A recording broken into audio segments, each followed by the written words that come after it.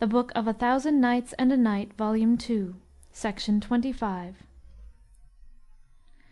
When it was the 69th Night, she said, It hath reached me, O auspicious King, that when Sharrkan heard these words, his heart fluttered, and his colour waxed yellow, and he was seized with trembling, and he hung his head earthwards, for he knew that she was his sister by the same father. Then he lost his senses, and when he revived, he abode in amazement, but did not discover his identity to her, and asked, O my lady, say, art thou in sooth the daughter of King Omar bin al Nu'uman? Yes, answered she. And he continued, Tell me the cause of thy leaving thy sire, and of thy being sold for a slave. So she related to him all that had befallen her from beginning to end, how she had left her brother sick in the sanctified city, Jerusalem, and how the Badawi had kidnapped her, and had sold her to the trader. When Sharrkan heard this, he was certified of her being his sister on the sword side, and said to himself, How can I have my sister to wife? By Allah, needs must I marry her to one of my chamberlains, and if the thing get wind, I will declare that I divorced her before consummation, and married her to my chief chamberlain. Then he raised his head, and sighing said, O Nuzhat al Zaman, thou art my very sister, and I cry, I take refuge with Allah from this sin whereinto we have fallen, for I am Sharrkan, son of Omar bin al Nu'uman. She looked at him, and knew he spoke the truth, and becoming as one demented, she wept and buffeted her face, exclaiming, There is no majesty and there is no might save in Allah. Verily have we fallen into mortal sin. What shall I do, and what shall I say to my father and my mother when they ask me, Whence hadst thou thy daughter? Quoth Sharrkan, It were meetest that I marry thee to my chamberlain, and let thee bring up my daughter in his house, that none may know thou be my sister. This hath befallen us from Almighty Allah for a purpose of his own, and nothing shall cover us but thy marriage with this chamberlain ere any know. Then he fell to comforting her and kissing her head, and she asked him, What wilt thou call the girl? Call her Kuzia Fakan, answered he. Then he gave the mother in marriage to the chief chamberlain, and transferred her to his house with the child, which they reared on the laps of slave girls, and fed with milk and dosed with powders. Now all this occurred whilst the brother, Zau al Makan, still tarried with the firemen at Damascus. One day there came to King Sharrkan a courier from his father, with a letter which he took and read, and found therein, After the Bismillah know, O beloved King, that I am afflicted with sore affliction from the loss of my children. Sleep ever faileth me, and wakefulness ever assaileth me. I send thee this letter, that as soon as thou receivest it, thou make ready the monies and the tribute, and send them to us, together with the damsel whom thou hast bought and taken to wife, for I long to see her and hear her discourse, more especially because there hath come to us from Roumland an old woman of saintly bearing, and with her be 5 damsels high bosomed virgins, endowed with knowledge and good breeding, and all arts and sciences befitting mortals to know. And indeed tongue faileth me to describe this old woman and these who with her wend, for of a truth they are compendiums of perfections in learning and accomplishments. As soon as I saw them I loved them, and I wished to have them in my palace and in the compass of my hand, for none of the kings owneth the like of them. So I asked the old woman their price, and she answered, I will not sell them but for the tribute of Damascus. And I, by Allah, did not hold this price exorbitant. Indeed, it is but little, for each one of them is worth the whole valuation. So I agreed to that, and took them into my palace, and they remain in my possession. Wherefore do thou forward the tribute to us, that the woman may return to her own country, and send to us the damsel to the end that she may dispute with them before the doctors, and if she prevail over them, I will return her to thee, accompanied by the tribute of Baghdad. And Shahrazad perceived the dawn of the day, and ceased to say her permitted say. When it was the 70th Night, she said, It hath reached me, O auspicious King, that King Omar, son of al Nu'uman, said in his letter, And send to us the damsel to the end that she may dispute with them before the doctors, and if she prevail over them, I will return her to thee accompanied with the tribute of Baghdad. As soon as Sharrkan knew the contents, he went to his brother-in-law and said to him, "Bring the damsel to whom I married thee." And when she came, he showed her the letter and said, "O my sister, what answer wouldst thou advise me make to this letter?"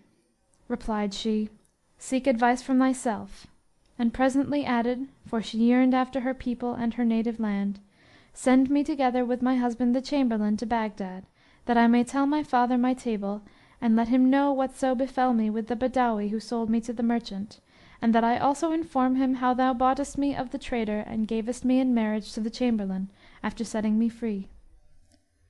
"Be it so," replied Sharrkan. Then Sharrkan took his daughter Kuzia Fakan and committed her to the charge of the wet nurses and the eunuchs; and he made ready the tribute in haste, bidding the Chamberlain travel with the Princess and the treasure to Baghdad. He also furnished him 2 travelling litters, one for himself and the other for his wife; and the Chamberlain replied, "To hear is to obey." Moreover, Sharrkan collected camels and mules and wrote a letter to his father and committed it to the Chamberlain; then he bade farewell to his sister, after he had taken the jewel from her and hung it round his daughter's neck by a chain of pure gold; and she and her husband set out for Baghdad the same night.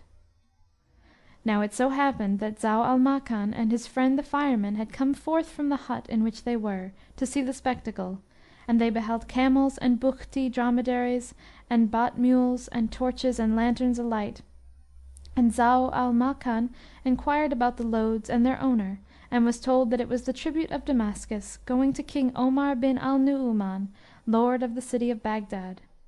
He then asked, "Who be the leader of the caravan?" And they answered, "The head chamberlain, who hath married the damsel so famous for learning and science." Thereupon Zau al Makan wept with bitter weeping, and was minded of his mother and his father and his sister and his native land, and he said to the stoker, "I will join this caravan, and little by little will journey homewards." Quoth the fireman, "I would not suffer thee to travel single–handedly from the Holy City to Damascus. Then how shall I be sure of thy safety when thou farest for Baghdad?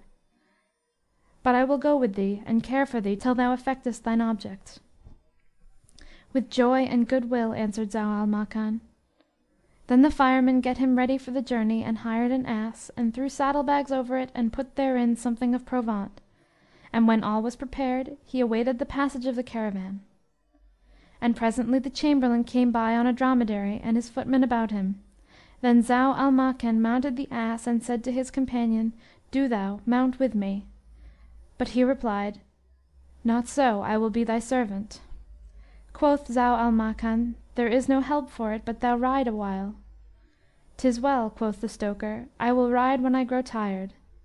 Then said Zau al Makan, "O my brother, soon shalt thou see how I will deal with thee, when I come to my own folk." So they fared on till the sun rose, and when it was the hour of the noonday sleep, the Chamberlain called a halt, and they alighted and reposed and watered their camels.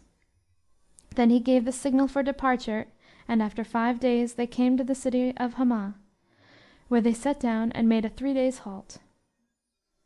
And Shahrazad perceived the dawn of the day and ceased saying her permitted say. When it was the 71st night, she said, It hath reached me, O auspicious King, that they halted in the city of Hamah 3 days. They then fared forwards and ceased not travelling till they reached another city. Here also they halted 3 days, and thence they travelled till they entered the province Diyarbakr. Here blew on them the breezes of Baghdad, and Zau al Makan bethought him of his father and mother and native land, and how he was returning to his sire without his sister. So he wept and sighed and complained, and his regrets grew on him, and he began improvising these couplets: Sweetheart, how long must I await by so long suffering teed? Nor cometh messenger to tell me where thou dost abide. Ah me, in very sooth our meeting time was shorter now. Would Heaven shorter prove to me the present parting tide! Now trend my hand and open my robe, and thou within shall sight how wasted are the limbs of me, and yet the waste I hide. When say they, Comfort take for loss of love, I but reply, By Allah, till the day of doom no comfort shall betide. Thereupon said to him the fireman, Leave this weeping and wailing, for we are near the Chamberlain's tent. Quoth Zau al Makan, Needs must I recite somewhat of verse, haply it may quench the fire of my heart." "Allah upon thee," cried the other, "cease this lamentation till thou come to thine own country; then do what thou wilt, and I will be with thee wherever thou art." Replied Zau al Makan, "By Allah, I cannot forbear from this." Then he turned his face towards Baghdad, and the moon was shining brightly and shedding her light on the place; and Nuzhat al Zaman could not sleep that night, but was restless and called to mind her brother and wept. And while she was in tears, she heard Zau al Makan weeping and improvising the following distichs: "Al Yaman's leven gleam I see, and sore despair despaireth me For friend who erst abode with me, crowning my cup with gladdest gree. It minds me of one who jilted me to mourn my bitter liberty. Say sooth, thou fair sheet lightning, shall we meet once more in joy and glee? O blamer, spare me to thy blame! My Lord hath sent this dule to dree Of friend who left me fain to flee of time that breeds calamity. All bliss hath fled the heart of me since Fortune proved mine enemy. He brimmed a bowl of merest pine, and made me drain the dregs, did he. I see my sweetheart dead and gone, ere I again shall gaze on thee. Time, prithee bring our childhood back, restore our happy infancy, When joy and safety joyed we, from shafts that now they shoot at me. Who aids the hapless stranger wight, that nights in fright and misery, That wastes his days in lonely grief, for time's delight no more must be, Doomed us, despite our will, to bear the hands of base Bors cark and care." When he ended his verse, he cried out and fell down in a fainting fit. This is how it fared with him. But as regards Nuzhat al Zaman, when she heard that voice in the night, her heart was at rest, and she rose and in her joy she called the chief eunuch, who said to her, "What is thy will?" Quoth she, "Arise and bring me him who recited verses but now." Replied he, "Of a truth I did not hear him." And Shahrazad perceived the dawn of day and ceased to say her permitted say. End of Section 25 of the Book of 1000 Nights and a Night, Volume 2. The Book of 1000 Nights and a Night, Volume 2, Section 26. When it was the 72nd night, she said, It hath reached me, O auspicious King, that when Nuzhat al Zaman heard her brother reciting, she called the chief eunuch, and said to him, Go, fetch me the man who is repeating this poetry. Replied he, Of a truth I heard him not, and I wot him not, and folks are all sleeping. But she said, Whomsoever thou seest awake, he is the reciter. So he went, yet found none on wake, save the stalker, for Zau al Makan was still insensible. And when his companion saw the eunuch standing by his head, he was afraid of him. Then said the eunuch, Art thou he who repeated poetry but now, and my lady heard him? The stalker fancied that the dame was wroth with the reciter, and being afraid, he replied, By Allah, 'twas not I. Rejoined the eunuch, Who then was the reciter? Point him out to me. Thou must know who it was, seeing that thou art awake. The fireman feared for Zau al Makan, and said in himself, Haply the eunuch will do him some hurt. So he answered, By Allah, I know not who it was. Said the eunuch, By Allah, thou liest, for there is none on wake here but thou. So needs must thou know him. By Allah, replied the fireman, I tell thee the truth. Some passer-by, some wayfarer must have recited the verses and disturbed me and kept me awake. Allah requite him. Quoth the eunuch, If thou happen upon him, point him out to me, and I will lay hands on him and bring him to the door of Our Lady's litter, or do thou take him with thine own hand. Said the fireman, Go thou back, and I will bring him to thee. So the eunuch left him and went his way, and going in to his mistress, told her all this, and said to her, None knoweth who it was. It must have been some passer-by, some wayfarer." And she was silent. Meanwhile Zau al-Makan came to himself, and saw that the moon was reached the middle heavens. The breath of the dawn breeze breathed upon him, and his heart was moved to longing and sadness. So he cleared his throat, and was about to recite verses, when the fireman asked him, "What wilt thou do?" Answered Zau al-Makan, "I have a mind to repeat somewhat of poetry, that I may quench therewith the fire of my heart." Quoth the other, "Thou knowest not what befell me whilst thou wast a faint, and how I escaped death only by beguiling the eunuch." "Tell me what happened," quoth Zau al-Makan.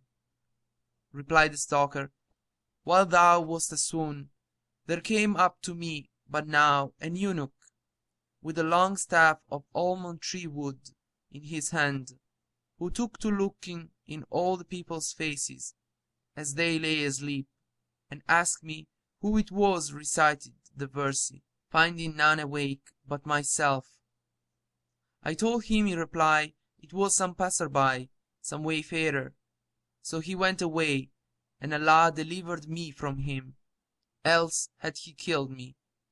But first he said to me, 'If thou hear him again, bring him to us.'" When Zau al-Makan heard this, he wept and said, "Who is it would forbid me to recite? I will surely recite, befall me what may, for I am near mine own land, and care for none." Rejoined the fireman, "Thy design is not, save to lose thy life." And Zau al-Makan retorted, "Needs must I recite verses." "Verily," said the stalker, "needs must there be a parting between me and thee in this place, albeit I had intended not to leave thee till I had brought thee to thy native city, and reunited thee with thy mother and father.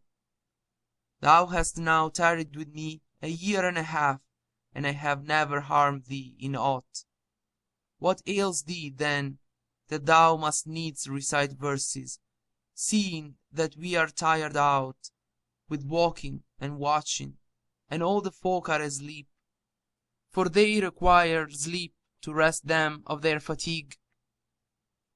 But Zau al-Makan answered, "I will not be turned away from my purpose." Then grief moved him, and he threw off concealment and began repeating these couplets: "Stand thou by the homes and hail the lords of the ruined stead. Cry thou for an answer, belike reply to thee shall be sped.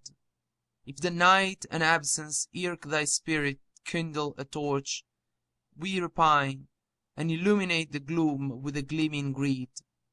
If the snake of the sand dunes hiss, I shall marvel not at all.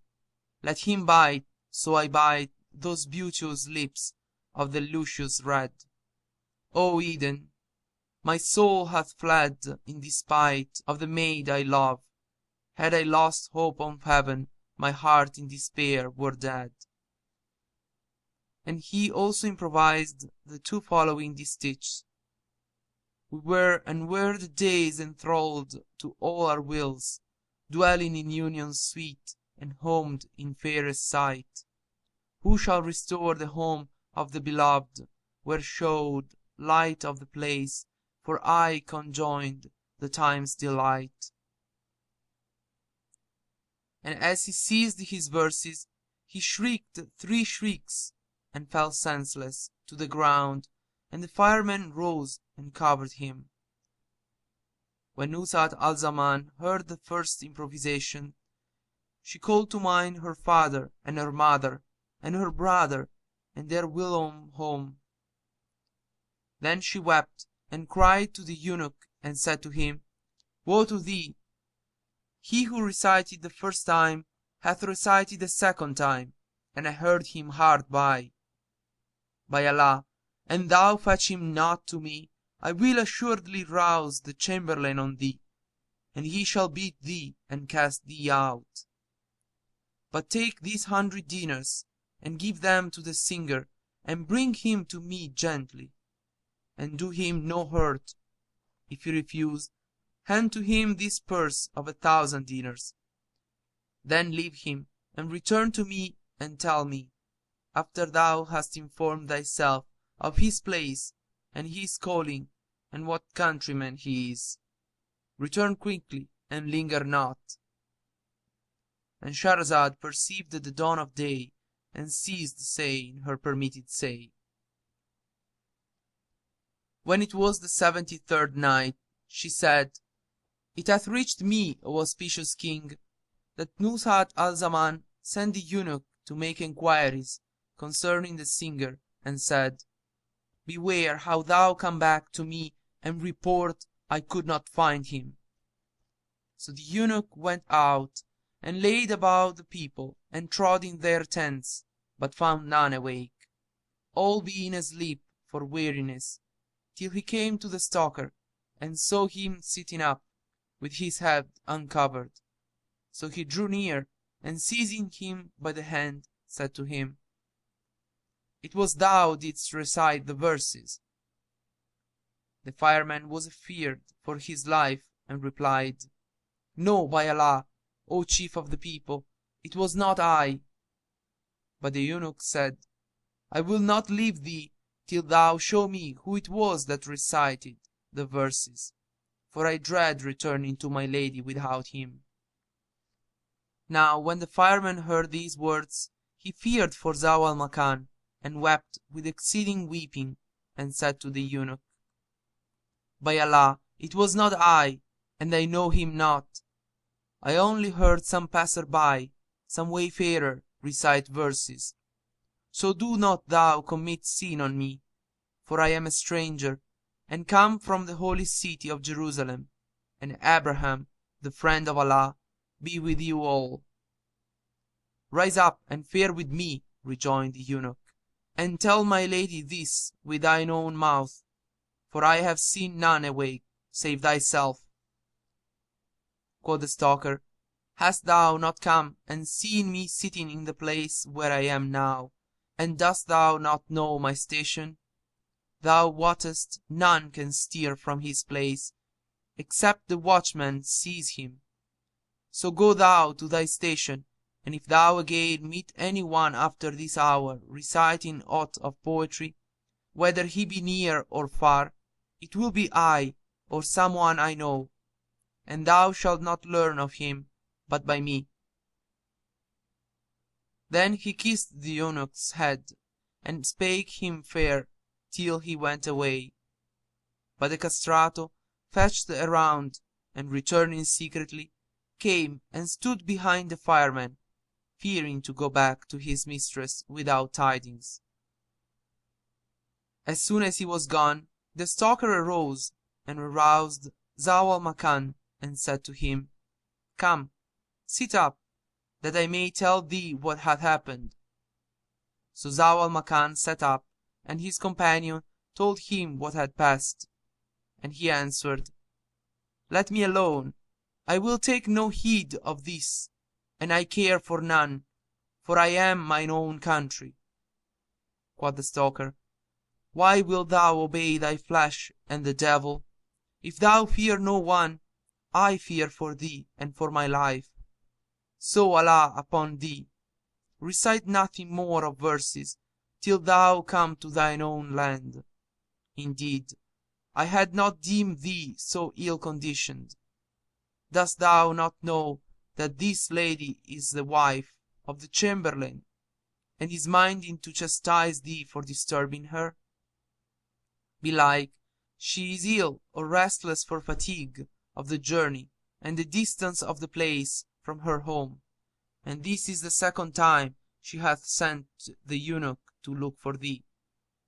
However, Zau al-Makan paid no heed to the fireman's words, but cried out a third time, and began versifying with these couplets: I fly the carper's injury, whose carping sorely vexed me. He chides and taunts me, wotting not he burns me but more grievously. The blamer cries, he is consoled. I say, my own dear land to see. They ask, why be that land so dear? I say, it taught me in love to be. They ask, what raised its dignity? I say, what made my ignominy?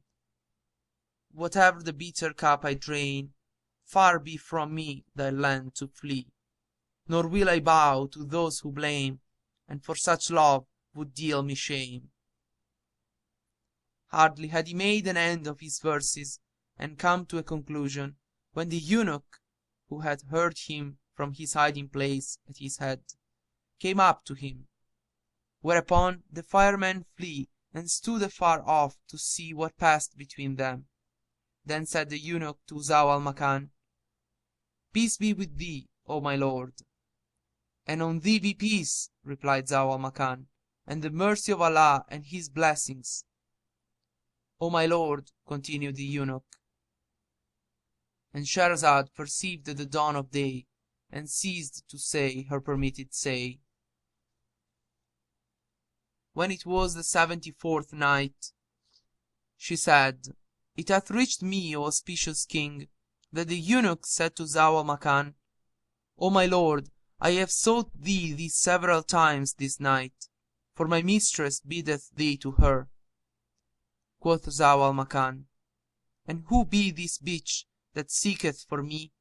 Allah curse her and curse her husband with her.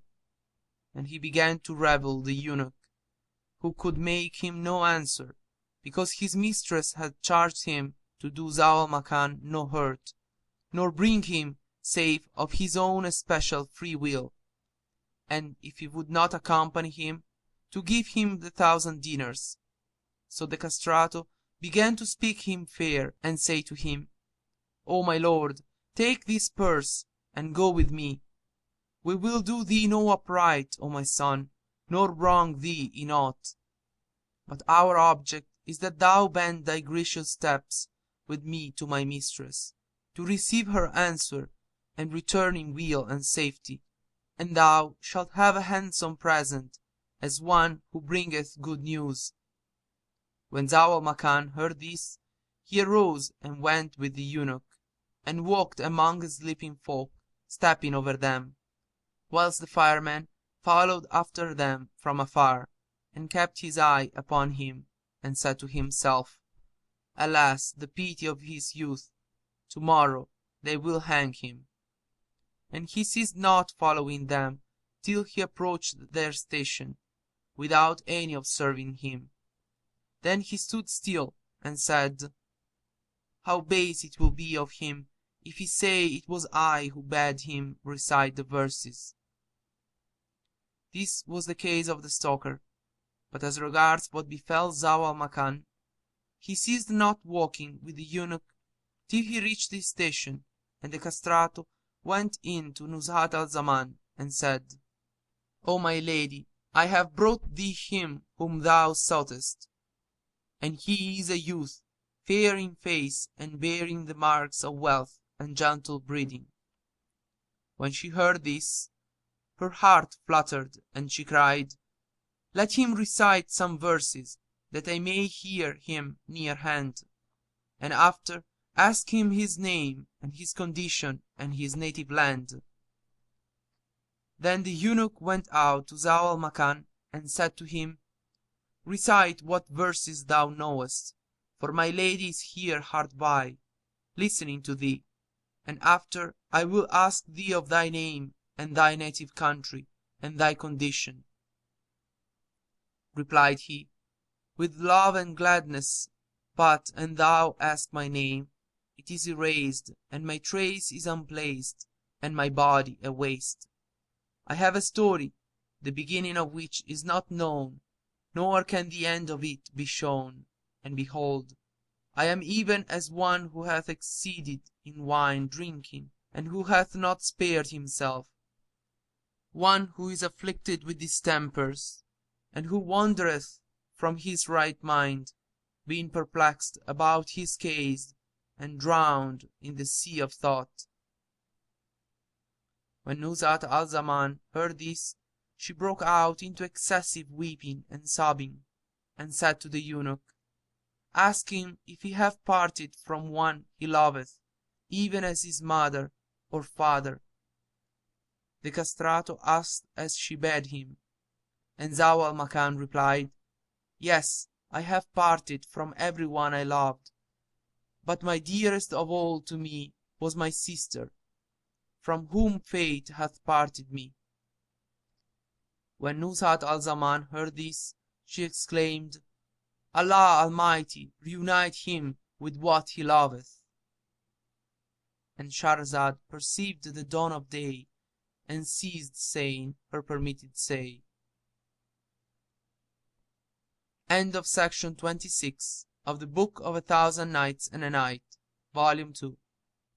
The Book of 1000 Nights and a Night, Volume 2, Section 27. When it was the 75th night, she said, "It hath reached me, O auspicious King, that when Nuzhat al-Zaman heard his words, she said, Allah reunite him with what he loveth. Then quoth she to the eunuch, Tell him to let me hear somewhat anent his separation from his countrymen and his country."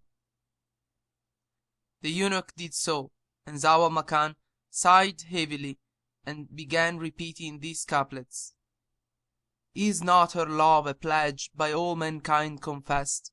The house that hometh Hinda be forever blessed.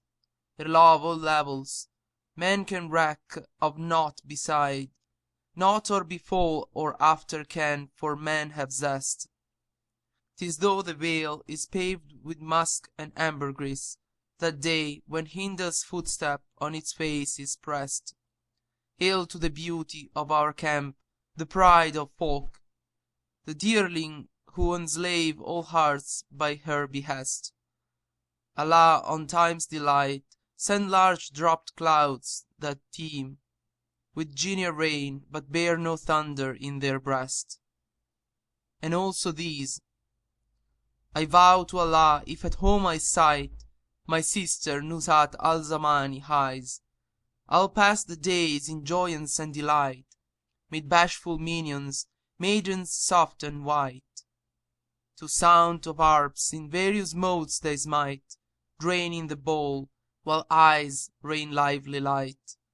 Neat half-closed lids, as sipping lips red bright, by stream bank flowing through my garden sight. When he had finished his verse, Nuzhat al-Zaman lifted up a skirt of the litter curtain and looked at him. As soon as her eyes fell on his face, she knew him for certain, and cried out, "O my brother, O Zau al-Makan!" He also looked at her, and knew her, and cried out, "O my sister, O Nuzhat al-Zaman!" Then she threw herself upon him, and he gathered her to his bosom, and the twain fell down in a fainting fit. When the eunuch saw this case, he wondered at them, and throwing over them somewhat to cover them, waited till they should recover. After a while they came to themselves, and Nuzhat al-Zaman rejoiced with exceeding joy. Oppression and depression left her, and gladness took the mastery of her, and she repeated these verses: Time sware my life should fare in woeful waste.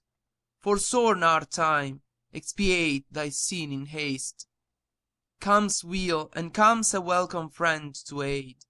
To him who brings good news, rise, gird thy waist. I spurned old world tales of Eden bliss, till came my Kausar on those lips. When Zau al-Makan heard this, he pressed his sister to his breast.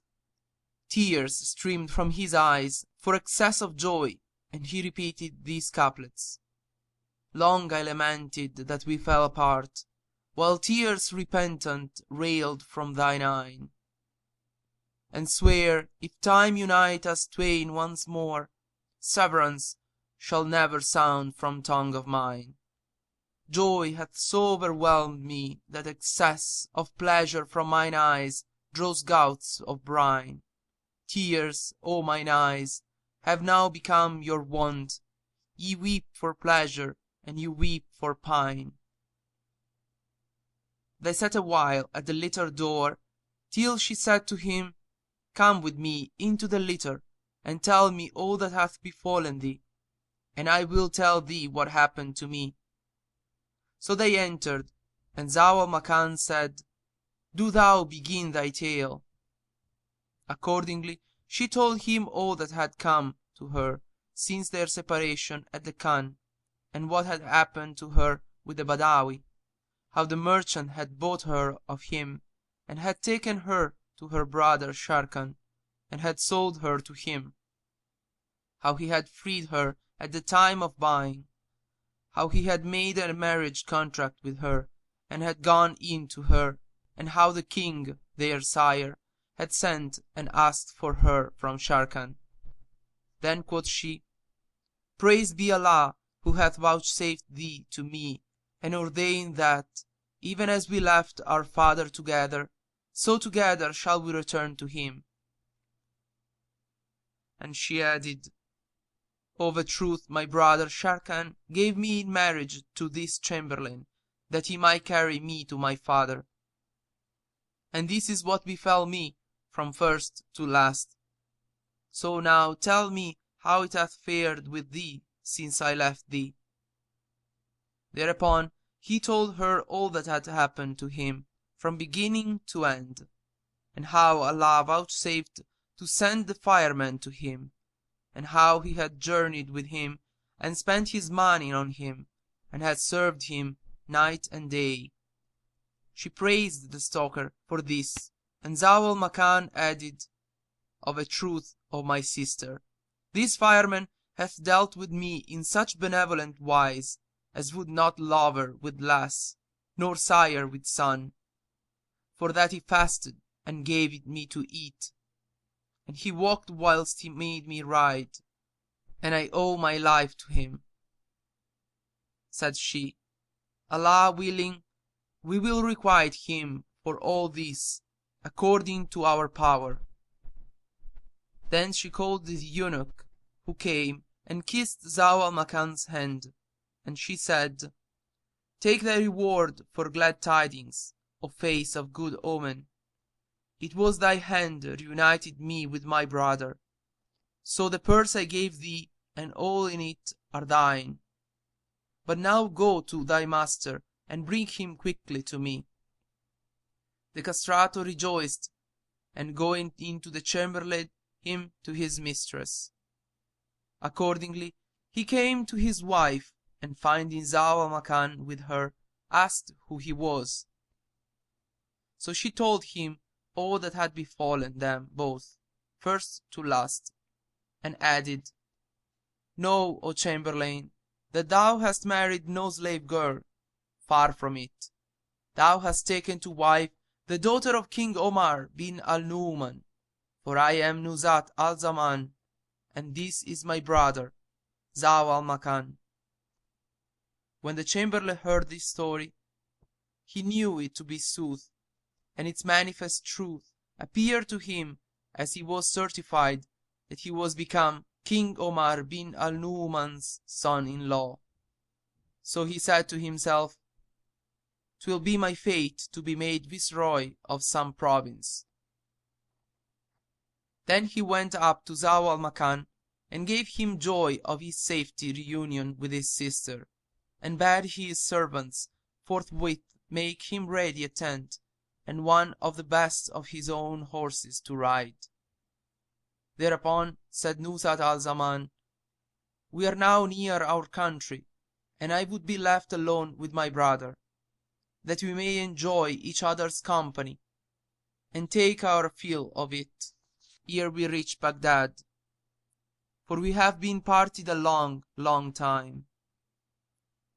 Be it as thou biddest, replied the chamberlain, and going forth from them, sent them wax candles and various kinds of sweetmeats, together with 3 suits of the costliest for Zau al-Makan. Then he returned to the litter and related the good he had done, and Nuzhat al-Zaman said to him, "Bid the eunuch bring me the fireman," and gave him a horse to ride, and rationed him with a tray of food morning and evening, and let him be forbidden to leave us. The chamberlain called the castrato and charged him to do accordingly. So he replied, "I hear and I obey." And he took his pages with him and went out in search of the stalker till he found him in the rear of the caravan, girding his ass and preparing for flight. The tears were running down his cheeks, out of fear for his life and grief for his separation from Zau al-Makan. And he was saying to himself, "Indeed, I warned him for the love of Allah, but he would not listen to me. Oh, would I knew what is become of him." Ere he had done speaking, the eunuch was standing by his head, whilst the pages surrounded him. The fireman turned, and seeing the eunuch and the pages gathered around him, became yellow with fear. And Shahrazad perceived the dawn of day, and ceased to say her permitted say. When it was the 76th night, she said, "It hath reached me, O auspicious king, that when the stalker girded his ass for flight, and bespake himself, saying, 'Oh, would I knew what is become of him!' Ere he had done speaking, the castrato was standing by his head, and his side muscles quivered for fear, and he lifted up his voice and cried, 'Verily he knoweth not the value of the good offices I have done him. I believe he hath denounced me to the eunuch, hence these pages at about me, and he hath made me an accomplice in his crime.' Then the effeminated one cried at him, saying, 'Who was it recited the verses? O liar! Why didst thou say, I never repeated these couplets, nor do I know who repeated them, when it was thy companion? But now I will not leave thee between this place and Baghdad, and what betideth thy comrade shall betide thee.' Quoth the fireman, 'What I feared hath befallen me,' and he repeated these couplets: 'Twas as I feared, the coming ills discerning, but unto Allah we are all returning.' Then the eunuch cried upon the pages, saying, 'Take him off the ass.'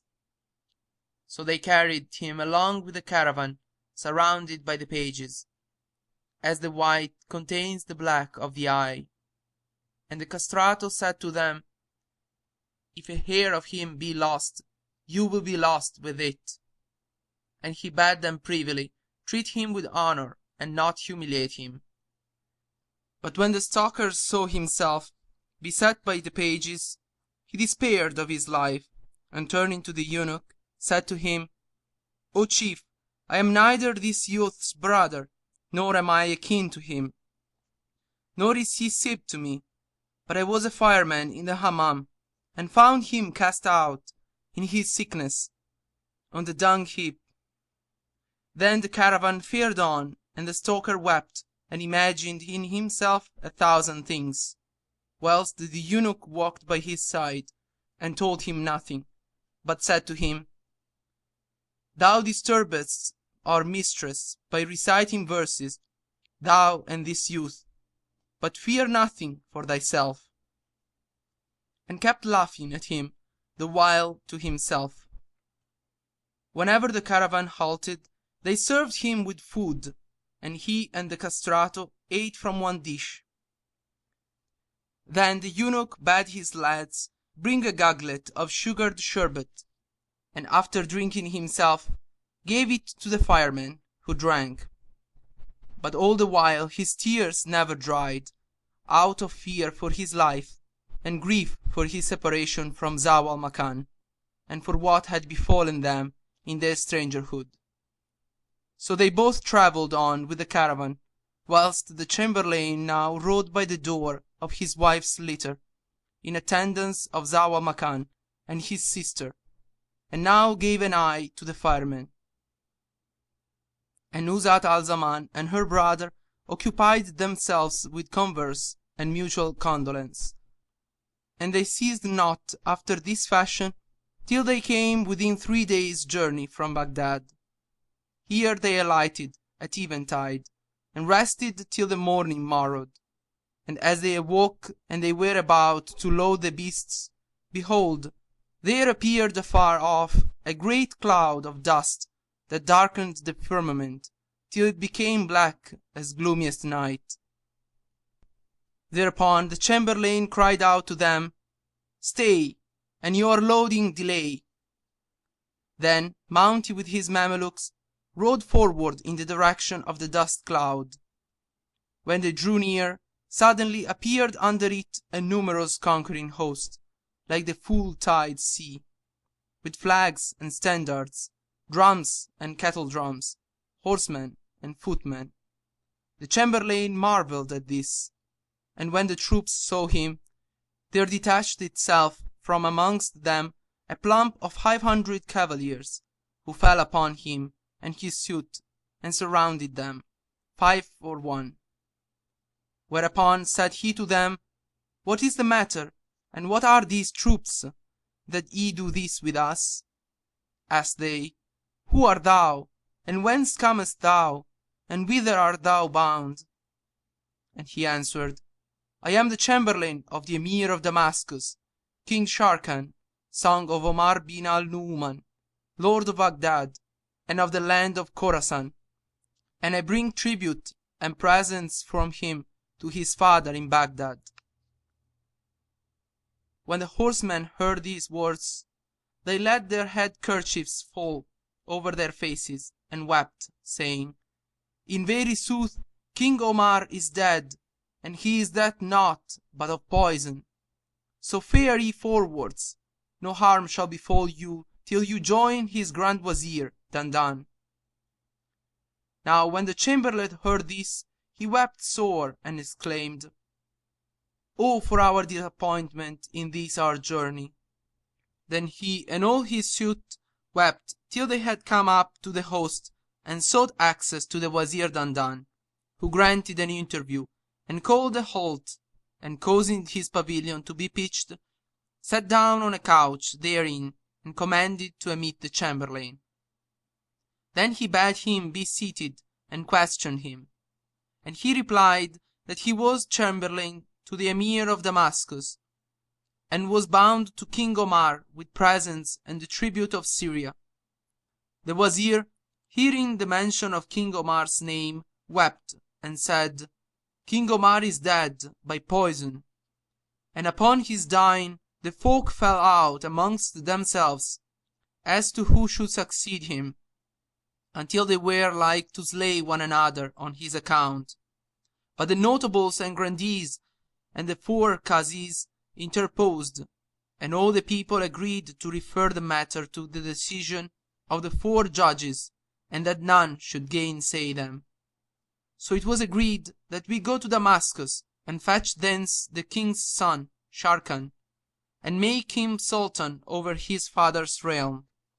And amongst them were some who would have chosen the cadet Zau al-Makan, for, quoth they, his name be light of the place, and he hath a sister Nuzhat al-Zaman highs, the delight of the time.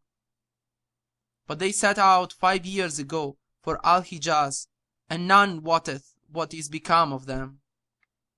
When the chamberlain heard this, he knew that his wife had told him the truth of her adventures, and he grieved with sore grief for the death of King Omar, albeit he joyed with exceeding joy, especially at the arrival of Zau al-Makan, for that he would now become Sultan of Baghdad in his father's stead. And Shahrazad perceived the dawn of day, and ceased saying her permitted say. End of section 27 of the Book of 1000 Nights and a Night, Volume 2. The Book of 1000 Nights and a Night, Volume 2, Section 28. When it was the 77th night, she said, it hath reached me, O auspicious king, that when Sharrkan's chamberlain heard of the death of King Omar bin al-Nu'man, he mourned, but he rejoiced because of his wife and her brother Zau al-Makan, who would become Sultan of Baghdad in his father's stead. So he turned to the Wazir Dandan and said to him, Verily, your tale is a wonder of wonders. Know, O Chief Wazir, that here, where you have encountered me, Allah hath given you rest from fatigue and bringeth you your desire after the easiest of fashions. For that His Almighty will restoreth to you Zau al-Makan and his sister Nuzhat al-Zaman, whereby we will settle the matter as we easily can. When the minister heard these words, he rejoiced with great joy and said, O Chamberlain, tell me the tale of the twain, and what befell them, and the cause of their long absence. So he repeated to him the whole story, and told him that Nuzhat al-Zaman was his wife, and related to him the adventures of Zau al-Makan from first to last. As soon as he had ended his tale, the Wazir sent for the Emirs and Wazirs and chief officers and acquainted them with the matter, whereat they rejoiced with great joy and wondered at the happy chance. Then they gathered in a body and went in to the Chamberlain and did their service to him, kissing the ground between his hands. And the Wazir Dandan also rose and went out to meet him and stood before him in honor. After this, the Chamberlain held on that day a Divan council, and he and the Wazir sat upon a throne, whilst all the Emirs and Grandees and officers of state took their places before them, according to their several ranks.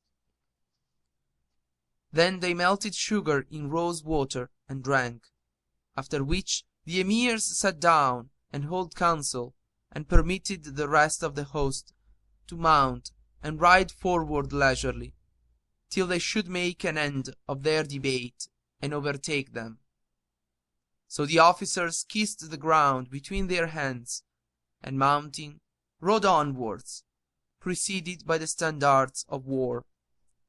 When the Grandees had finished their conference, they took horse and rejoined the host, and the Chamberlain approached the Wazir Dandan and said, I deem it well to ride on before you and precede you, that I may get ready a place for the Sultan and notify him of your coming and of your choosing him as Sultan over the head of his brother Sharrkan.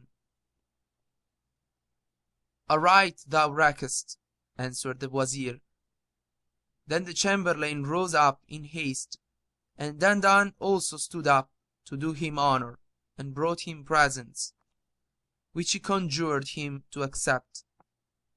In similar guise did all the Emirs and Grandees and officers of state, bringing him gifts and calling down blessings on him, and saying to him, Haply thou wilt mention our case to Sultan Zau al-Makan, and speak to him to continue us in our dignities.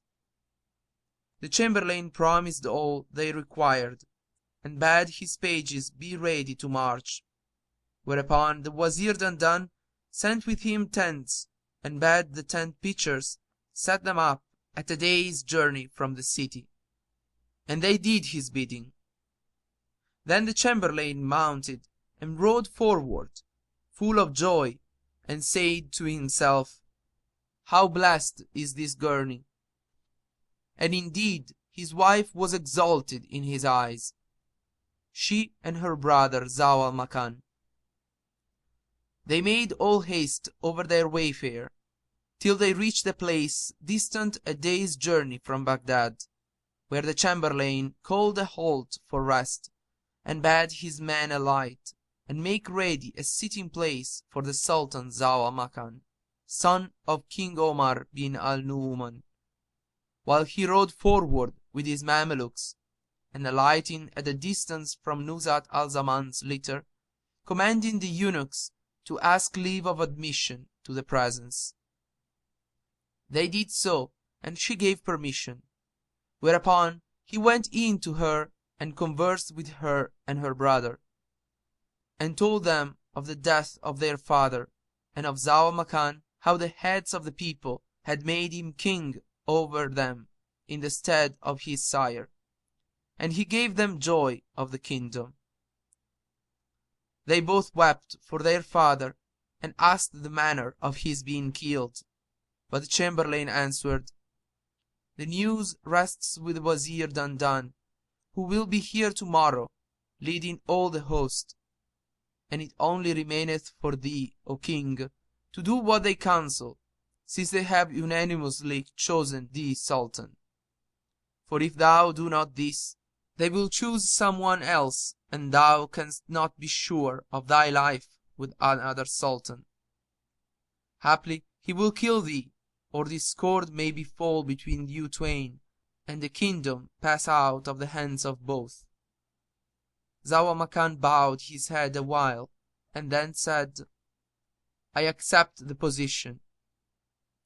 For indeed there was no refusing, and he was certified that the chamberlain had counselled him well and wisely, and set him on the right way.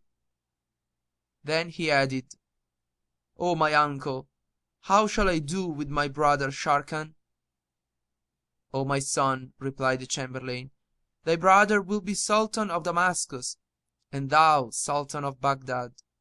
So take heart of grace and get ready thy case." Zau al Makan accepted this, and the chamberlain presented him with a suit of royal raiment and a dagger of state, which the Wazir Dandan had brought with him. Then, leaving him, he bade the tent pitchers choose a spot of rising ground, and set up thereon a spacious pavilion, wherein the Sultan might sit to receive the emirs and grandees. Moreover, he ordered the kitcheners to cook rich viands and serve them, and he commanded the water carriers to dispose the water troughs. They did as he bade them, and presently arose a cloud of dust from the ground, and spread till it walled the horizon around. After a while the dust dispersed, and there appeared under it the army of Baghdad and Khorasan, a conquering host like the full tide sea. And Shahrazad perceived the dawn of day, and ceased to say her permitted say. When it was the 78th Night, she said, It hath reached me, O auspicious king, that when the chamberlain bade the tent pitchers set up a pavilion spacious enough to receive the subjects flocking to their sultan, they planted a splendid shamiyana befitting kings. And as they ended their labor, behold, a dust cloud spired aloft, and the breeze made it lift, and beneath it showed a conquering host. And presently it appeared that this was the army of Baghdad and Khorasan, preceded by the Wazir Dandan. And in it all rejoiced at the accession of the light of the place. Now Zau al Makan had donned robes of royal estate, and girt himself with a sword of state.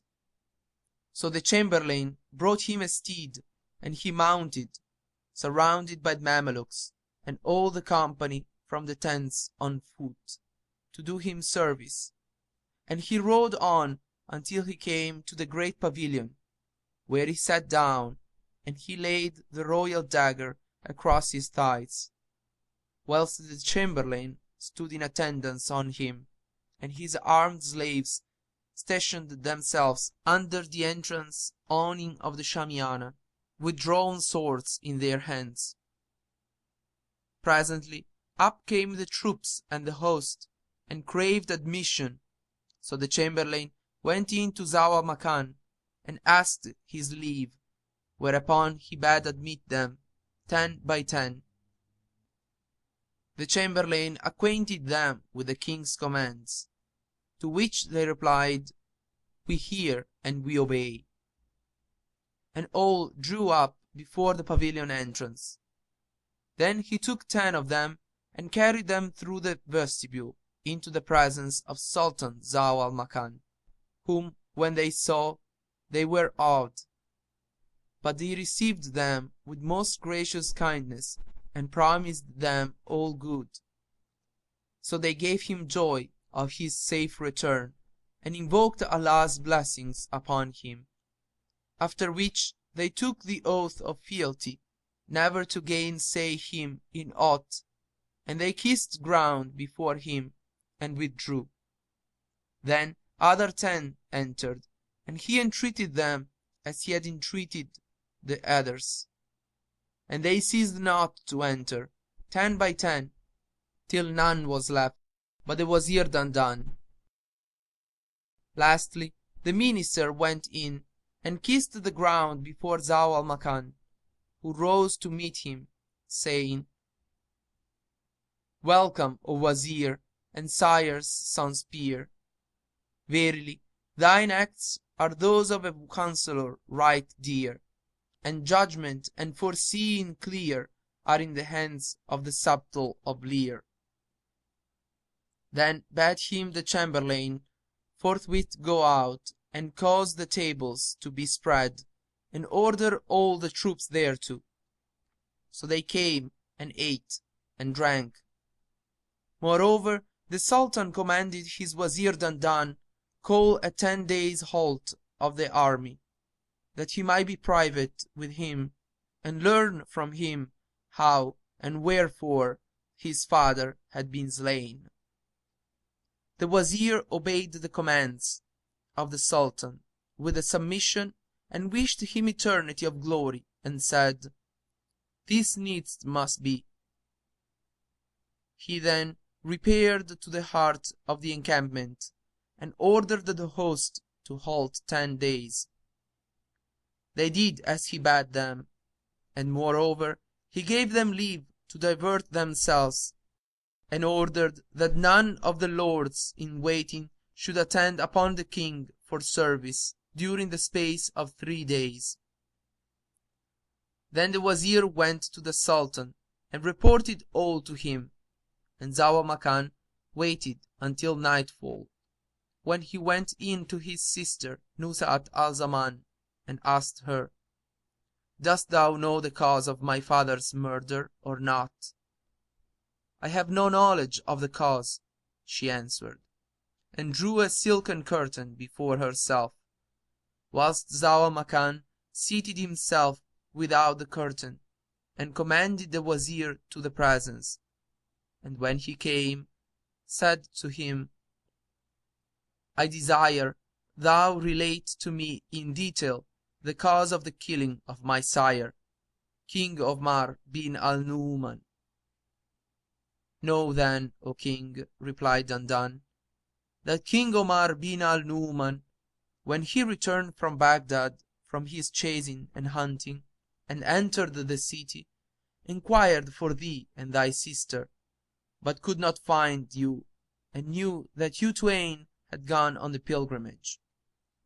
Whereat he was greatly grieved and much angered, and his breast was straitened, and he abode thus half a year, seeking news of you from all who came and went, but none could give him any tidings. Now, while we were in attendance upon him one day, after a whole year had sped since ye were lost to his sight, lo, there came to us an ancient dame, with signs of being a devotee, accompanied by 5 damsels, high-bosomed virgins, like moons, endowed with such beauty and loveliness as tongue faileth to describe. And to crown their perfections and comeliness, they could read the Koran, and were versed in various kinds of learning, and in the histories of bygone peoples. Then that old woman sought audience of the king, and he bade admit her, whereupon she entered the presence and kissed the ground between his hands. I was then sitting by his side, and he, seeing in her the sign of asceticism and devoutness, made her draw near and take seat hard by him. And when she had sat down, she addressed him and said, Know, O king, that with me are 5 damsels, whose like no king among the kings possesseth. For they are endowed with wit and beauty, and loveliness and perfection. They read the Koran and the traditions, and are skilled in all manner of learning, and in the history of bygone races. They stand here between thy hands to do thee service, O King of the age. And it is by trial that folk are prized or despised. Thy father, who hath found mercy, looked at the damsels, and their favour pleased him. So he said to them, Let each and every of you make me hear something of what she knoweth anent the history of the folk of yore, and of peoples long gone before. And Shahrazad perceived the dawn of day, and ceased saying her permitted say. End of section 28 of the Book of 1000 Nights and a Night, Volume 2. The Book of 1000 Nights and a Night, Volume 2, Section 29. When it was the 79th night, she said, It hath reached me, O auspicious king, that the Wazir Dandan said unto King Zau al-Makan, Thy father, who hath found mercy, glanced at the damsels, and their favour pleased him, and he said to them, Let each and every of you make me hear something of what she knoweth anent the history of the folk of yore, and of peoples long gone before. Thereupon one of them came forward, and kissing the ground before him, spake as follows: Know, O king, that it behoveth one of good breeding to eschew impertinence, and adorn himself with excellencies, and observe the divine injunctions, and avoid mortal sins. And to this he should apply himself with the assiduity of one who, if stray therefrom, falleth into perdition. For the foundation of good breeding is virtuous behaviour. And know that the chief cause and reason of man's existence is the endeavour after life everlasting, and the right way thereto is the service of Allah. Wherefore it behoveth thee to deal beneficently with the people, and swerve not from this canon, for the mightier men are in dignity, the more their need of prudence and foresight. And indeed monarchs need this more than the many, for the general cast themselves into affairs without taking thought to the issue thereof. Be thou prodigal of thy life and thy good in the way of Allah, and know that, if an enemy dispute with thee, thou mayst dispute with him, and refute him with proofs, and be proof against him.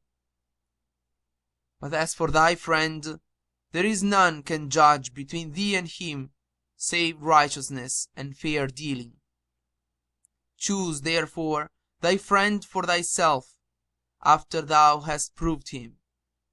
If he be of the brotherhood of futurity, let him be zealous in observing the externals of the holy law, and versed in its inner meaning, as far as may be. And if he be of the brotherhood of the world, let him be free-born, sincere, neither a fool nor a perverse, for the fool man is such that even his parents might well flee from him, and a liar cannot be a true friend.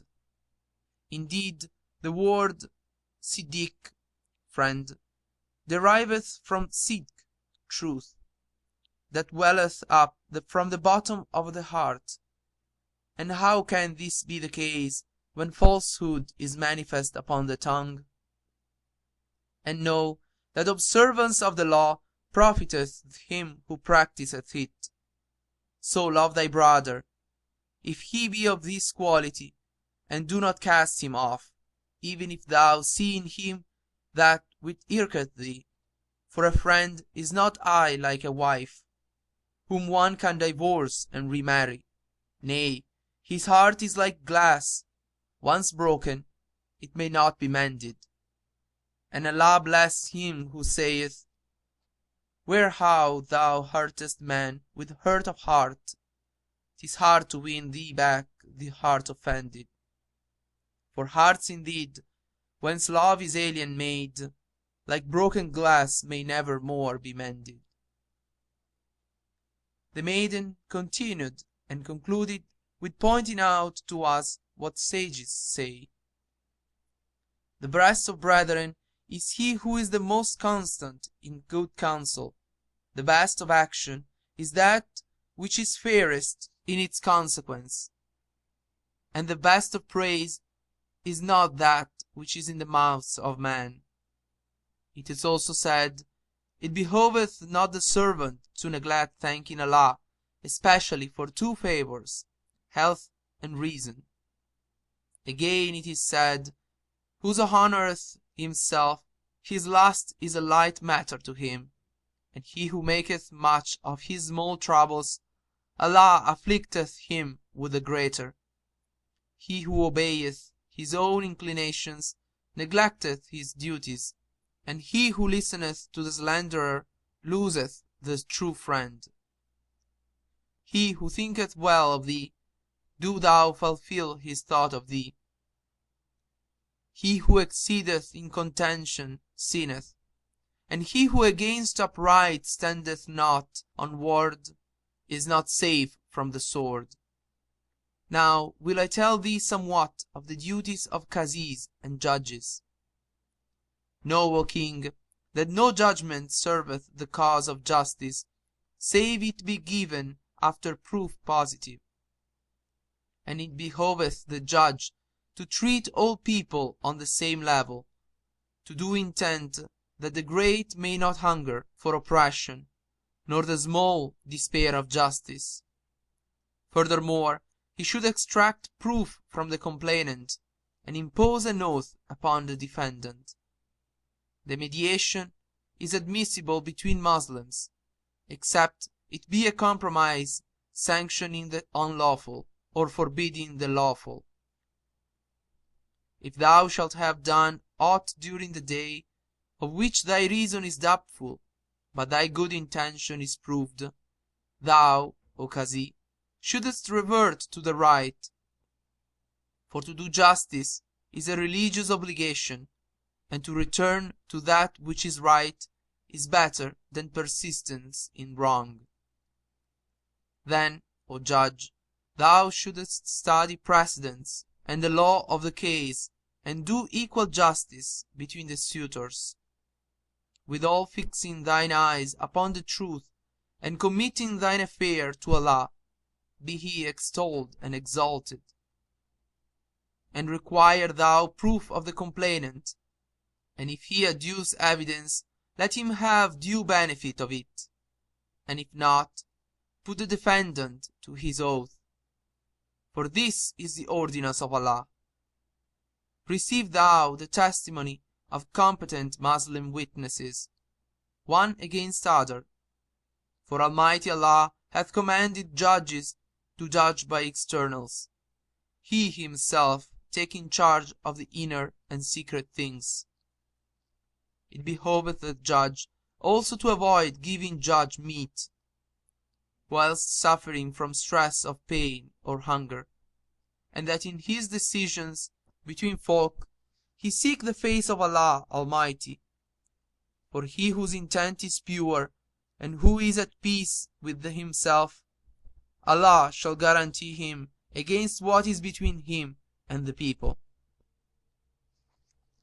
Quoth al-Zuri, there are three things for which, if they be found in a Qazi, he should be disposed, namely, if he honour the base, if he love praise, and if he fear dismissal. And Omar bin Abd al-Aziz once deposed a Qazi, who asked him, "Why hast thou dismissed me?" "It hath reached me," answered Omar, "that thy conversing greater than thy condition."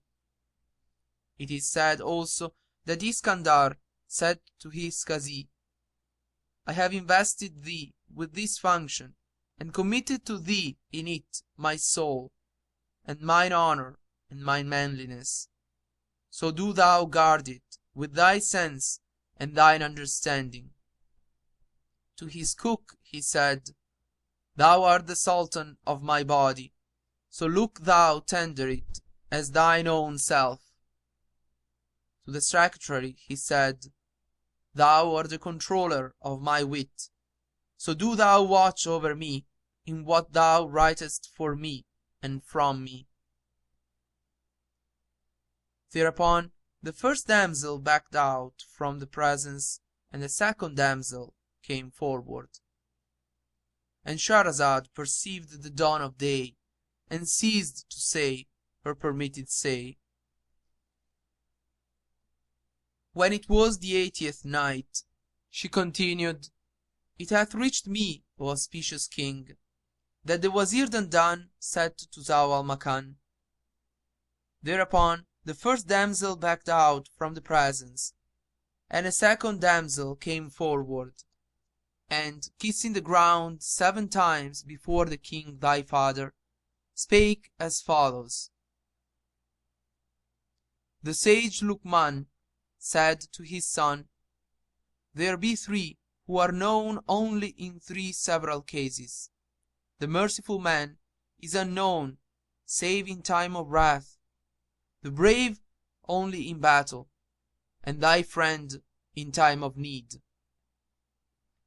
It is said that the oppressor shall be depressed, though by people praised, and that the oppressed is at rest, though by people blamed.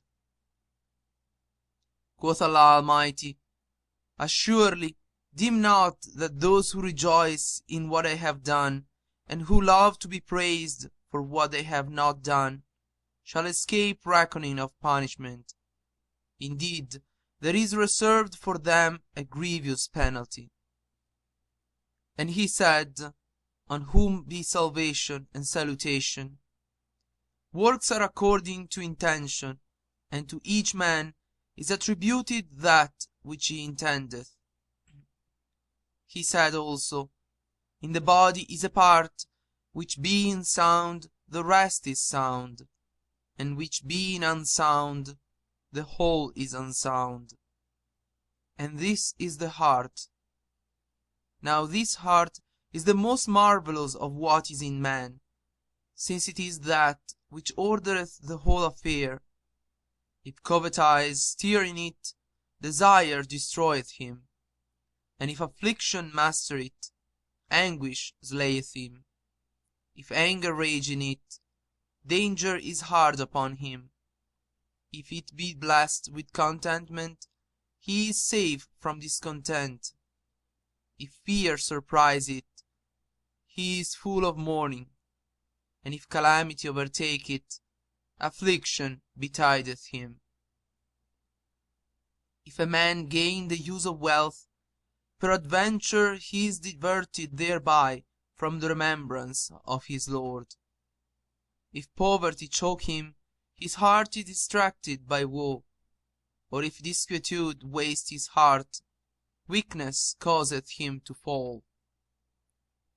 Thus, in any case, nothing profiteth him, but that he be mindful of Allah, and occupy himself with gaining his livelihood in this world, and securing his place in the next. It is asked of a certain sage, Who is the most ill-conditioned of men?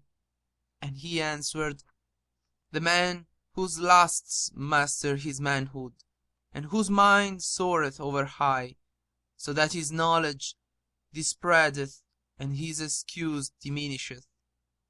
And how excellently saith the poet, Freest am I of all mankind fro meddling wight, who see in others her self-error never can cite. Riches and talents are but loans to creature lent. Each wears the cloak of that he bears in breast and sprite. If by mistaken door attempt an aught thou make, thou shalt go wrong, and if the door be right, go right. Continued the maiden. As for anecdotes of devotees, quoth Hisham bin Bashar, I asked Omar bin Ubaid, what is true piety? And he answered, the Apostle of Allah, to whom be salutation and salvation, hath explained it when he saith, the pious is he who forgetteth not the grave nor calamity, and who preferreth that which endureth to that which passeth away, who counteth not the morrow as of his days, but reckoneth himself among the dead.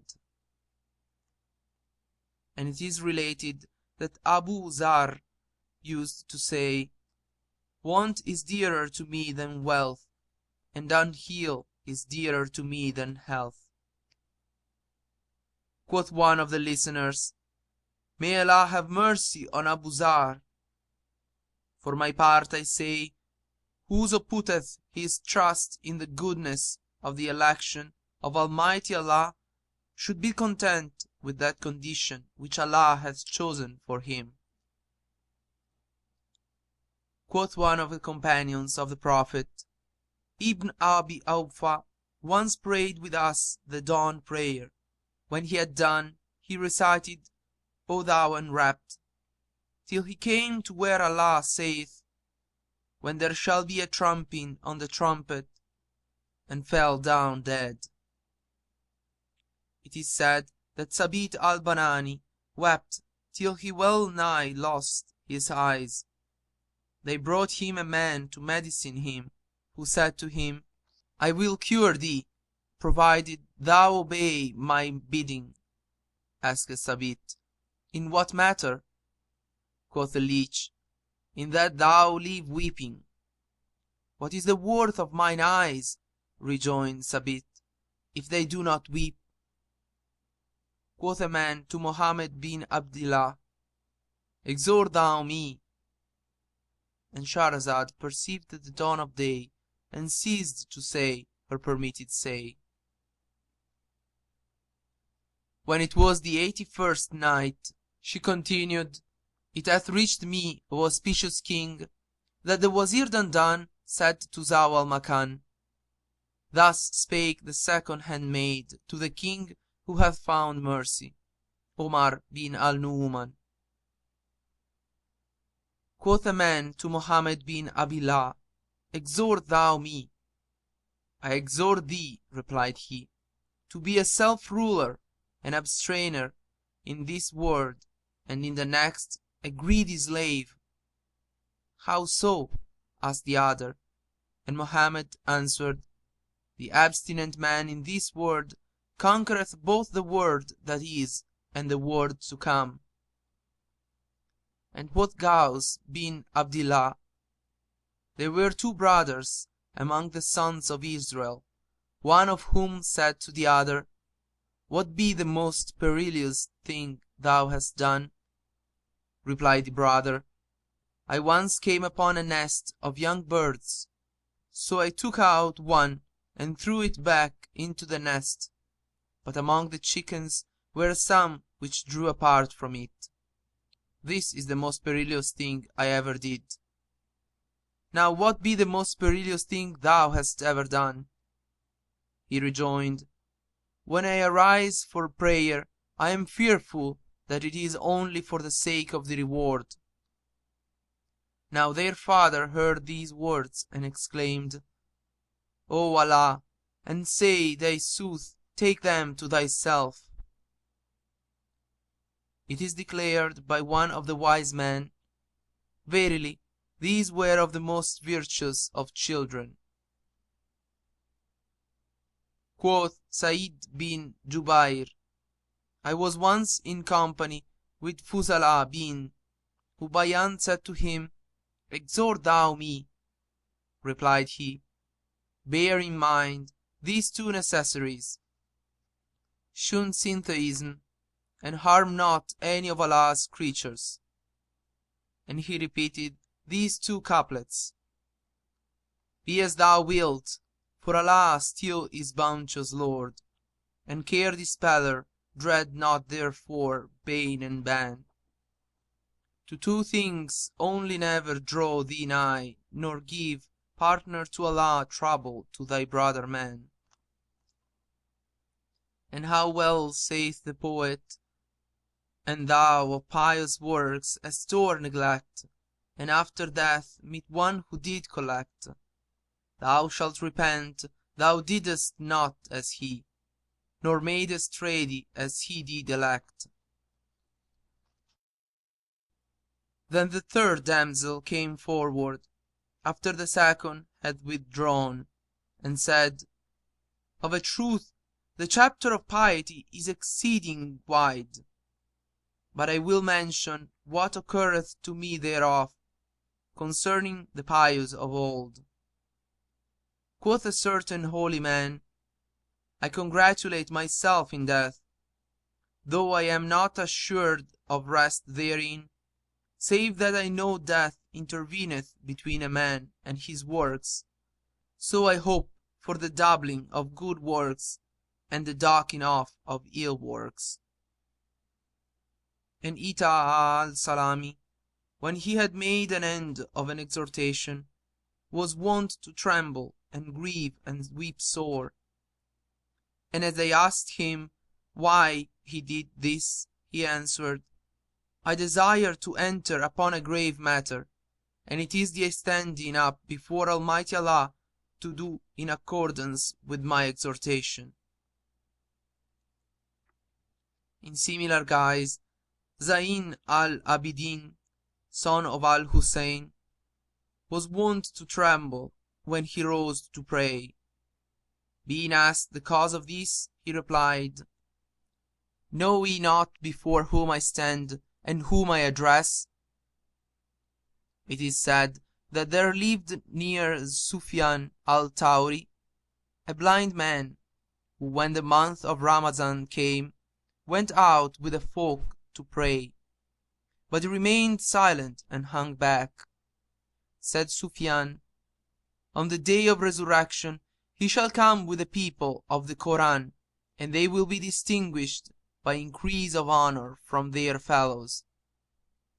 Quoth Sufyan, Were the soul established in the heart of befitteth, it would fly away for joy and pining for paradise, and for grief and fear of hell fire. It is related also of Sufyan al-Thawri that he said, To look upon the face of a tyrant is a sin. Then the third damsel retired, and came forward the fourth, who said, Here I am, to treat of sundry traditions of pious men, which suggest themselves to me. It is related that Bishr Barefoot said, I once heard Khalid say, Beware of secret polytheism. I asked, What may secret polytheism be? And he answered, When one of you in praying prolong his inclinations and prostrations till a cause of impurity come upon him. And one of the sages said, Doing works of will expiateth what is ill. Quoth Ibrahim, I supplicated Bishr Barefoot to acquaint me with some theological mysteries, but he said, O my son, this knowledge it behoveth us not to teach to every one. Of every 100, 5, even as the legal alms upon money. Said Ibrahim, I thought his reply excellent, and approved of it, and while I was praying, behold, Bishr was also praying. So I stood behind him, making the prayer bow, till the muezzin called his call.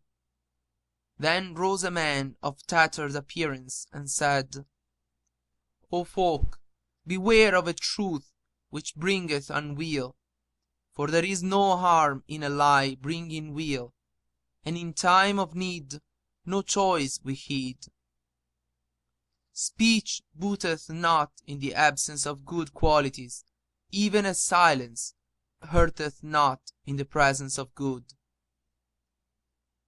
Presently I saw Bishr drop a danik, so I picked it up and exchanged it for a dirham which I gave him. Quoth he, I will not take it. Quoth I, it is perfectly lawful change.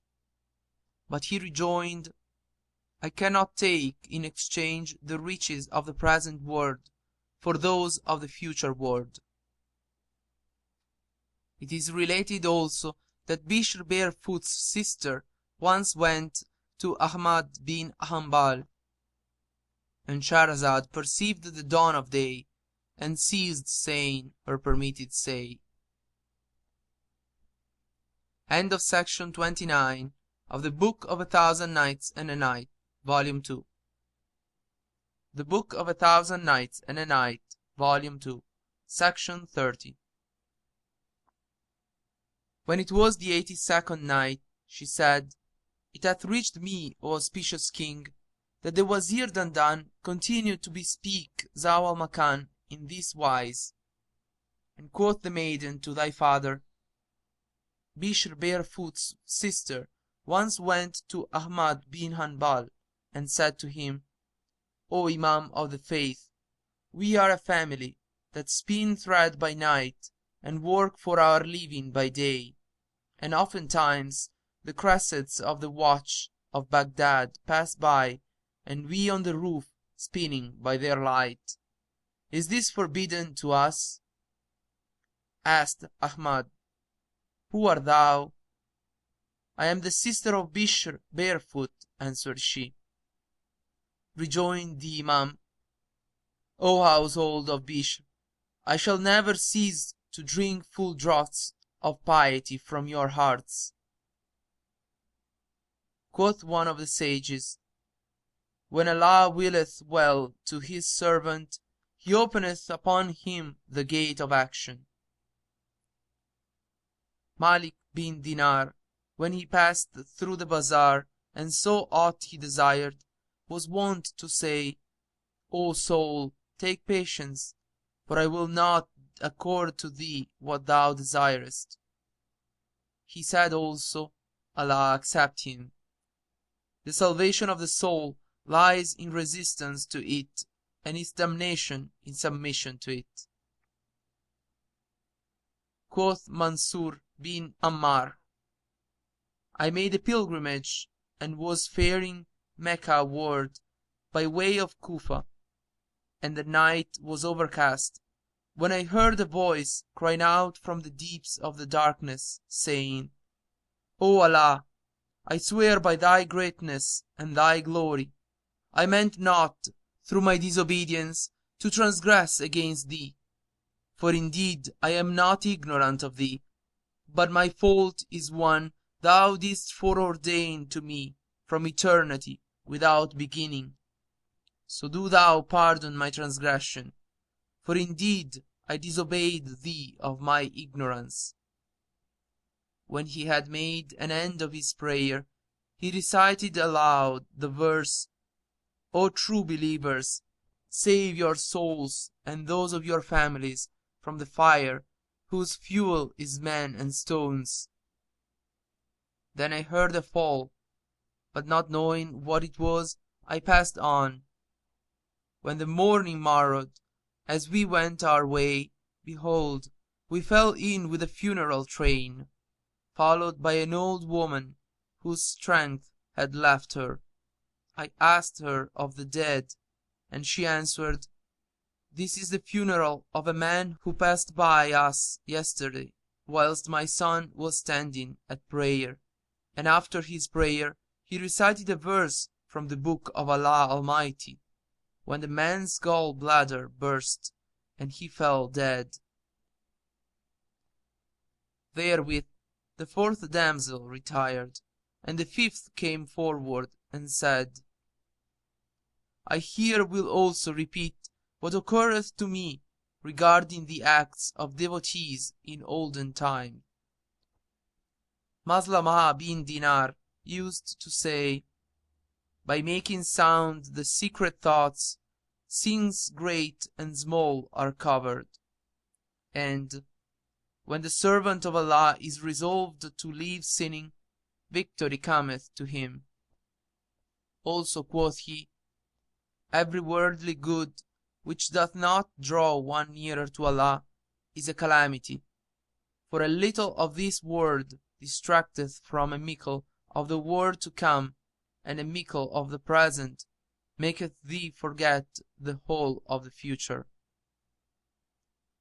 It was asked of Abu Hazim, who is the most prosperous of men?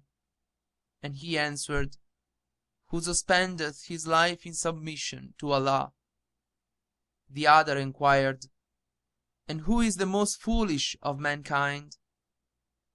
Whoso selleth his future for the worldly goods of others, replied Abu Hazim. It is reported of Moses, on whom be peace, that when he came to the waters of Midian, he exclaimed, O Lord, verily I stand in need of the good which thou shalt send down to me. And he asked of his Lord, and not of his folk. There came two damsels, and he drew water for them both, and allowed not the shepherds to draw first. When the twain returned, they informed their father Shu'aib, on whom be peace, who said, haply he is hungry, adding to one of them, go back to him, and bid him hither. Now when she came to Moses, she veiled her face and said, my father biddeth thee to him, that he may pay thee thy wage for having drawn water for us. Moses was averse to this, and was not willing to follow her. Now she was a woman large in the back parts, and in wind blowing upon her garment, covered the hinder cheeks to Moses, which when Moses saw, he lowered his eyes and said to her, get thee behind, while I walk in front. So she followed him, till he entered the house of Shu'aib, where supper was ready. And Shahrazad perceived the dawn of day, and ceased to say her permitted say. When it was the 83rd night, she said, it hath reached me, O auspicious king, that the Wazir Dandan continued to Zaw al-Makan. Now quoth the fifth damsel to thy sire, when Moses, on whom be peace, entered the home of Shu'aib, where supper was ready, Shu'aib said to him, O Moses, I desire to pay thee thy wage, for having drawn water for these two.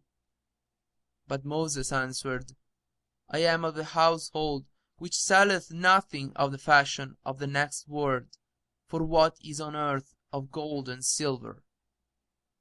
Then quoth Shu'aib, O youth, nevertheless thou art my guest, and it is my wont, and that of my forebears, to honor the guest by setting food before him. So Moses sat down and ate.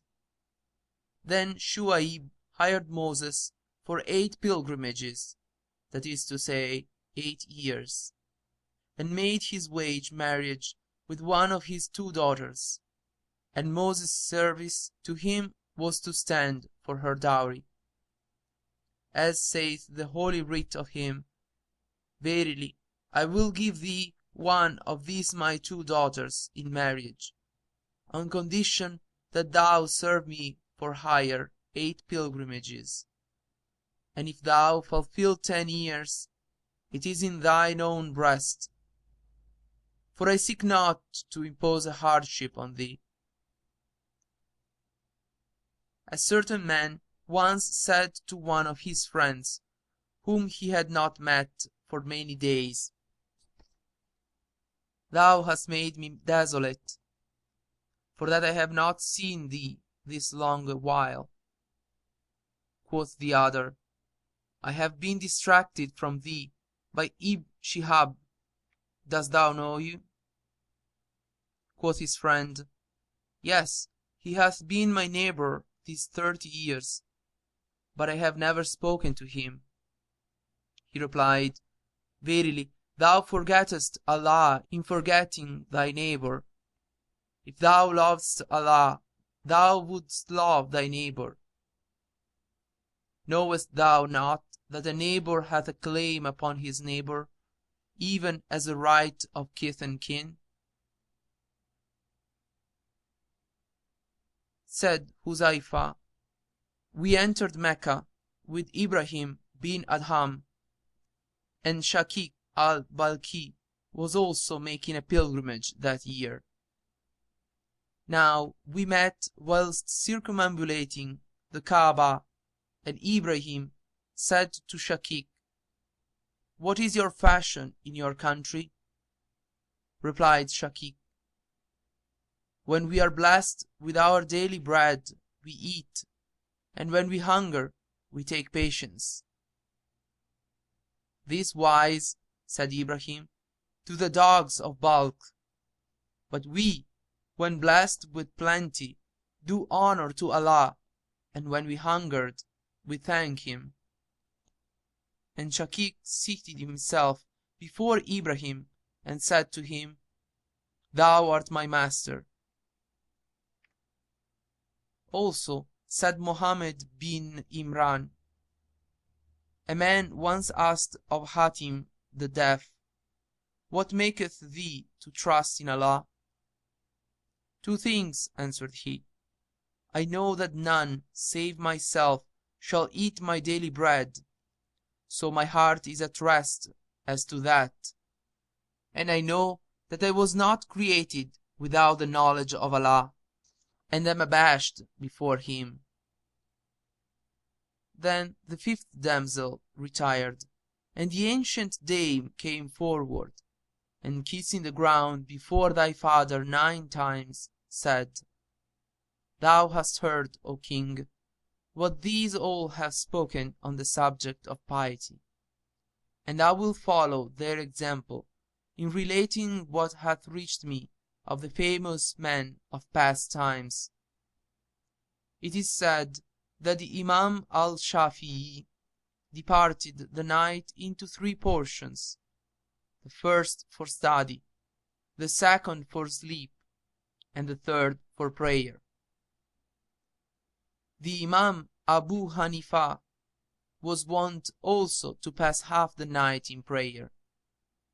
One day a man pointed him out to another, as he walked by, and remarked, Yonder man watcheth the whole night. When he heard this, Abu Hanifa said, I was abashed before Allah to hear myself praised for what was not in me. So after this he used to watch the whole night. And one of the sages hath said, Who seeketh for pearl in the deep dives deep, who on high would high robs his night of sleep. Al-Rabi relates that Al-Shafi'i used to recite the whole Quran 70 times during the month of Ramadan, and that in his daily prayers. Quoth Al-Shafi'i, Allah accept him, During 10 years I never ate my fill of barley bread, for fullness hardeneth the heart, and deadeneth the wit, and induceth sleep, and enfeebleth one from standing up to pray. It is reported of Abdullah bin Muhammad al-Sakra that he said, I was once talking with Omar, and he observed to me, Never saw I a more God-fearing or eloquent man than Muhammad bin Idris al-Shafi'i. It so happened I went out one day with Al-Haris bin Labib al-Safar, who was a disciple of Al-Muzani, and had a fine voice, and he read the saying of the Almighty, "This shall be a day whereon they shall not speak to any purpose, nor shall they be permitted to excuse themselves." I saw Al-Shafi's color change. His skin shuddered with horripilation. He was violently moved, and he fell down in a fainting fit. When he revived, he said, "I take refuge with Allah from the stead of the liars and the lot of the negligent. O Allah, before whom the hearts of the wise abase themselves, O Allah, of thy beneficence accord to me the remission of my sins, adorn me with the curtain of thy protection, and pardon me my shortcomings, by the magnanimity of thy being." Then I rose and went away.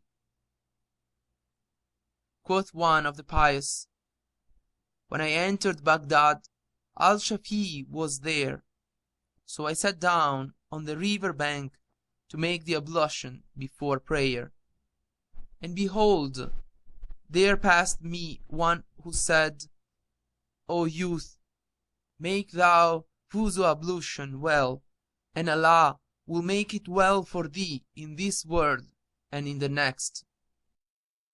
I turned, and lo, there was a man, behind whom came a company of people.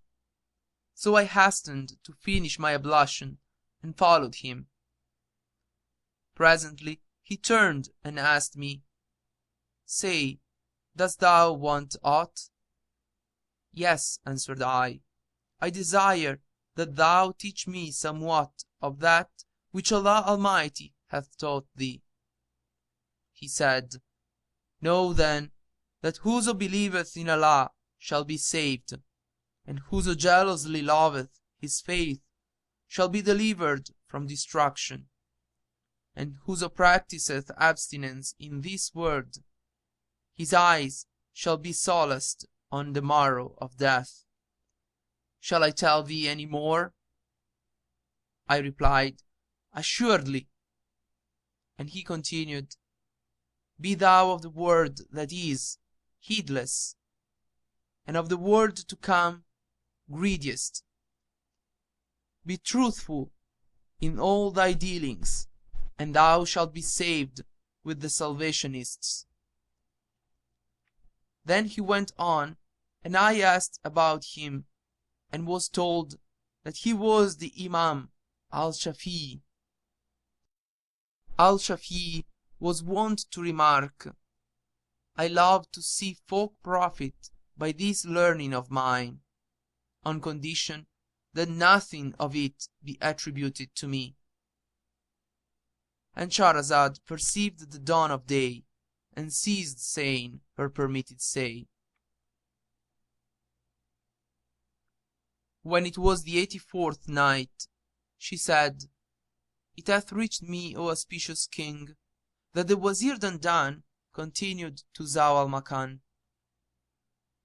"The old woman bespake thy sire, saying, The Imam Al-Shafi was wont to remark, I love to see folk profit by this learning of mine, on condition that nothing of it be attributed to me.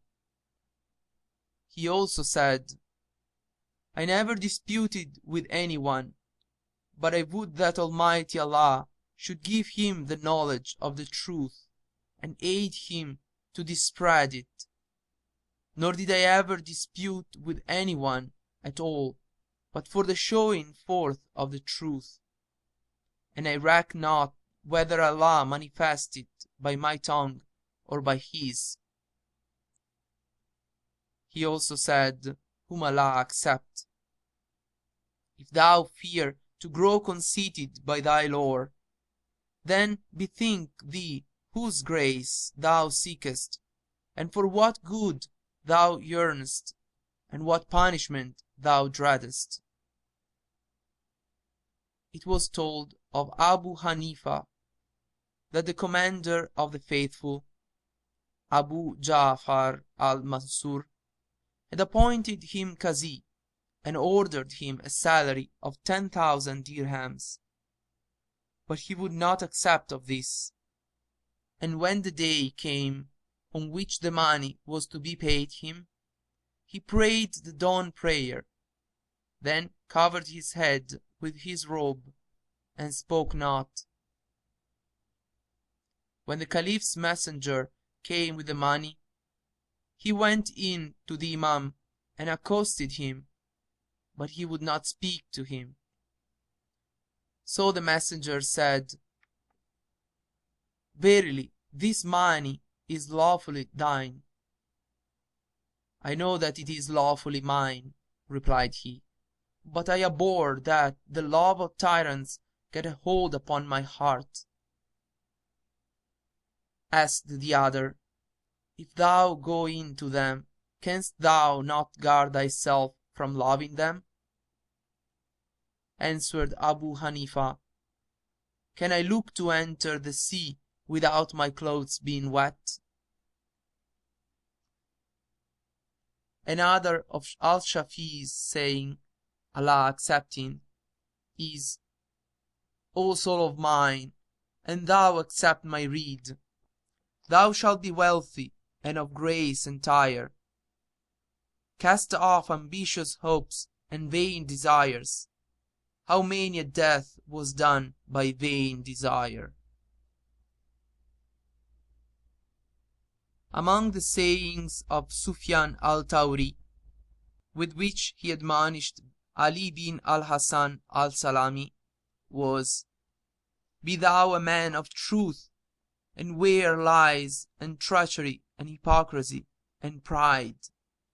Be not indebted save to him who is merciful to his debtors, and let thine associate be one who shall dissociate thee from the world. Be ever mindful of death, and be constant in craving pardon of Allah, and in beseeching of Allah peace for what remaineth of thy life. Counsel every true believer when he asketh thee concerning the things of his faith, and beware of betraying a believer, for whoso betrayeth a believer betrayeth Allah and his apostle. Avoid dissensions and litigations, and leave that which causeth doubt in thee, for things which breed no doubt. So shalt thou be at peace.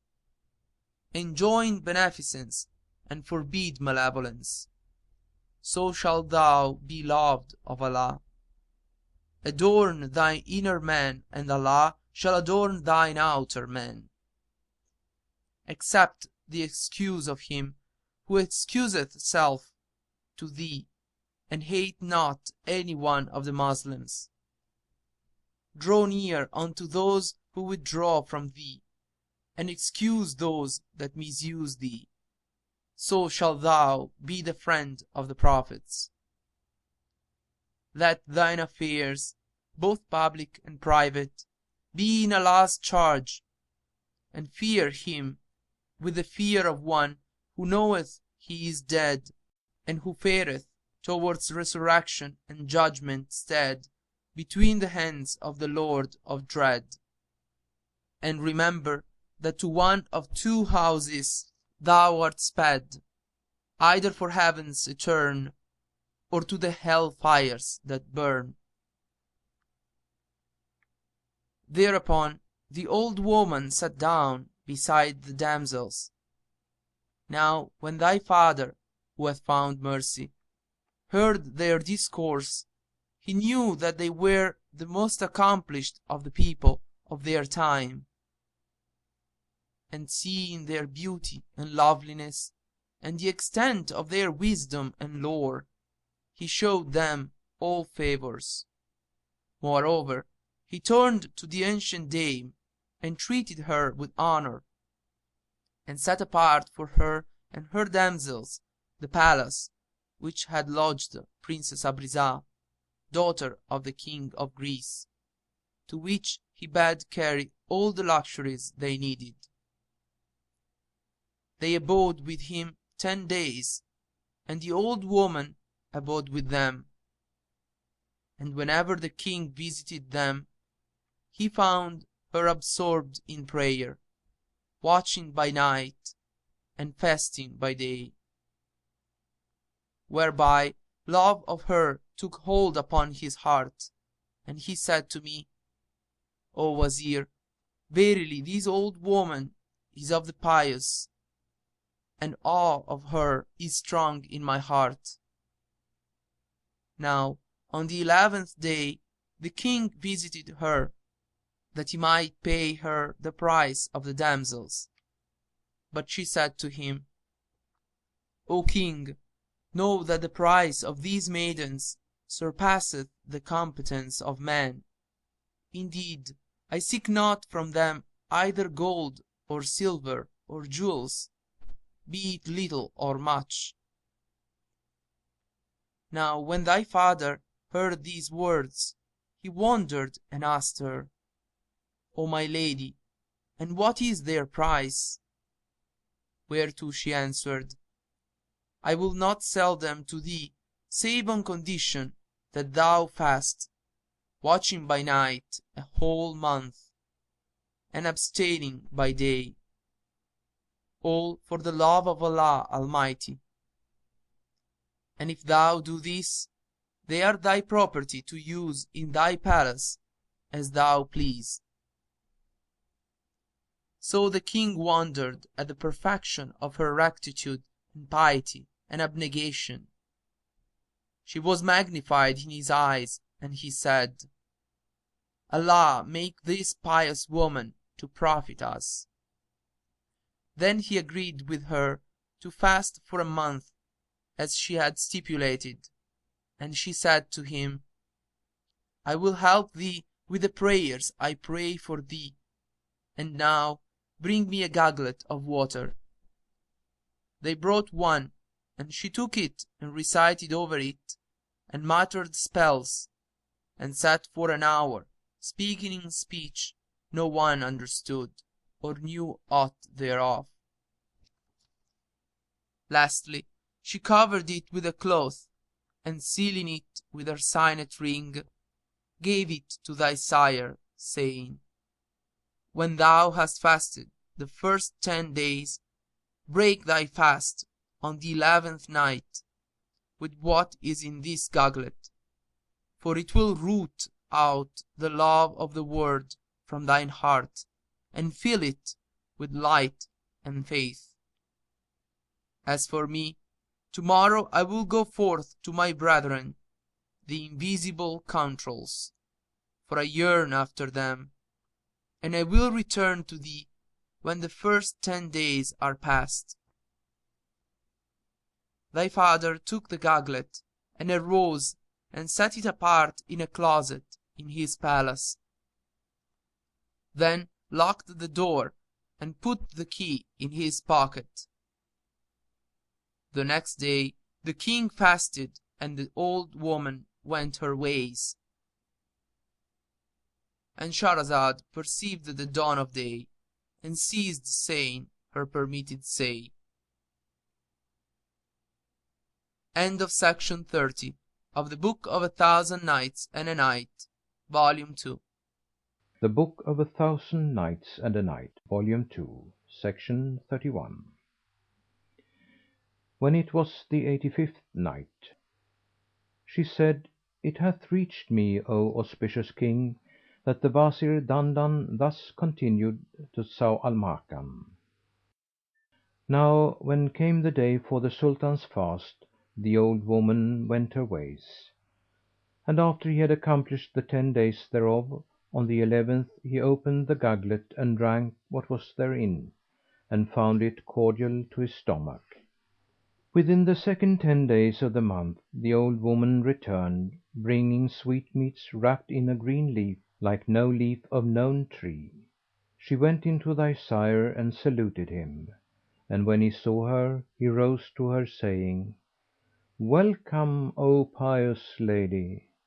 "O King," quoth she, "the Invisible Controuls salute thee, for I told them of thee, and they rejoiced in thee and have sent thee their Halwá, which is of the sweetmeats of the other world.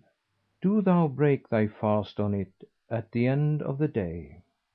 The King rejoiced at this with great joy and exclaimed, "Praised be Allah, who hath given me brethren of the invisible world!" Thereupon he thanked the ancient dame and kissed her hands, and he honoured her and the damsels with exceeding honour. She went forth for the 20 days of thy father's fast, at the end of which time she came to him and said, "Know, O King, that I told the Invisible Controuls of the love which is between me and thee, and informed them how I had left the maidens with thee; and they were glad that the damsels should belong to a king like thee, for they were wont when they saw them to be strenuous in offering on their behalf prayers and petitions ever granted.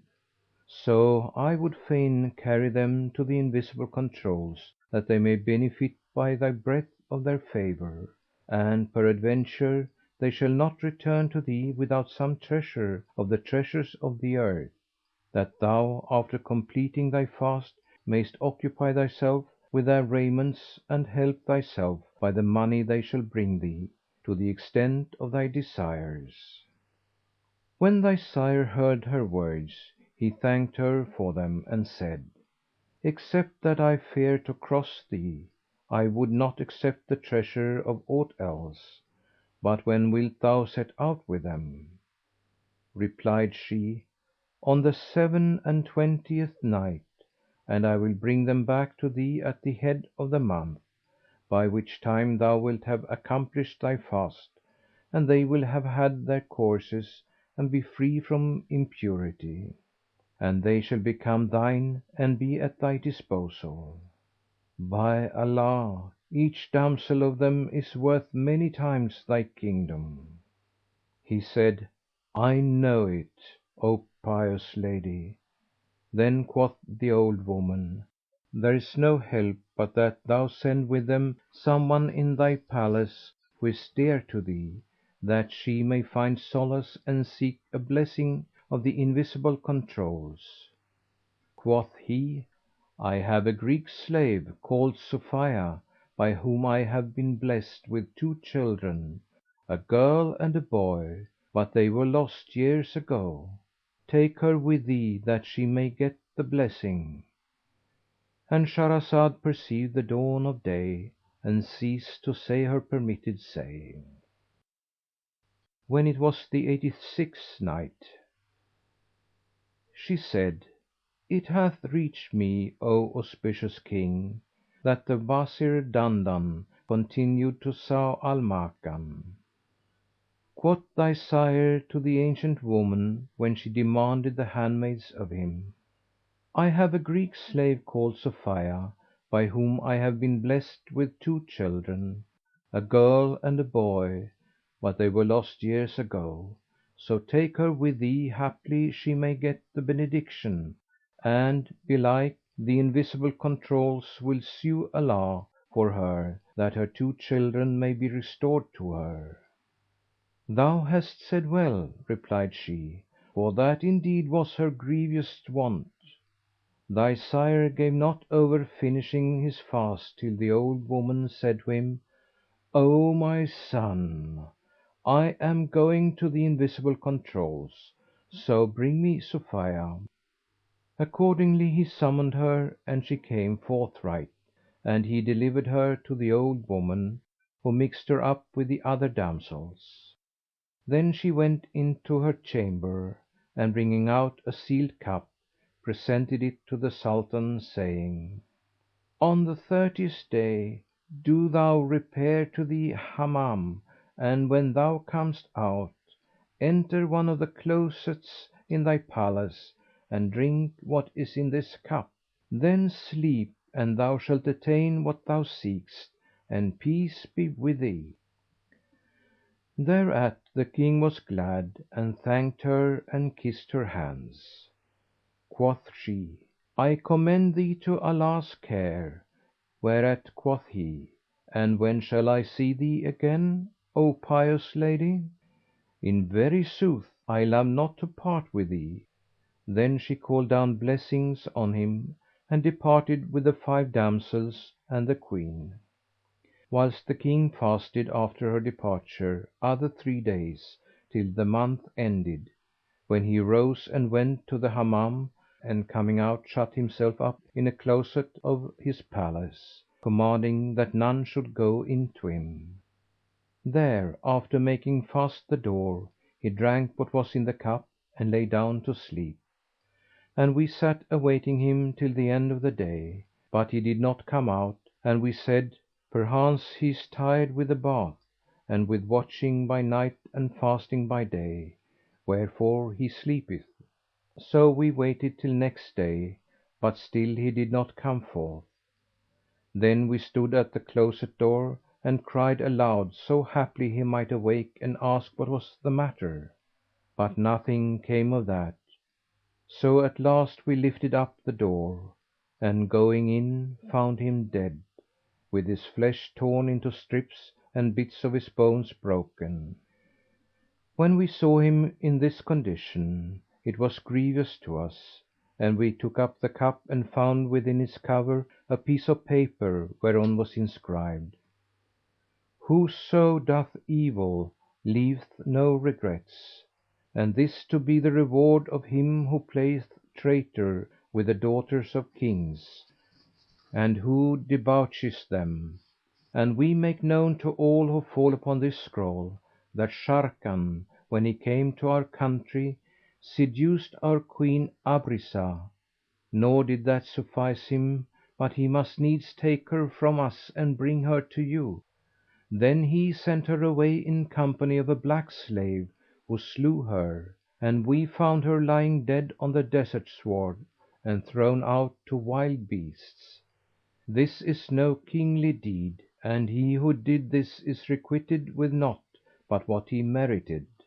So do ye suspect none of having killed him, for no one slew him but the cunning witch, whose name is At al Dawahi.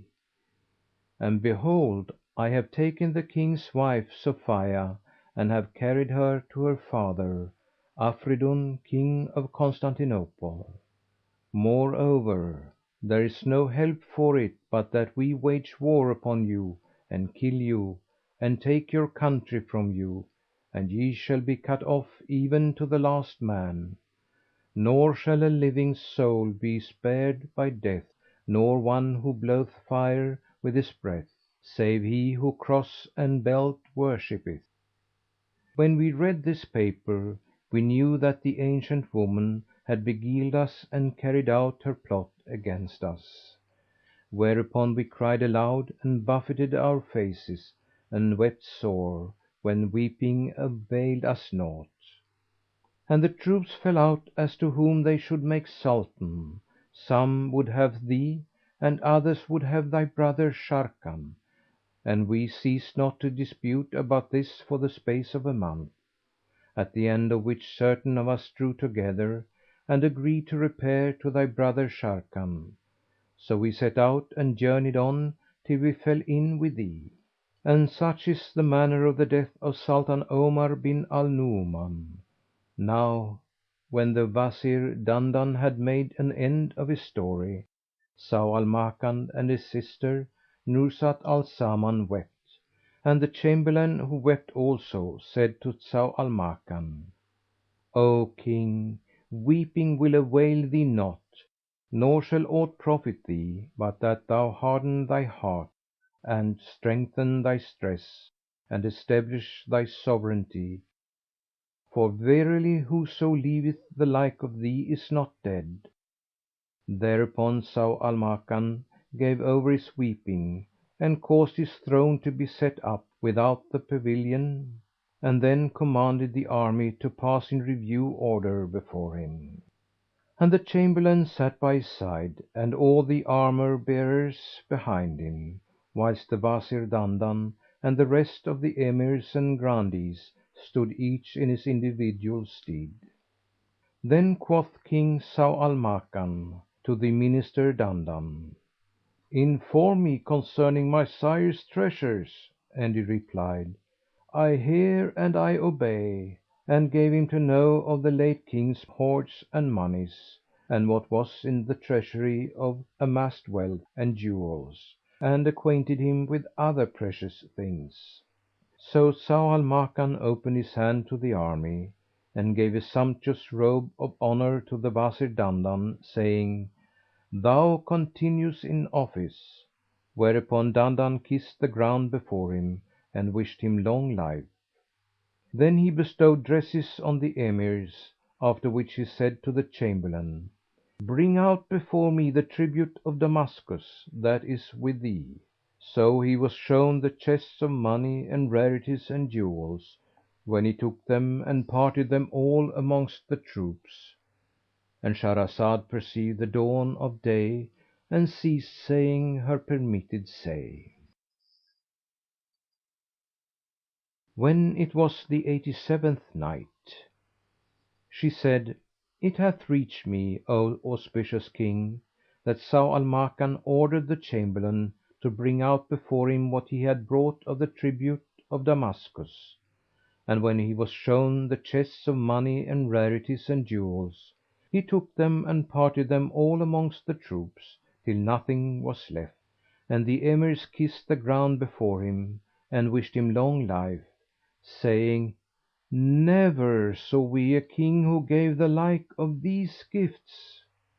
Then all went away to their tents, and when it was morning he gave orders for marching. So they marched for 3 days, till on the 4th day they drew near to Baghdad.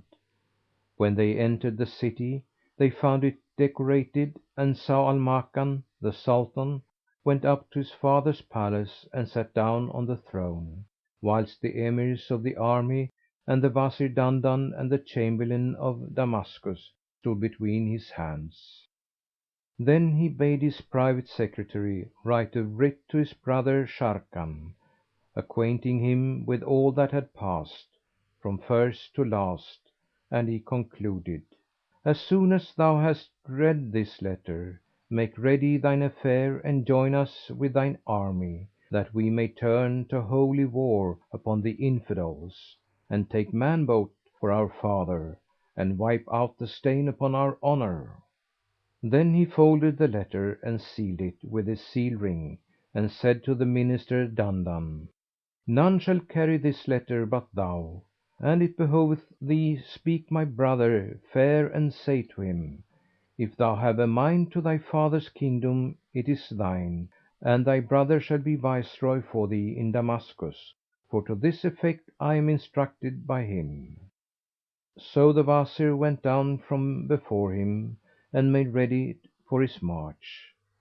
Then Zau al Makan bade set apart a magnificent house for the fireman and furnished it with the best furniture, and long is the tale of that fireman. Presently Zau al Makan went out chasing and hunting, and, as he was returning to Baghdad, one of the Emirs presented him with blood horses and with beauteous handmaids, whose description the tongue evades. One of the damsels pleased him, so he went in unto her and knew her that night, and she conceived by him forthright. After a while the Wazir Dandan returned from his journey, bringing him news of his brother Sharrkan, and that he was then on his way to him, and said, "It were fitting thou go forth to meet him." Zau al Makan replied, "I hear and I consent." And riding forth with his Grandees a day's journey from Baghdad, he pitched his pavilions there, awaiting his brother. Next morning appeared King Sharrkan amid the army of Syria, a horseman of might, a lion fierce in fight, a pro and doughty knight. As the squadrons drew nigh and the dust clouds came hard by, and the troops rode up with banners on high, Zau al Makan and those with him pushed forward to meet Sharrkan and his men. And when Zau al Makan saw his brother, he desired to dismount, but Sharrkan conjured him not to do on this wise, and himself footed it, and walked a few paces towards him. As soon as he reached Zau al Makan, the new Sultan threw himself upon him, and Sharrkan embraced him and wept with great weeping, and the twain condoled with each other. Then they mounted and rode onward, they and their troops, till they reached Baghdad, where they alighted and went up to the royal palace, and there they passed that night. And when next morning came, Zau al Makan went forth and bade summon the troops from all parts, and proclaimed a holy war and a razzia.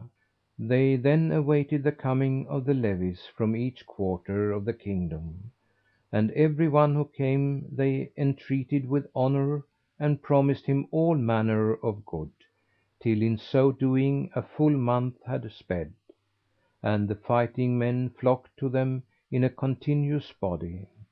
Then Sharrkan said to Zau al Makan, "O my brother, tell me thy history." So he told him all that had befallen him from first to last, including the benevolent dealing of the fireman with him. Asked Sharrkan, "Hast thou requited his kindness?" And he answered, "O my brother, I have not rewarded him as yet, but Inshallah! I will recompense him whenas I return from this raid."—And Shahrazad perceived the dawn of day and ceased saying her permitted say. End of Project Gutenberg's The Book of a Thousand Nights and a Night, Volume 2. The Book of a Thousand Nights and a Night, Volume 2, Section 32. When it was the 88th Night, she said, It hath reached me, O auspicious King, that Sharrkan asked his brother Zau al Makan, "Hast thou requited the fireman for his kindness?" And he answered, "O my brother, I have not rewarded him as yet, but Inshallah! I will recompense him whenas I return from this raid and find time so to do." Therewith Sharrkan was certified that his sister Nuzhat al Zaman had told him the whole truth, but he concealed what had passed between them and offered his salutation to her by her husband the Chamberlain.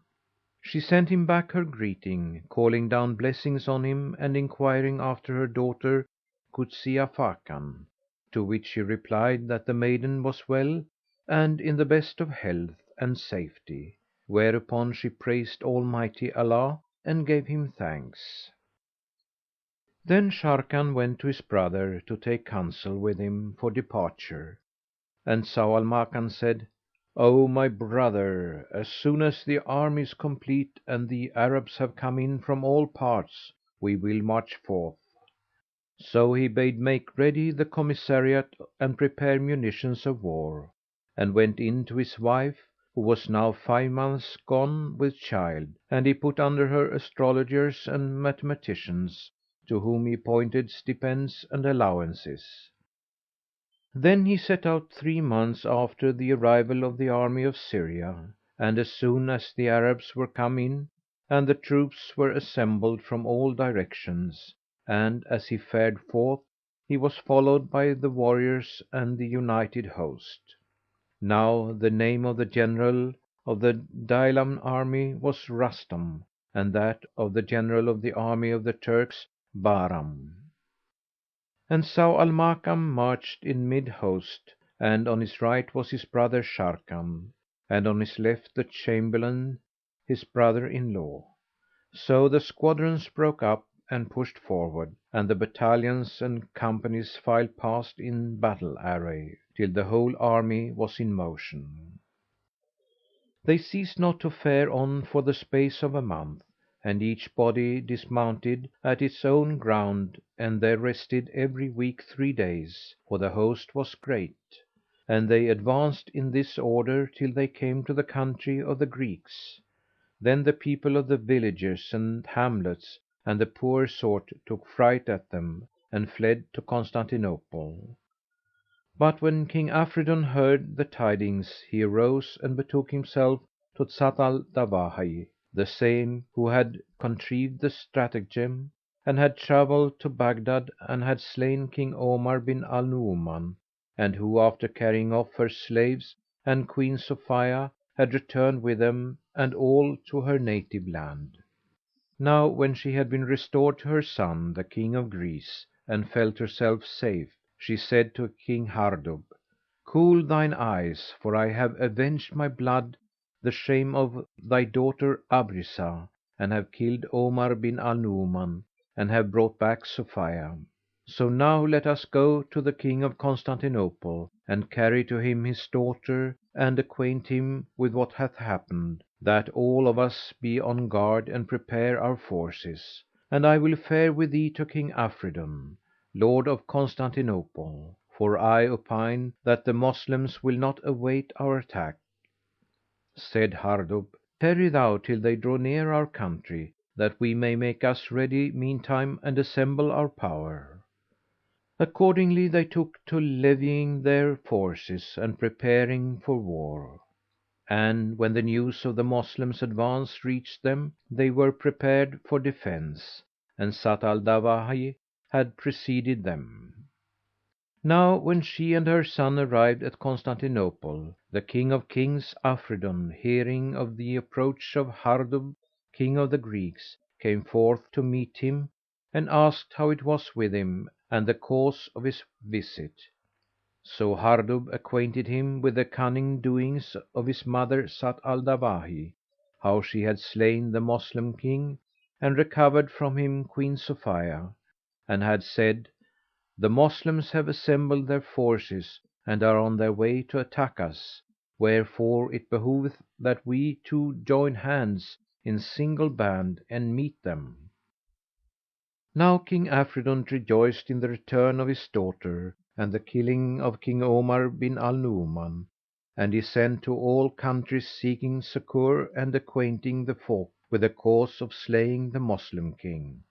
So the Nazarene troops flocked to him, and 3 months were not past ere the army of the Greeks was complete, beside which there joined themselves to him Franks from all their lands, French, Germans and Ragusans, with men of Zara, Venetians, Genoese, and all the hosts of the Yellow Faces.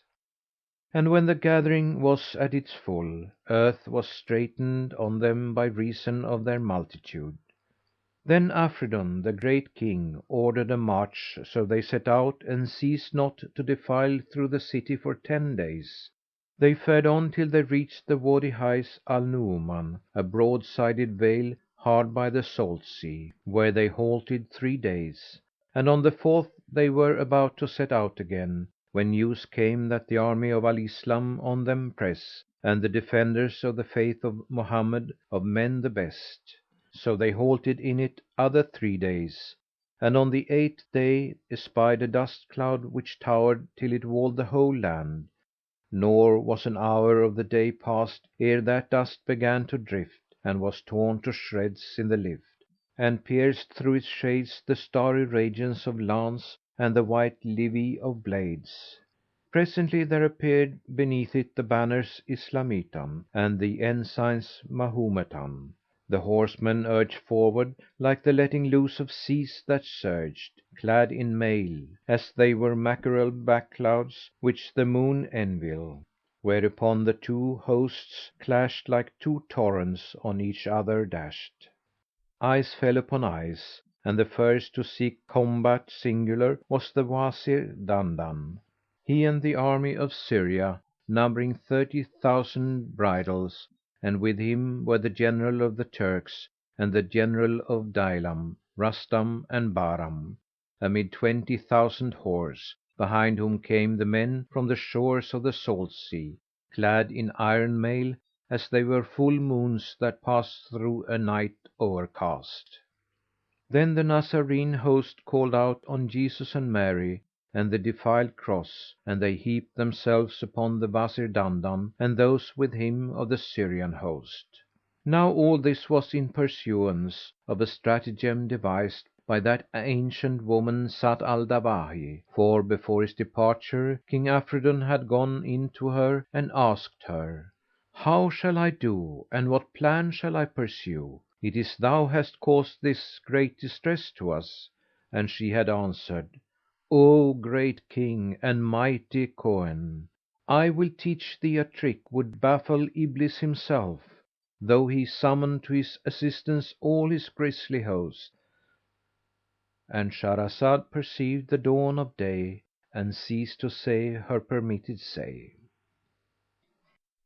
When it was the 89th Night, She said, It hath reached me, O auspicious King, all this was a stratagem of the ancient woman, for that the King before his departure had gone to her and asked, "How shall I do and what plan shall I pursue? It is thou hast caused this great distress to us." And she had answered, "O great King and mighty Cohen, I will teach thee a trick would baffle the devil himself, though he summon to his assistance all his grisly hosts. It is that thou send 50,000 men going down in ships and sailing over the sea to the Mountain of Smoke, and there let them land and stir not till the standards of Al Islam come upon thee, when do thou up and at them.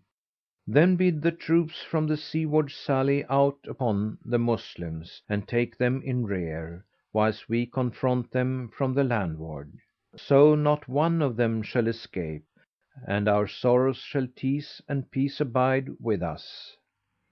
Now the counsel of this ancient woman commended itself to King Afridun, and he replied, "Right is the recking thou reckest, O Princess of wits and resource of Kings and Cohens varying for their blood wit."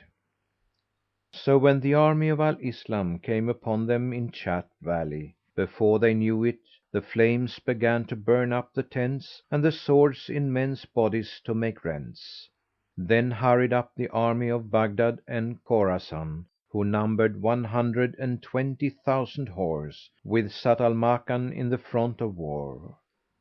When the host of the Infidels that lay by the sea saw them, they sallied out against them and followed in their tracks; and when Zau al Makan espied this, he cried out to his men, "Turn back to the Infidels, O people of the chosen Apostle, and slay those who deny and hate the authority of the compassionating, the compassionate." So they turned and fought with the Christians. Then Sharrkan marched up with another corps of the Moslem host, some 100,000 men, whilst the Infidels numbered nigh upon 1,600,000 men. When the Moslems were united, their hearts were strengthened and they cried out, saying, "Verily Allah hath promised us victory, and to the Infidels hath assigned defeat." And they clashed together with sword and spear. Now Sharrkan tare through rank and row and raged among the masses of the foe, fighting so fierce a fight as to make children grey grow; nor did he cease tourneying among the Infidel horde and working havoc among them with the keen edged sword, shouting, "Allaho Akbar! Allah is most great!" till he drove back the host to the coast. Then failed the force of the foe and Allah gave victory to the faith of Al Islam, and folk fought folk, drunken without strong drink, till they slew of the Infidels in this affair 45,000, while of the Moslems but 3,500 fell. Moreover, the Lion of the Faith, King Sharrkan, and his brother Zau al Makan slept not that night, but occupied themselves with congratulating their braves and with looking to the wounded and with assuring the army of victory and salvation and promise of reward in the world to come. Thus far concerning the Moslem; but as regard King Afridun, Lord of Constantinople and Sovran of Roum, and Zat al Dawahi, they assembled the Emirs and the host and said to them, "Verily we had worked our will and solaced our hearts, but our over confidence in our numbers, and that only, defeated us." Then quoth to them the Ancient One, the Lady of Calamities, "In very sooth naught shall profit you, except ye draw you nigh unto the Messiah and put your trust in the True Belief; for by the virtue of the Messiah the whole strength of the Moslem host lieth in that Satan King Sharrkan." "To morrow," said King Afridun, "I have resolved to draw up in battle array and to send out against them that redoubtable cavalier Luka bin Shamlut; for if King Sharrkan come forth as a champion to fight single handed, our man will slay him and will slay the other Moslem knights till not one is left. And I purpose this night to sacre you all with the holy incense." When the Emirs heard these words they kissed the ground before him. Now the incense which he designated was the excrement of the Chief Patriarch, the denier, the defiler of the truth; and they sought for it with such instance, and they so highly valued it, that the High Priests of the Greeks used to send it to all the countries of the Christians in silken wraps, after mixing it with musk and ambergris. Hearing of it, kings would pay 1,000 gold pieces for every dram, and they sent for and sought it to fumigate brides withal. And the chief priests and the great kings were wont to use a little of it as collyrium for the eyes and as a remedy in sickness and colic; and the patriarchs used to mix their own skite with it, for that the skite of the Chief Patriarch could not suffice for 10 countries. So as soon as dawn was seen and the morning shone with its shine and sheen, the horsemen ran to their spears full keen, and King Afridun and Shahrazad perceived the dawn of day and ceased saying her permitted say.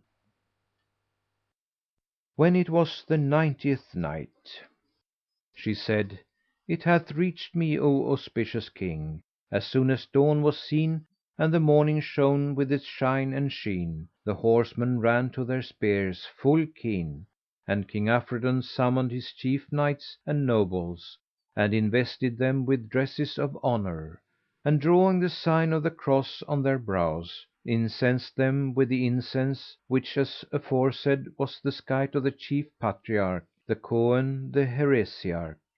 This incensing done, he called for Luka bin Shamlut, surnamed the Sword of the Messiah, and after fumigating him and rubbing his palate with the holy mead, caused him to snuff it and smeared his cheeks and anointed his moustaches with the rest.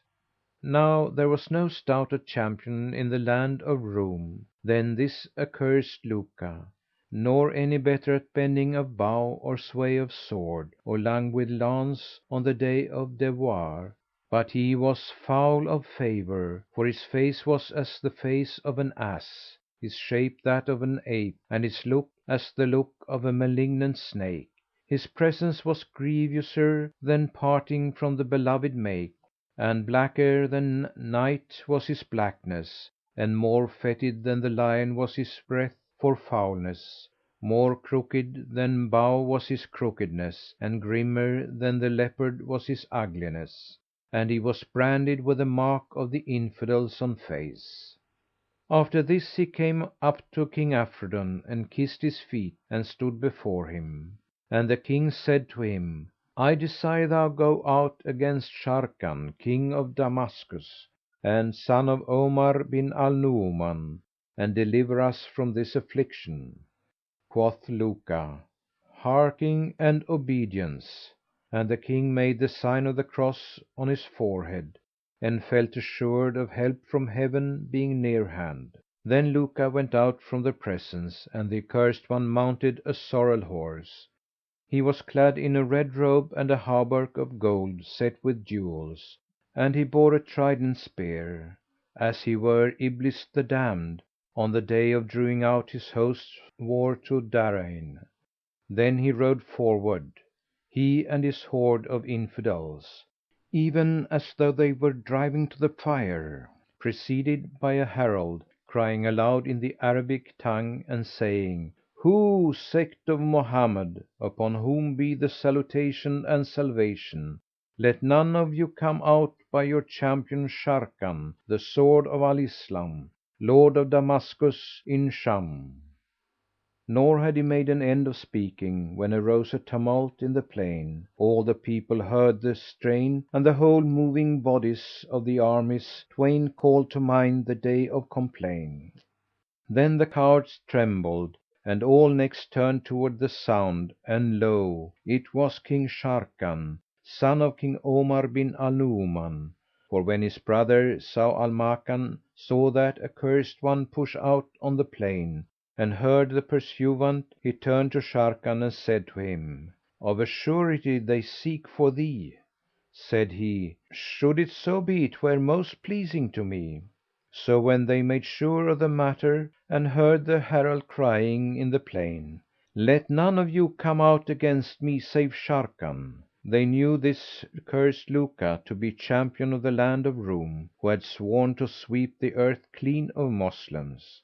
Now he was one of the greatest of villains, a wretch who caused hearts to pain, and the Daylamites, Turks and Kurds dreaded his might and main. Presently Sharrkan drave at him like a lion angry grim, mounted on a courser, like a wild gazelle flying snell and slim, and coming nigh to him made the spear he hent to shake as it were a darting snake, and recited these couplets: "I have a sorrel steed, whose pride is fain to bear the rein, Shall give thee what thou likest not, and make thee feel his mane. I have a handy limber spear, full bright and keen of point, upon whose shaft the dam of death her throney seat hath ta'en. I have a trenchant glaive of Hind, and when I bare its face, of scabbard veil, from out its brow the rays of Levi rain." Luka understood not the sense of his speech, nor did he apprehend the vehemence of the verse; but he smote his forehead with his hand, in honour of the cross drawn thereon, and kissed it. Then he couched his throw spear and ran at Sharrkan; but first he tossed a javelin with one hand in air to such height that it was lost to the spectators' sight, and, catching it with the other hand, as do the jugglers, hurled it at Sharrkan. It flew from his grasp like a shooting star, and folk clamoured and feared for Sharrkan; but, as the spear flew near him, he put out his hand and caught it in full flight, to the amazement of all who saw the sight.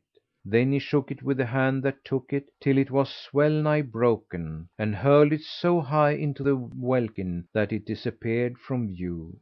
As it descended he caught it again with the other hand, in less than the twinkling of an eye, and cried out from his heart core, saying, "By the truth of Him who created the sevenfold skies, I will assuredly make this cursed wight a byword for mankind to despise." Then threw he the throw spear at Luka, who thought to do as Sharrkan had done, and put forth his hand to trend it in mid flight; but Sharrkan prevented him, and sped at him a second throw spear, which smote him, and the point fell on his forehead, in the very centre of the sign of the cross, and Allah hurried his soul to the fire and dwelling place dire.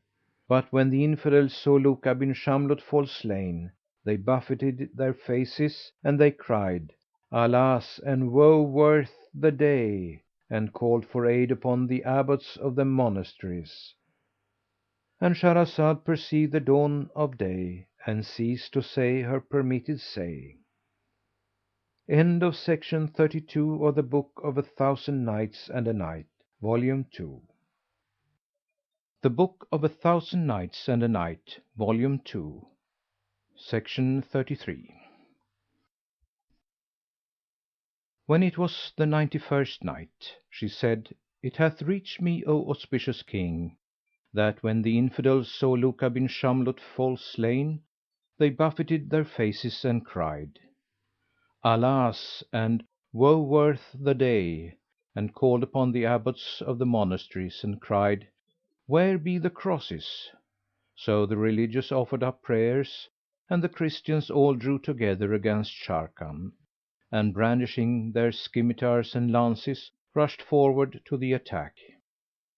Then army met army, and breasts fell under hoof, while spear and sword ruled the day, and forearms and wrists grew weak, and the coursers seemed created without legs.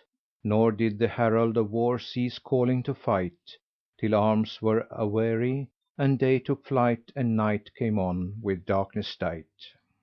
So the two hosts drew apart, whilst every brave staggered like a drunken knave, for that with so much cut and thrust they strave, and the place was choked with the slain, fell where the wounds and the hurt knew not by whom they fell.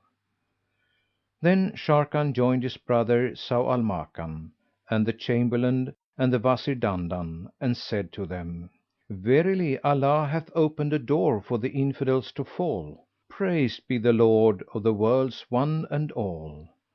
Replied Zau al Makan, "Let us never cease to praise Allah, for that He hath dispelled trouble from the Arab and the Ajam. Indeed, the folk, generation after generation, shall tell of thy derring do against the accursed Luka, the falsifier of the Evangel; of thy catching the throng spear in mid flight, and how the enemy of Allah among men thou didst smite, and thy fame shall endure until the end of time." Then said Sharrkan, "Harkye, O Grand Chamberlain and doughty Captain!" And he answered, "Adsum." Quoth Sharrkan, "Take with thee the Wazir Dandan and 20,000 horse, and lead them 7 parasangs towards the sea, and force the march till ye shall have come near the shore, and there remain only 2 parasangs between thee and the foe. Then ambush ye in the hollows of the ground, till ye hear the tumult of the Infidels disembarking from their ships, and the war cry from every side strike your ear, and ye know that the sabres have begun labour between us and them.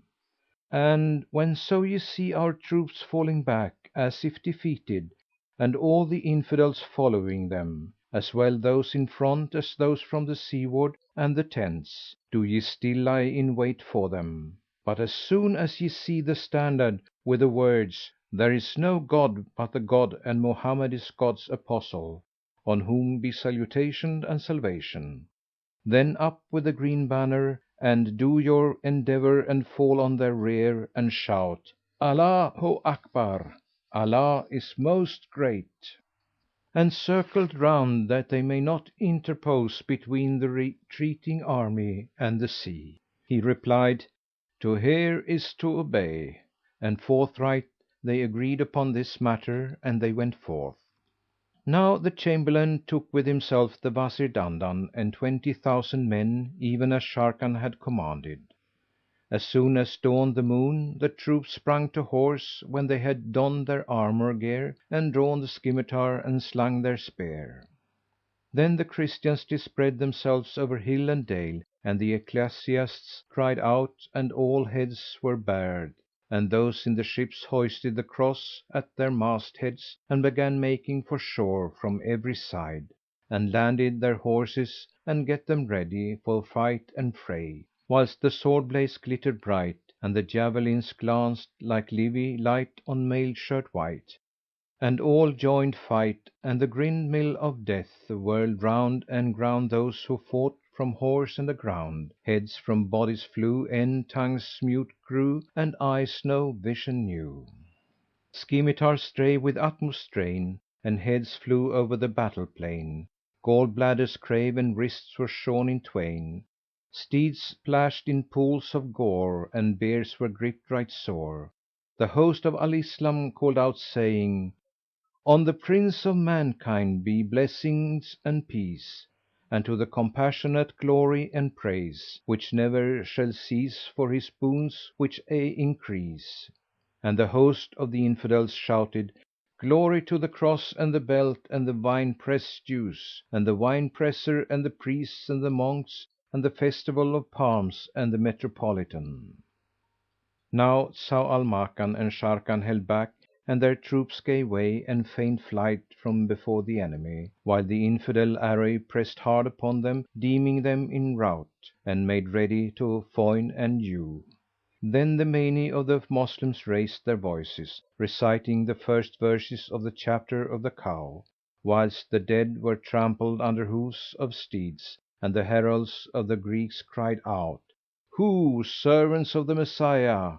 Ho, people of the true faith! Ho, followers of the Primate! Verily divine grace upon you opes, for see, the hosts of Al Islam, like birds with broken wings, incline to elope.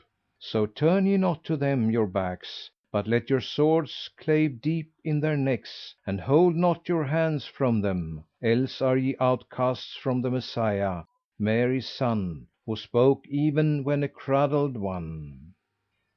Now Afridun, king of Constantinople, deemed that the Infidels were victorious, knowing not that this was but a clever stratagem of the Moslems, and sent to King Hardub of Roum congratulations on success, adding, "Availed us not but the holy myrrh of the Arch Patriarch, whose fragrance exhaled from the beards and moustachios of the slaves of the Cross near and far; and I swear by the miracles of the Messiah, and by thy daughter Abrizah, the Nazarene, the Mariolater, and the waters of baptism, that I will not leave upon the earth a single defender of Al Islam; and to the bitter end will I carry out this plan."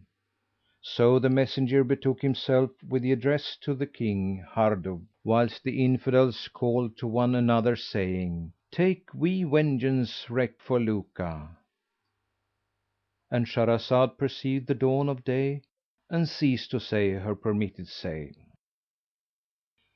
When it was the 92nd Night, She said, It hath reached me, O auspicious King, that the Infidels called to one another, saying, "Take we vengeance wreak for Luka," while Hardub, King of Greece, cried aloud, "Ho, to our revenge for Abrizah!" Thereupon King Zau al Makan shouted, "Ho, servants of the Requiting King! Smite the children of denial and disobedience with the blanch of sword and the brown of spear!" So the Moslems returned to the Infidels and plied them with the keen edged scymitar, whilst their herald cried aloud, "Up and at the foe of the Faith, all ye who love the Prophet elect, with hope of salvation on the day of fear, to win favour of the Bountiful, the Forgiving One, for verily the Garden of Paradise is under the shadow of swords." And behold, Sharrkan and his men charged down upon the Infidels and cut off their retreat and wheeled and tourneyed among the ranks; when lo! a knight of goodly presence opened a passage through the army of Unbelievers and circled hither and thither amongst the deniers, cutting and thrusting and covering the ground with heads and trunks, so that the faithless feared him and their necks bent under his lunge and hew. He was girt with two swords, his glances and his brand, and he was armed with two lances, one of bamboo cane and the other his straight one like shape, and his flowing hair stood him in stead of many warriors, even as saith the poet, "Laud not long hair, except it be dispread in twofold locks on day of fight and fray, o'er youth who bears his lance 'twixt flank and thigh, from many a whist cared night to win the day." And as singeth another, "I say to him what while he slings his sword, for sword shall serve those looks that sword like show. Says he, my sabre looks for those I love, my sword for those who sweets of love unknow."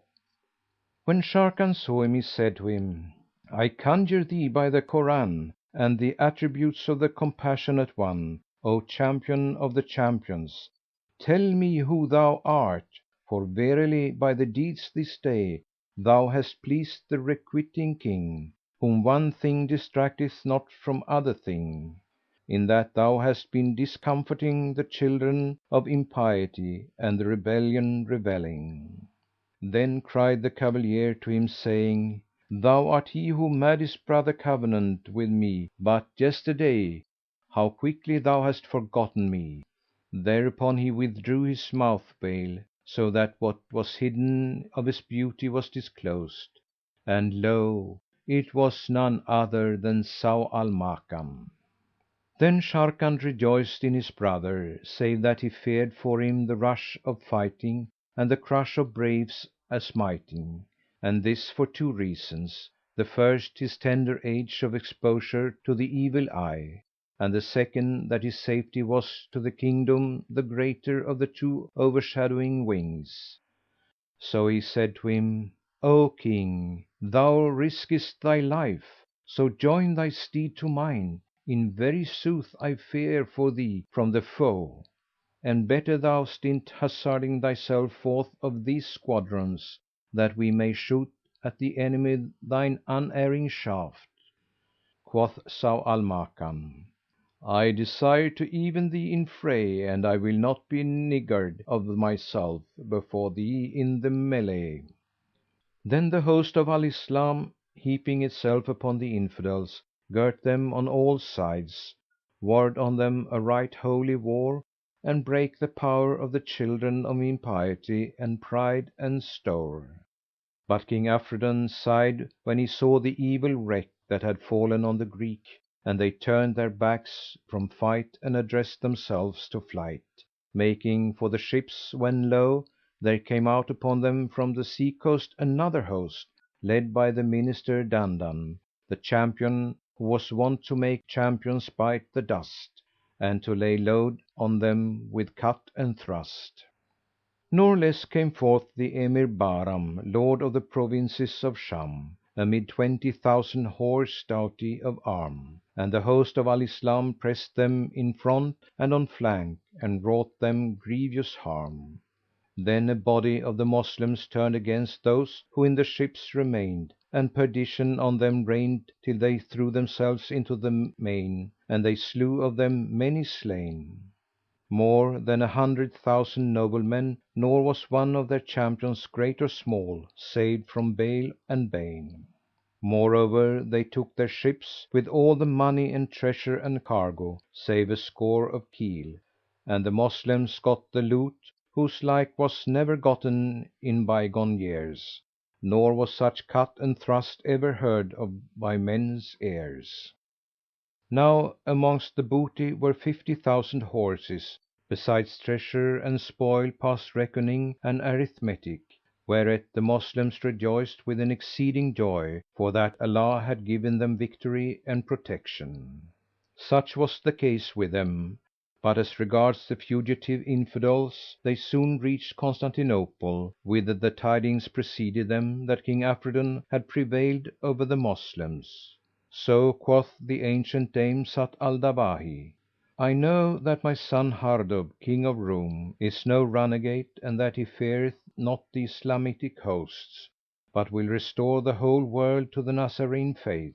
Then she bade the great King Afridun give command that the city be decorated, and the people held festival high and drank their wines drunkenly, and knew not the decrees of destiny.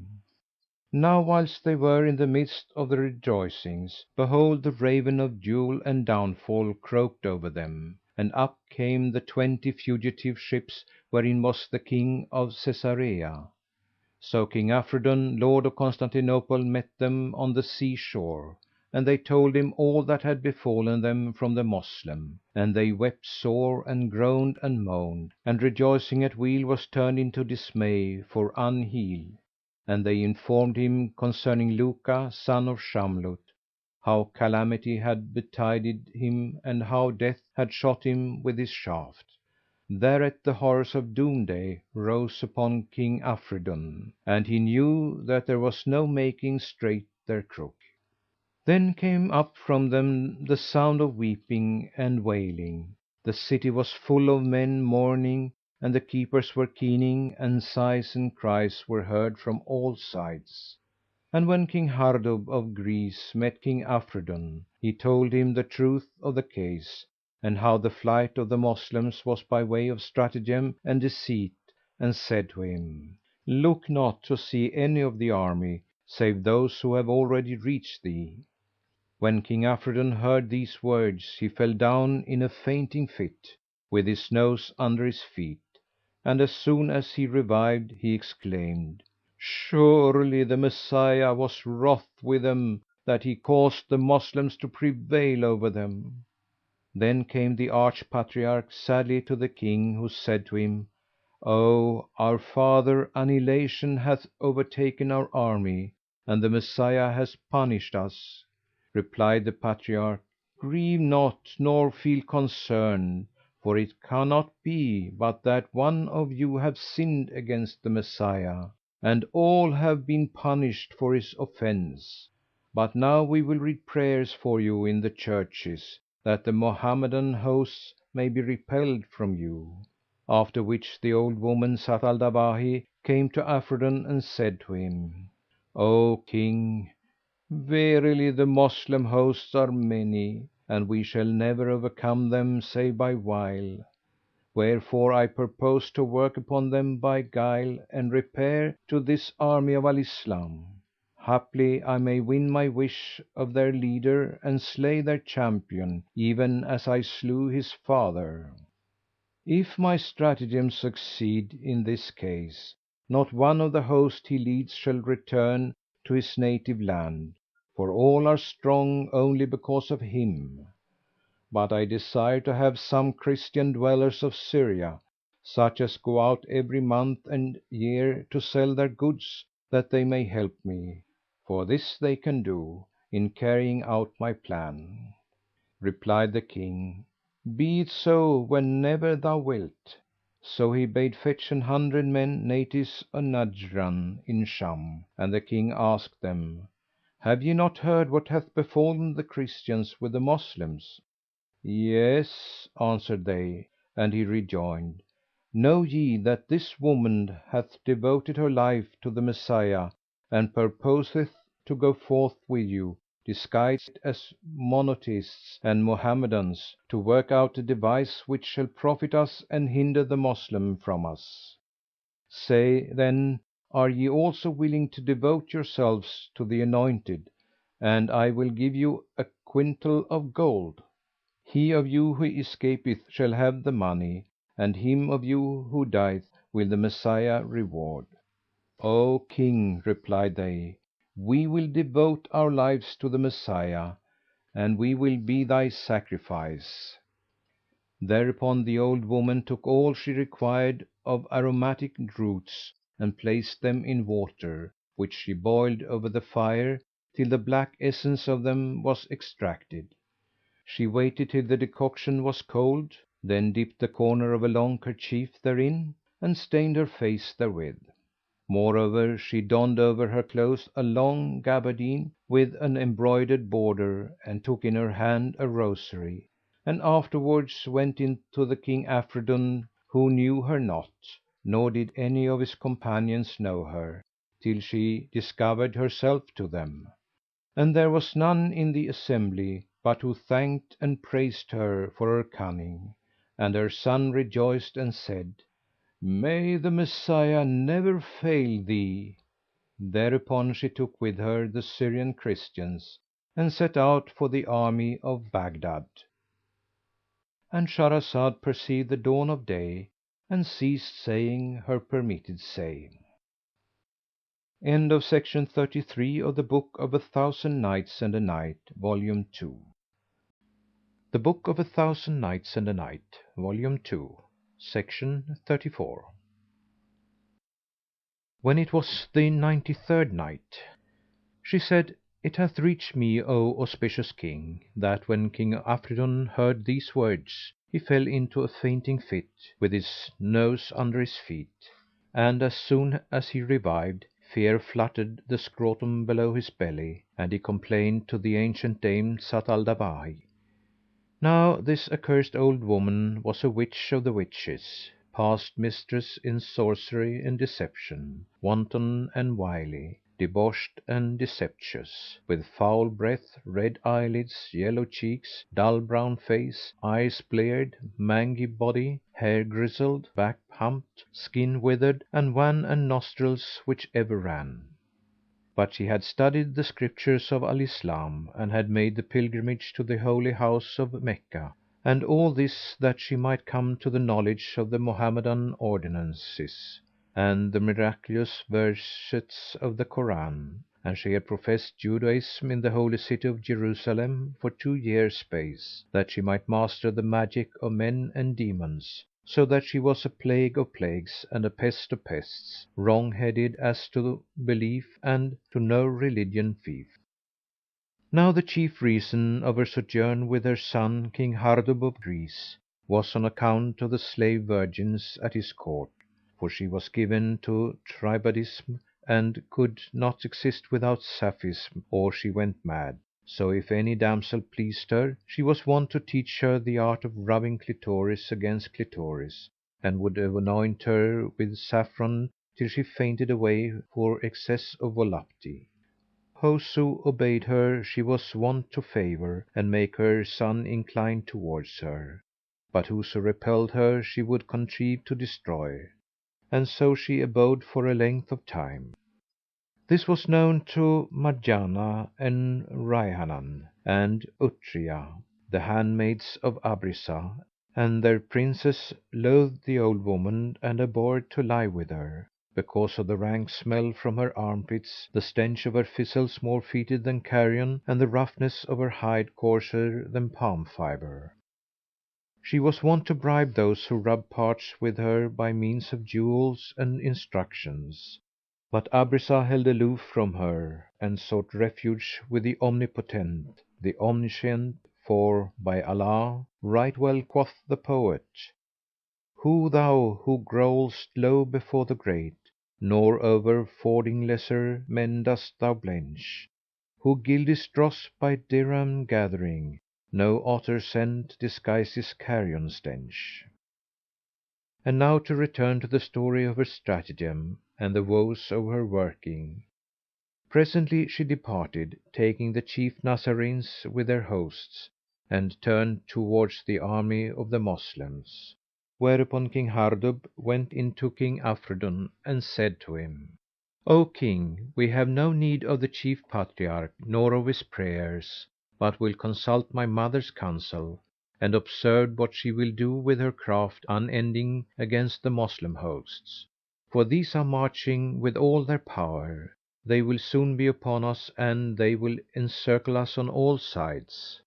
When King Afridun heard this, terror took hold upon his heart and he wrote letters, without stay or delay, to all the nations of the Nazarenes, saying, "It behoveth none of the Messiahites or Cross Knights to hold back, especially the folk of the strongholds and forts; but let them all come to us, foot and horse, women and children, for the Moslem hosts already tread our soil.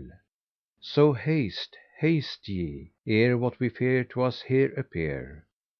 Thus much concerning them; but regarding the work of the old woman Zat al Dawahi, when she went forth from the city with her suite, she clad them in the clothing of Moslem merchants, having provided herself with 100 mules, carrying stuffs of Antioch, such as gold woven satins and royal brocades and so forth.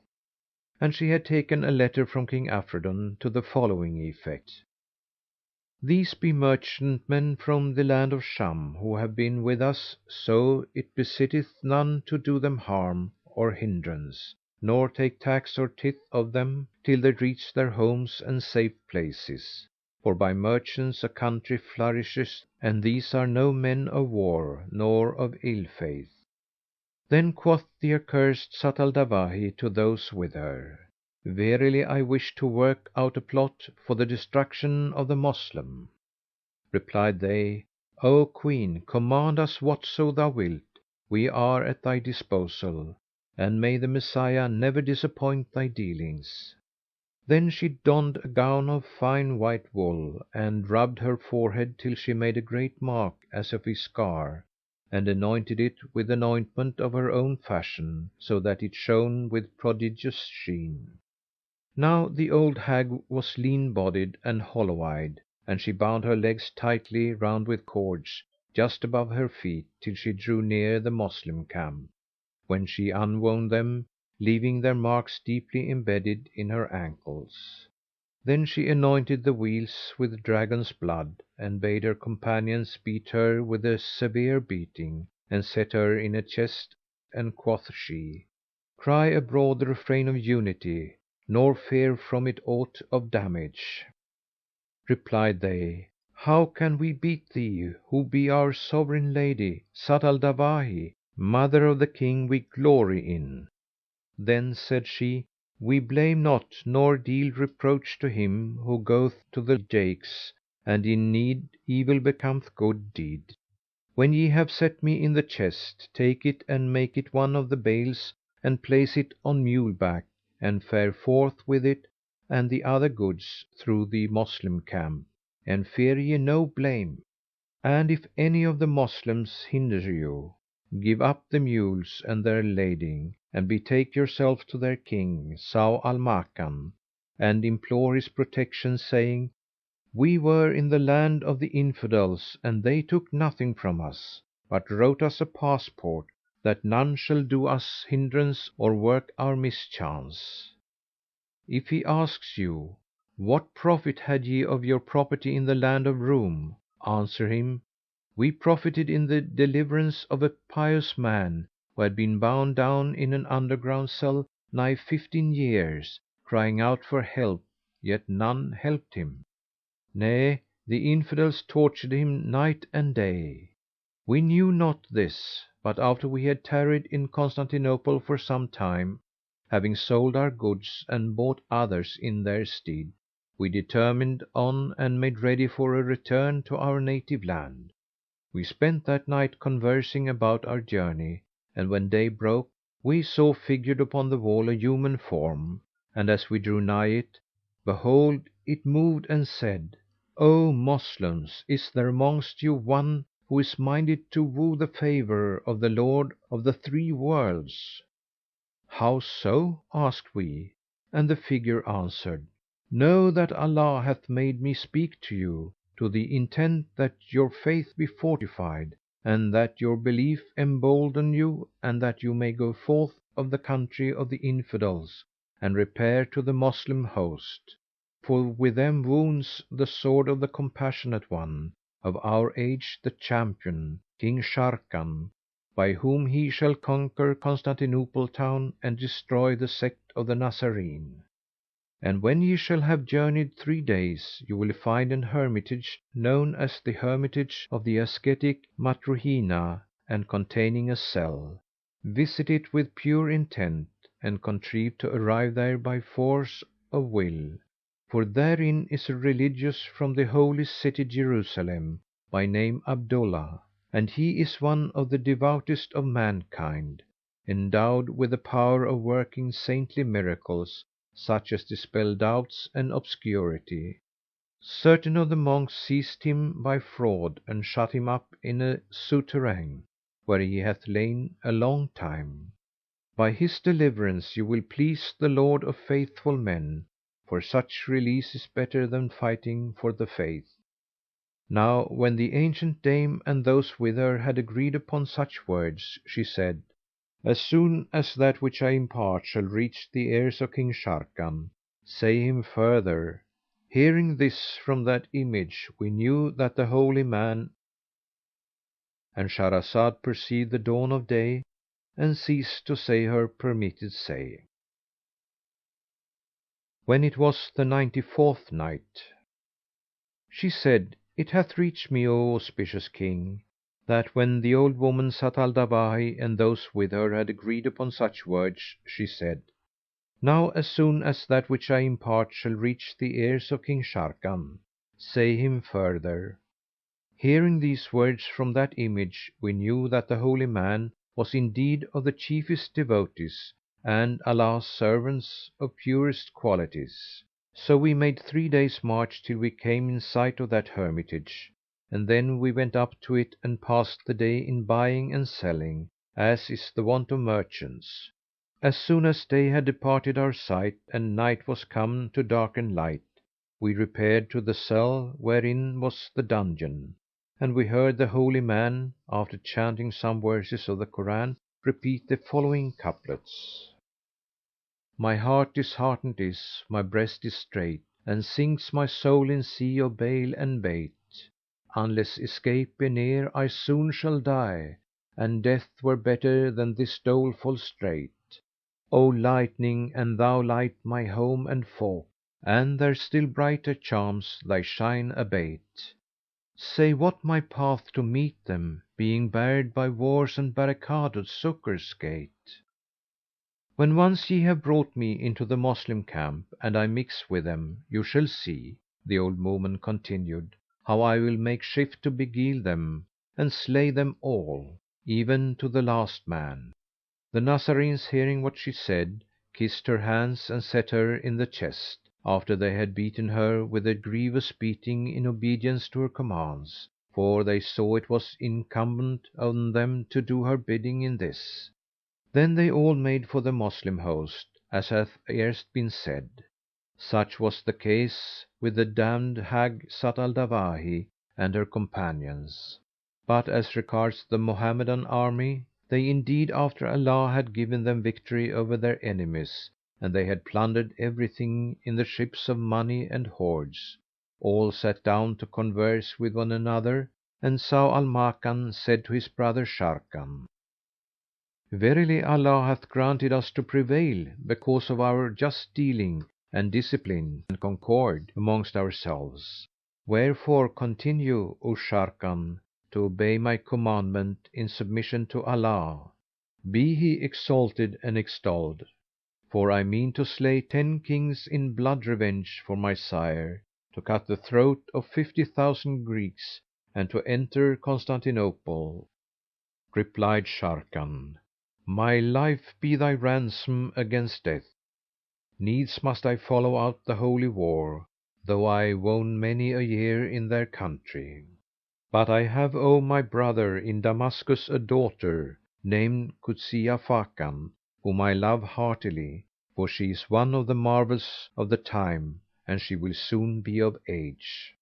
Said Zau al Makan, "And I also have left my wife with child and near her time, nor do I know what Allah will vouchsafe me by her. But promise me, O my brother, that if Allah bless me with a son, thou wilt grant me thy daughter for wife to him, and make covenant with me and pledge me thy faith thereon." "With love and good will," replied Sharrkan, and stretching out his hand to his brother, he said, "If she bring thee a son, I will give him my daughter Kuzia Fakan to wife." At this Zau al Makan rejoiced, and they fell to congratulating each other on the victory over the enemy. And the Wazir Dandan also congratulated the two brothers and said to them, "Know, O ye Kings, that Allah hath given us the victory, for that we have devoted our lives to Him, be He exalted and extolled, and we have left our homes and households. And it is my counsel that we follow up the foe and press upon him and harass him, so haply Allah shall enable us to win our wishes, and we shall destroy our enemies branch and root. If it please you, do ye go down in these ships and sail over the sea, whilst we fare forward by land and bear the brunt of battle and the thrust of fight." And the Minister Dandan ceased not to urge them to combat and repeated his words who said, "To slay my foes in chiefest bliss I wist, and on the courser's back be borne a list. Comes promising tryst a messenger from friend, full oft when comes the friend withouten tryst." And these words of another, "War for my mother, and I live, I'll take, spear for my brothers, scimitar for sire, with every shag haired brave who meets his death, smiling till won from doom his dear desire." And when the Wazir ended his verses he said, "Praise be to Him who aided us dear victory to uphold, and who hath given us spoil of silver and fine gold."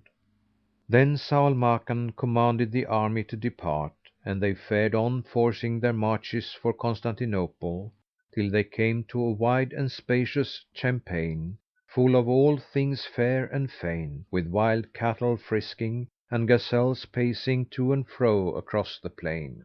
Now they had traversed great deserts, and drink had been 6 days cut off from them, when they drew near this meadow and saw therein waters founting and ripe fruits daunting, and that land as it were paradise, for it had donned its adornments and decked itself.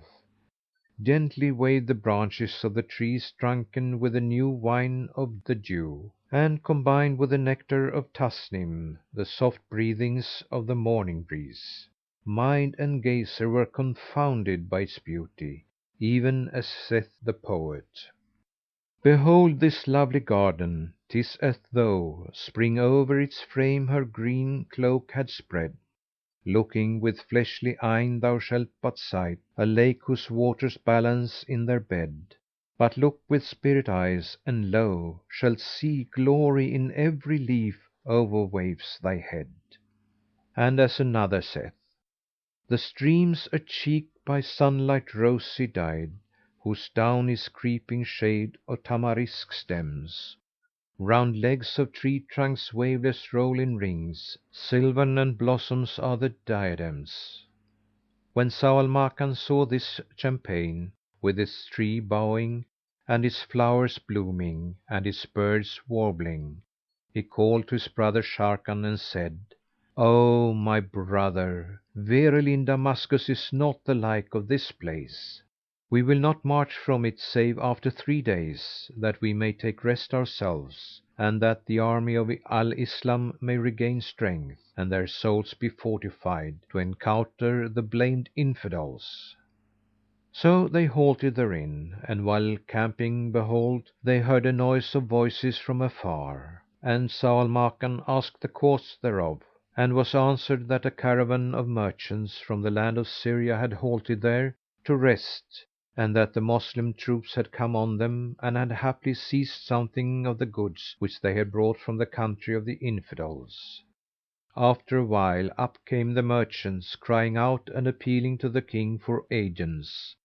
When Zau al Makan saw this, he bade them be brought before him, and, when in presence, they said to him, "O King, we have been in the country of the Infidels and they plundered us of nothing. Why then do our brothers the Moslems despoil our goods, and we in their own land? Of a truth, when we saw your troops, we went up to them and they robbed us of what we had with us, and we have now reported to thee all that hath befallen us." Thereupon they brought out to him the letter of the King of Constantinople, and Sharrkan read it and said, "We will presently restore to you what hath been taken from you. But yet it behoveth you not to carry merchandise to the country of the Infidels." Replied they, "O our lord, in very sooth Allah despatched us thither that we might win what Ghazi never won the like of, not even thou in all thy razzias."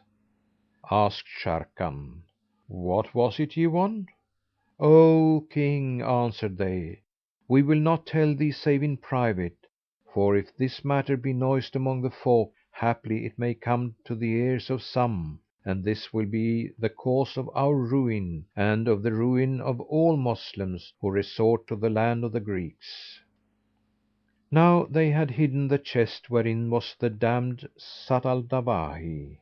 So Zau al Makan and his brother brought them to a private place, where they laid bare to both of them the story of the devotee, and wept till they made the two Kings weep.—And Shahrazad perceived the dawn of day and ceased saying her permitted say.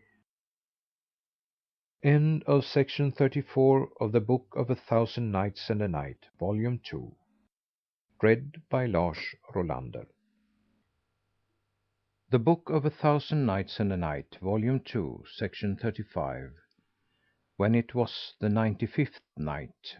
She said, it hath reached me, O auspicious King, that the Nazarenes who wore merchants' weed, when brought to a private place by Zau al Makan and his brother Sharrkan, laid bare to both of them the story of the devotee, and wept till they made the two Kings weep, and repeated to them all which had been taught by the old witch Zat al Dawahi.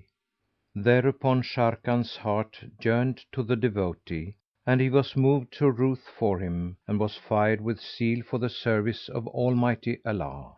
So quoth he to them, "Did ye rescue this holy man or is he still in the hermitage?" Quoth they, "We delivered him and slew the hermit, fearing for our lives; after which we made haste to fly for dread of death. But a trusty man told us that in this hermitage are quintals of gold and silver and stones of price." Then they fetched the chest and brought out the accursed old woman, as she were a cassia pod of excess of blackness and leanness, and she was laden with the same fetters and shackles. When Zau al Makan and the bystanders saw her, they took her for a man of the best of Allah's devotees and surpassing in pious qualities, more especially because of the shining of her forehead for the ointment wherewith she had anointed her face. So Zau al Makan and Sharrkan wept sore.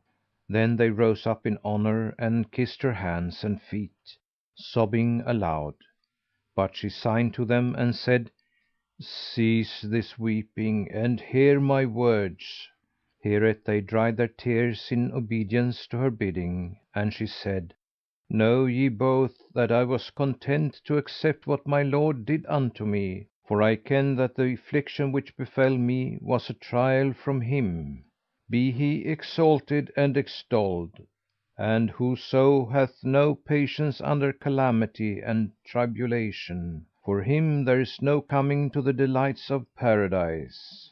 I had indeed supplicated Him that I might return to my native land, not as a compensation for the sufferings decreed to me, but that I might die under the horse hoofs of warriors fighting for the Faith who, being slain in fray, live again without suffering death."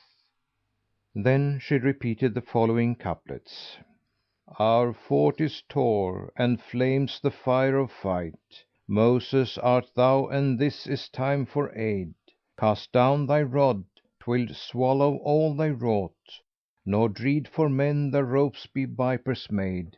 For chapters read on fight day lines of foes, and on their necks grave versets wi' thy blade." When the old woman had ended her verse, her eyes overflowed with tears and her forehead under the unguent shone like gleaming light; and Sharrkan rose and kissed her hand and caused food be brought before her; but she refused it, saying, "I have not broken my fast by day for 15 years, and how should I break it at such a time, when my Lord hath been bountiful to me in delivering me from the captivity of the Infidels and removing me from that which was more grievous to me than torment of fire. I will wait till sundown." So when it was nightfall, Sharrkan and Zau al Makan came and served her with food and said, "Eat, O ascetic!" But she said, "This is no time for eating; it is the time for worshipping the Requiting King."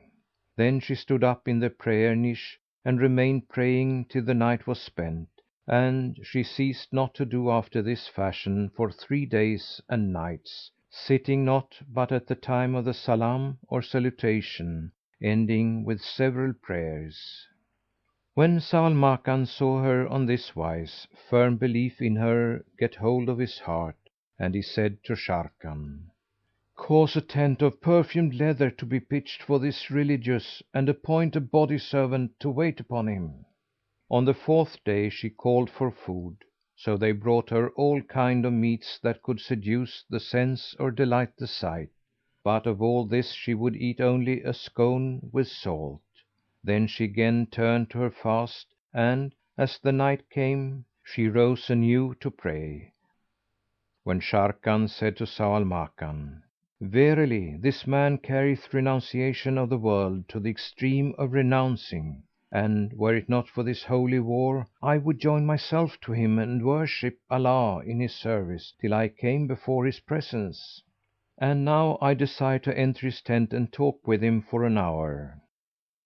Quoth Zau al Makan, "And I also to morrow will sally forth to fight against Constantinople, and we shall find no time like the present."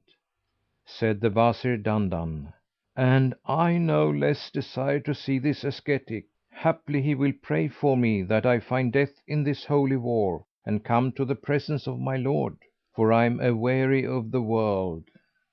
So as soon as night had darkened, they repaired to the tent of that witch Zat al Dawahi, and seeing her standing to pray, they drew near her and fell a weeping for pity of her; but she paid no heed to them till midnight was past, when she ended her orisons by pronouncing the salutation.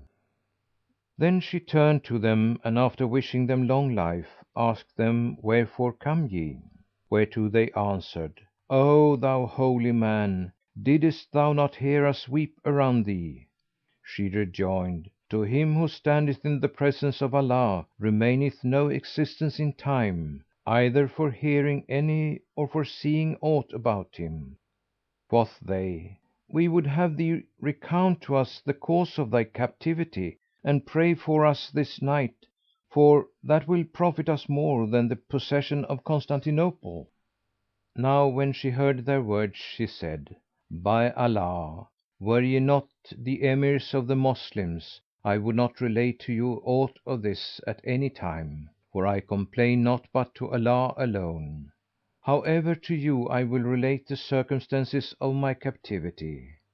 Know then that I was in the saintly city of Jerusalem with certain ecstatics and inspired men, and did not magnify myself among them, for that Allah (be He exalted and extolled!) had endowed me with humility and abnegation, till I chanced to go down to the sea one night and walked upon the water.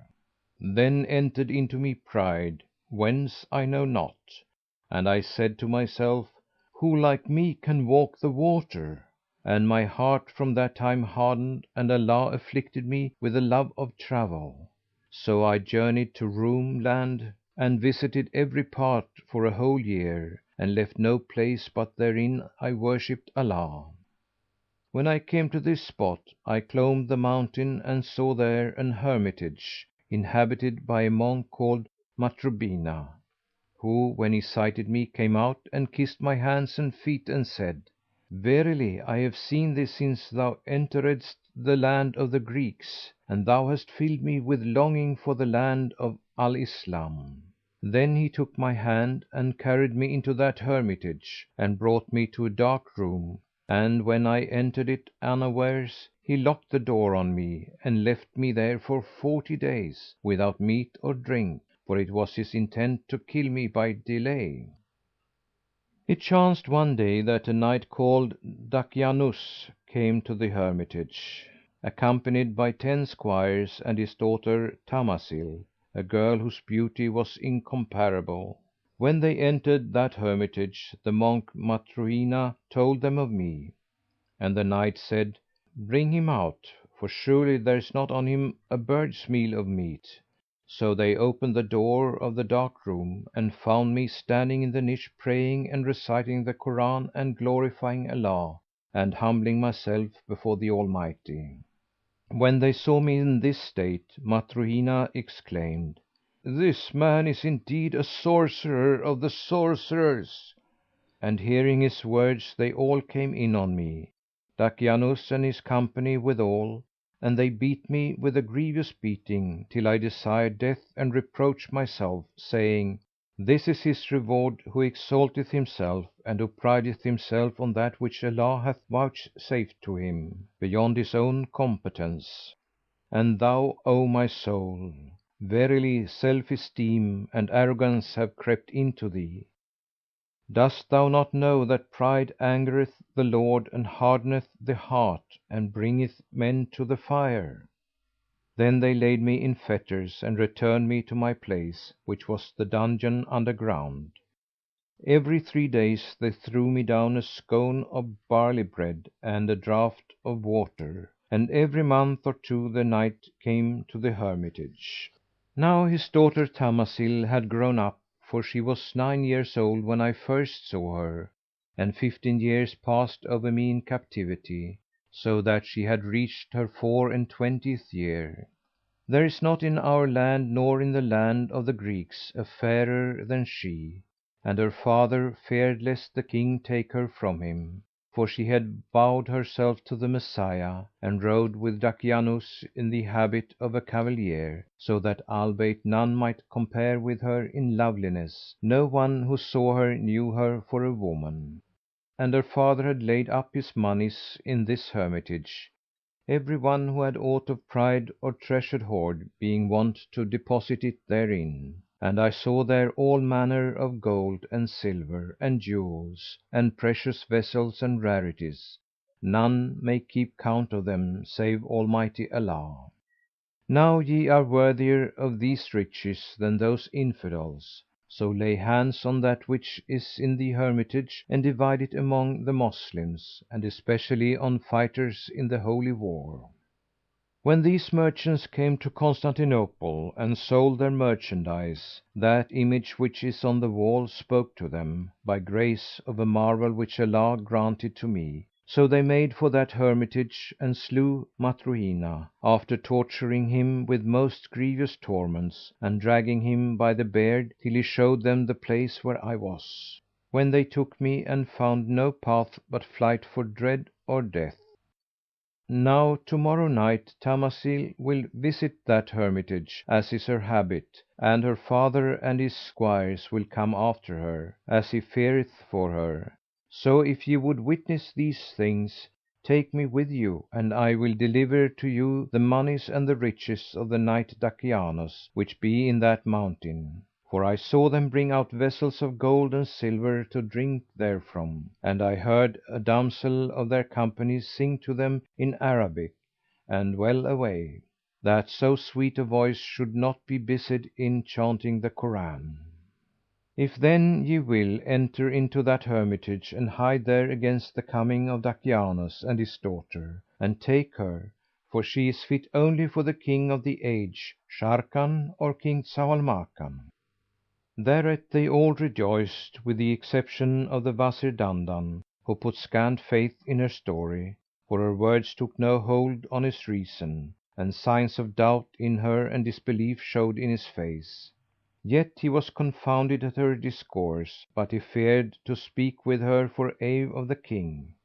Then quoth the ancient Dame Zat al Dawahi, "Verily, I fear lest the night come and, seeing these troops encamped in the meadow, be afraid to enter the hermitage."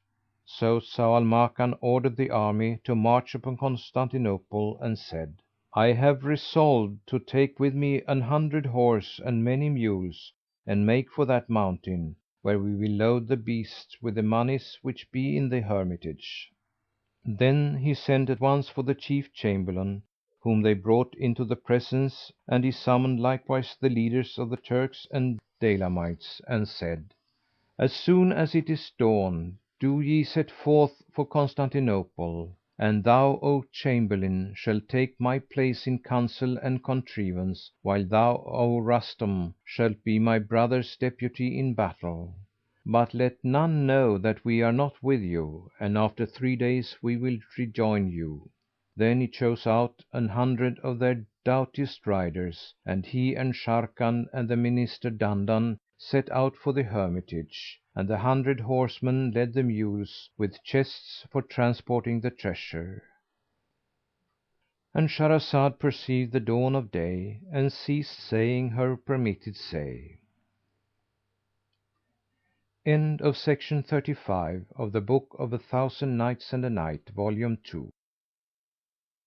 The Book of a Thousand Nights and a Night, Volume 2, Section 36. When it was the 96th Night, she said, It hath reached me, O auspicious King, that Sharrkan and his brother Zau al Makan and the Wazir Dandan set off with 100 horse for the hermitage described to them by that accursed Zat al Dawahi, and they took with them mules and chests for transporting the treasure. Now as soon as dawned the morn, the Chamberlain signalled to the host an order for departure, and they set out thinking that the 2 kings and the Wazir were with them, knowing not that the 3 had made for the monastery. Such was the case with the host, but as regards the 2 kings and the Minister, they tarried in their place till the end of that day. Now the Infidels who were with Zat al Dawahi took their departure privily, after they had gone in to her and kissed her hands and feet and obtained her leave to march. So she not only gave them permission, but also taught them all she minded of weal and guile. And when it was dark night, she arose and went into Zau al Makan and his companions, and said to them, "Come, let us set out for the mountain, and take with you a few men at arms." They obeyed her, and left 5 horsemen at the foot of the mountain, whilst the rest rode on before Zat al Dawahi, who gained new strength for excess of joy, so that Zau al Makan said, "Glory be to him who sustaineth this holy man, whose like we never saw." Now the witch had written a letter to the King of Constantinople, and dispatched it on the wings of a bird, acquainting him with what had passed, and ending, "I wish thee to send me 10,000 horsemen of the bravest of the Greeks, and let them steal along the foot of the mountains with caution, lest the host of Al Islam get sight of them. And when they reach the hermitage, let them ambush themselves there, till I come to them with the Moslem king and his brother, for I shall inveigle them, and will bring them thither, together with a Wazir and 100 horse, and no more, that I may presently deliver to them the crosses which be in the hermitage. I am resolved to slay the monk Matruhina, since my scheme cannot be carried out but by taking his life. If my plot work well, not one of the Moslems shall return to his own country, no, not a living wight, nor one who blows the fire alight. And Matruhina shall be a sacrifice for the followers of the Nazarene faith and the servants of the cross, and praise be to the Messiah, first and last." When this letter reached Constantinople, the keeper of the carrier pigeons carried it to King Afridun, who read it, and forthwith inspected his host, and equipped 10,000 cavaliers with horses and dromedaries, and mules and provaunt, and bade them repair to that hermitage, and, after reaching the tower, to hide therein. Thus far concerning them.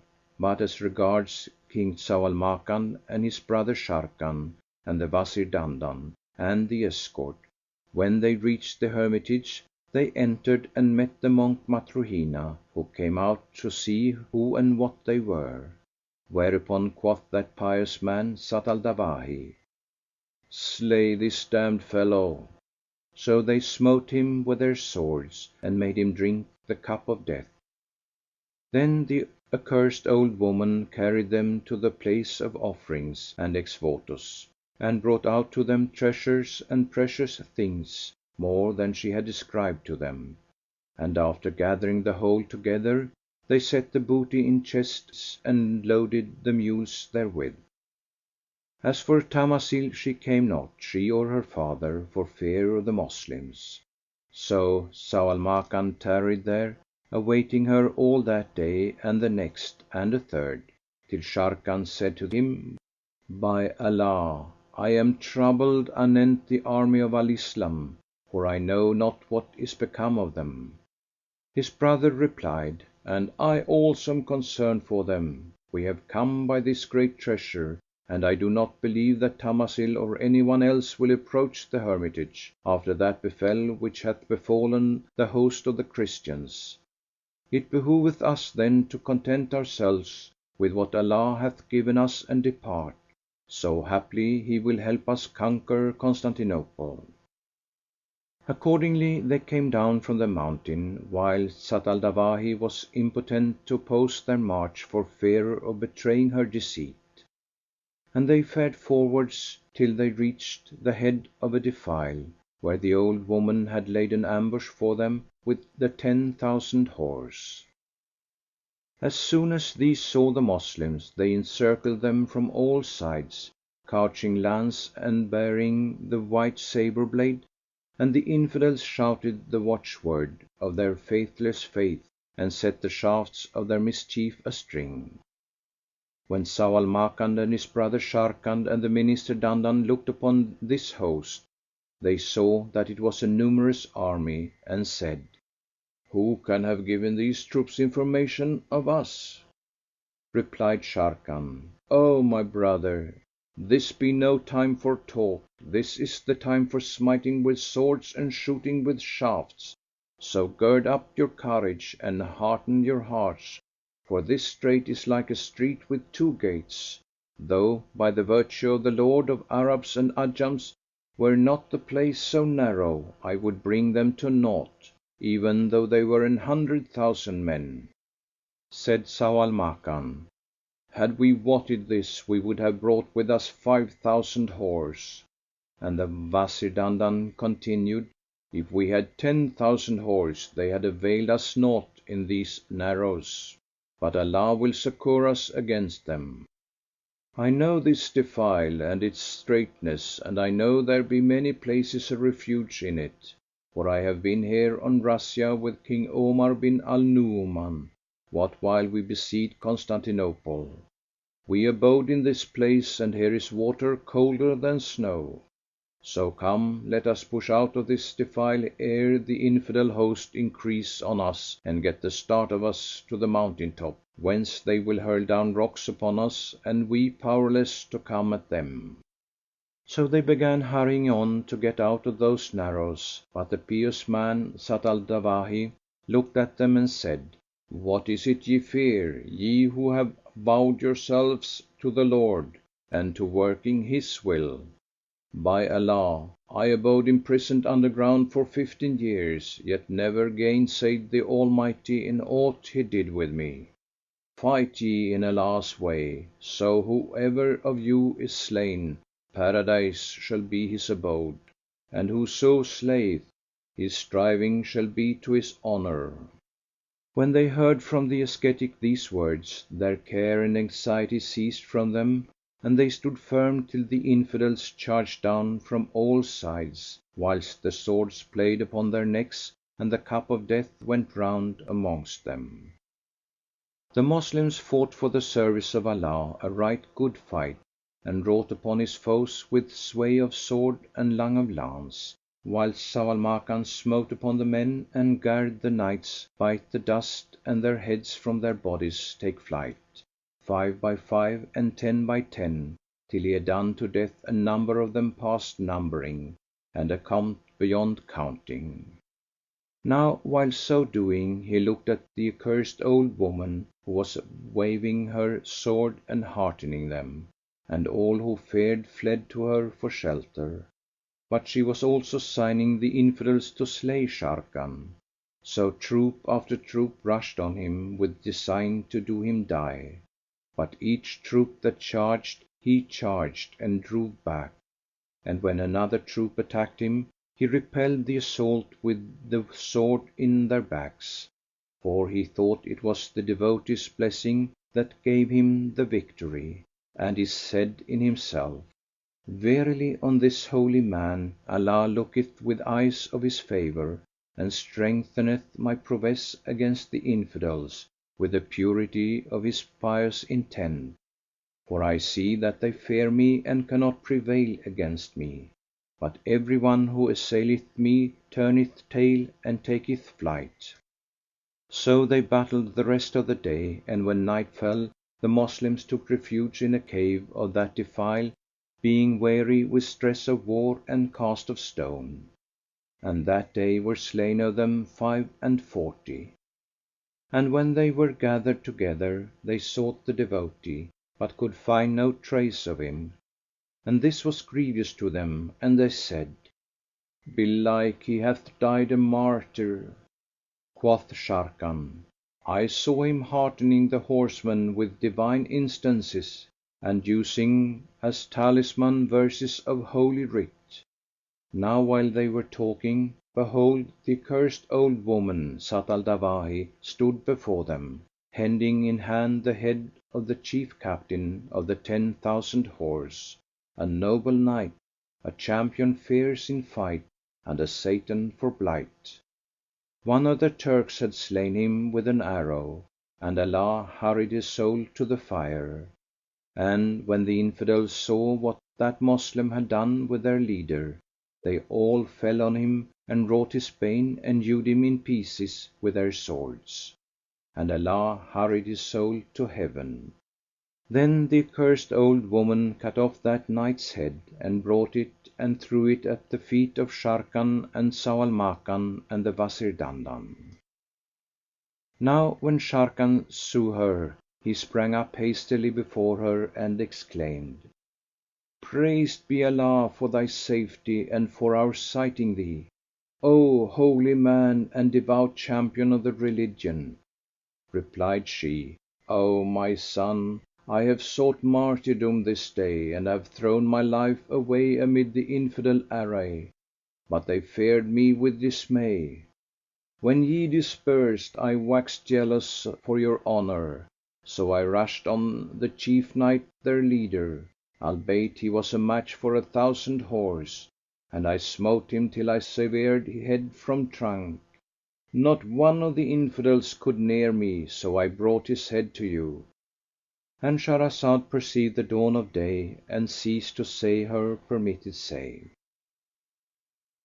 When it was the 97th Night, she said, It hath reached me, O auspicious King, that when the damned witch Zat al Dawahi took the head of the knight, the leader of the 20,000 infidels, she brought it and threw it down before Zau al Makan and his brother Sharrkan and the Wazir Dandan, saying, "When I saw your condition, I waxed jealous for your honour, so I rushed on the chief knight and smote him with the sword till I severed head from trunk, and none could near me, so I brought his head to you, that you may be strengthened in holy war, and work out with your swords the will of the Lord of the Faithful. And now I purpose leaving you to strive against the infidels, whilst I go to your army, though they be at the gates of Constantinople, and return with 20,000 horse to destroy these unfaithfuls." Quoth Sharrkan, "How wilt thou pass to them, O thou holy man, seeing that the valley is blocked up on all sides by the miscreants?" Quoth the accursed hag, "Allah will veil me from their eyes and they shall not sight me, nor if any saw me, would he dare to attack me at that time, for I shall be as one non-existing, absorbed in Allah, and He will fend off from me his foes." "Thou sayest sooth, O holy man," rejoined Sharrkan, "for indeed I have been witness of that: so if thou can pass out at the first of night, 'twill be best for us." Replied she, "I will set out at this very hour, and if thou desire thou shalt go with me and none shall see thee.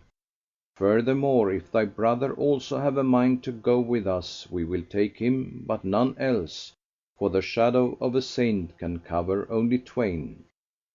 Sharrkan said, "As for me, I will not leave my comrades; but if my brother will, there is no harm in his going with thee and setting us free of this strait, for he is the stronghold of the Moslems and the sword of the Lord of the three worlds. And if it be his pleasure, let him take with him the Wazir Dandan, or whom else he may elect, and send us 10,000 horse to succour us against these caitiffs." So after debate they agreed on this, and the old woman said, "Give me leisure to go before you and consider the condition of the infidels, if they be asleep or awake." Quoth they, "We will not go forth save with thee and trust our affair to Allah." "If I do your bidding," replied she, "blame me not but blame yourselves, for it is my rede that you await me till I bring you tidings of the case." Then said Sharrkan, "Go to them and delay not from us, for we shall be awaiting thee." Thereupon she fared forth and Sharrkan turned to his brother, addressing him, and said, "Were not this holy man a miracle worker, he had never slain yonder furious knight. This is proof sufficient of the ascetic's power, and of a truth the pride of the Infidels is laid low by the slaying of this cavalier, for he was violent, an evil devil, and a stubborn." Now whilst they were thus devising of the mighty works of the devotee, behold, the accursed Zat al Dawahi came upon them and promised them victory over the unbelievers, wherefore they thanked her, not knowing that all this was wile and guile. And the damned hag asked, Where be the King of the age, Zau al Makan, and the Minister Dandan? Answered he, Here am I. Take with thee thy Wazir, said she, and follow after me, that we may fare forth to Constantinople. Now she had acquainted the infidels with the cheat she had put upon the Moslems, and they rejoiced with exceeding great joy, and said, Our hearts will not be contented till we shall have slain their king in return for the knight's death, because we had no stouter rider than he. And they added, bespeaking the ill-omened hag as she told them her plan of faring to the land of the Moslems, When thou bringest him to us, we will bear him to King Afridun. Then she went out, and went out with her Zau al Makan and the Minister Dandan, and she walked on before the two, saying, Fare forth with the blessing of Almighty Allah. So they did her bidding, for the shaft of patent fortune of man's lot had shot them, and she ceased not leading them both through the midst of the Grecian camp, till they came to the defile, the narrow path aforesaid, whilst the infidel enemy watched them, but did them no hindrance, for the infernal old woman had enjoined this. Now when Zau al Makan and the Wazir Dandan saw that the infidel host offered them no let and stay, and yet had them in sight, the Wazir exclaimed, By Allah, this is one of the holy man's saintly miracles, and doubtless he be of the elect. Rejoined Zau al Makan, By Allah, I think the infidels be naught but blind, for we see them and they see us not. And while they were thus praising the holy man and recounting his mighty works and his piety and his prayers, behold, the infidels charged down on them from all sides, and surrounded them and seized them, saying, Is there any one else with you twain, that we may seize upon him too? And the Wazir Dandan replied, See you not yon other man that is before us? Replied the unbelievers, By the truth of the Messiah and the monks and the Primate and the Metropolitan, we see none save you two. Then Zau al Makan said, By Allah, this is a chastisement decreed to us by Almighty Allah. And Shahrazad perceived the dawn of day and ceased saying her permitted say. End of Section 36 of the Book of 1000 Nights and a Night, Volume 2. The Book of 1000 Nights and a Night, Volume 2, Section 37. When it was the 98th night, she said, It hath reached me, O auspicious King, that when the unfaithful had seized upon King Zau al Makan and the Wazir Dandan, they said to the two, Is there any one else with you twain, that we may seize upon him also? And the Wazir Dandan replied, See you not yon other man who be with us? They rejoined, By the truth of the Messiah and the monks and the Primate and the Metropolitan, we see none save you two. Then the infidels laid shackles on their feet, and set men to guard them during the night, whilst Zat al-Dawahi fared on and disappeared from their sight. So they fell to lamenting and saying to each other, Verily, the opposing of pious men leadeth to greater distress than this, and we are punished by the strait which hath befallen us. So far concerning Zau al Makan and the Wazir Dandan. But as regards King Sharrkan, he passed that night in the cavern with his comrades, and when dawned the day and he had prayed the morn prayer, he and his men made ready to do battle with the infidel, and he heartened them and promised them all good. Then they sallied out till they were hard upon the unbelievers, and when these saw them from afar, they cried out to them, saying, O Moslems, we have taken captives of your Sultan and your Wazir, who hath the ordering of your affairs, and except ye leave off fighting us, we will slay you to the last man. But an you yield yourselves, we will take you to our King, who will make peace with you on condition that you quit our country, and return home and harm us in naught, and we will do you no harm in aught. If ye accept, it will be well for you, but if ye refuse, there remaineth nothing for you but death. So we have told you sooth, and this is our last word to you. Now when Sharrkan heard this, and was certified of the captivity of his brother and the Wazir Dandan, he was weighed down with woe and wept. His force failed him, and, making sure of death, he said to himself, "Would I know the cause of their capture? Did they fail of respect to the holy man, or disobey him, or what was the matter?" Then they sprang up to battle with the unbelievers, and slew great numbers of them. The brave was known that day from craven men, and sword and spear were dyed with bloody stain, for the infidels flocked upon them as flies flock to drink, from hill and from plain. But Sharrkan and his men ceased not to wage the fight of those who fear not to die, nor let death hinder them from the pursuit of victory, till the valley ran gore, and earth was full of the slain she bore. And when night fell, the armies separated, each making for his own place, and the Moslems returned to the cavern where gain and loss were manifest to them. Few remained of them, and there was no dependence for them but on Allah and the scimitar.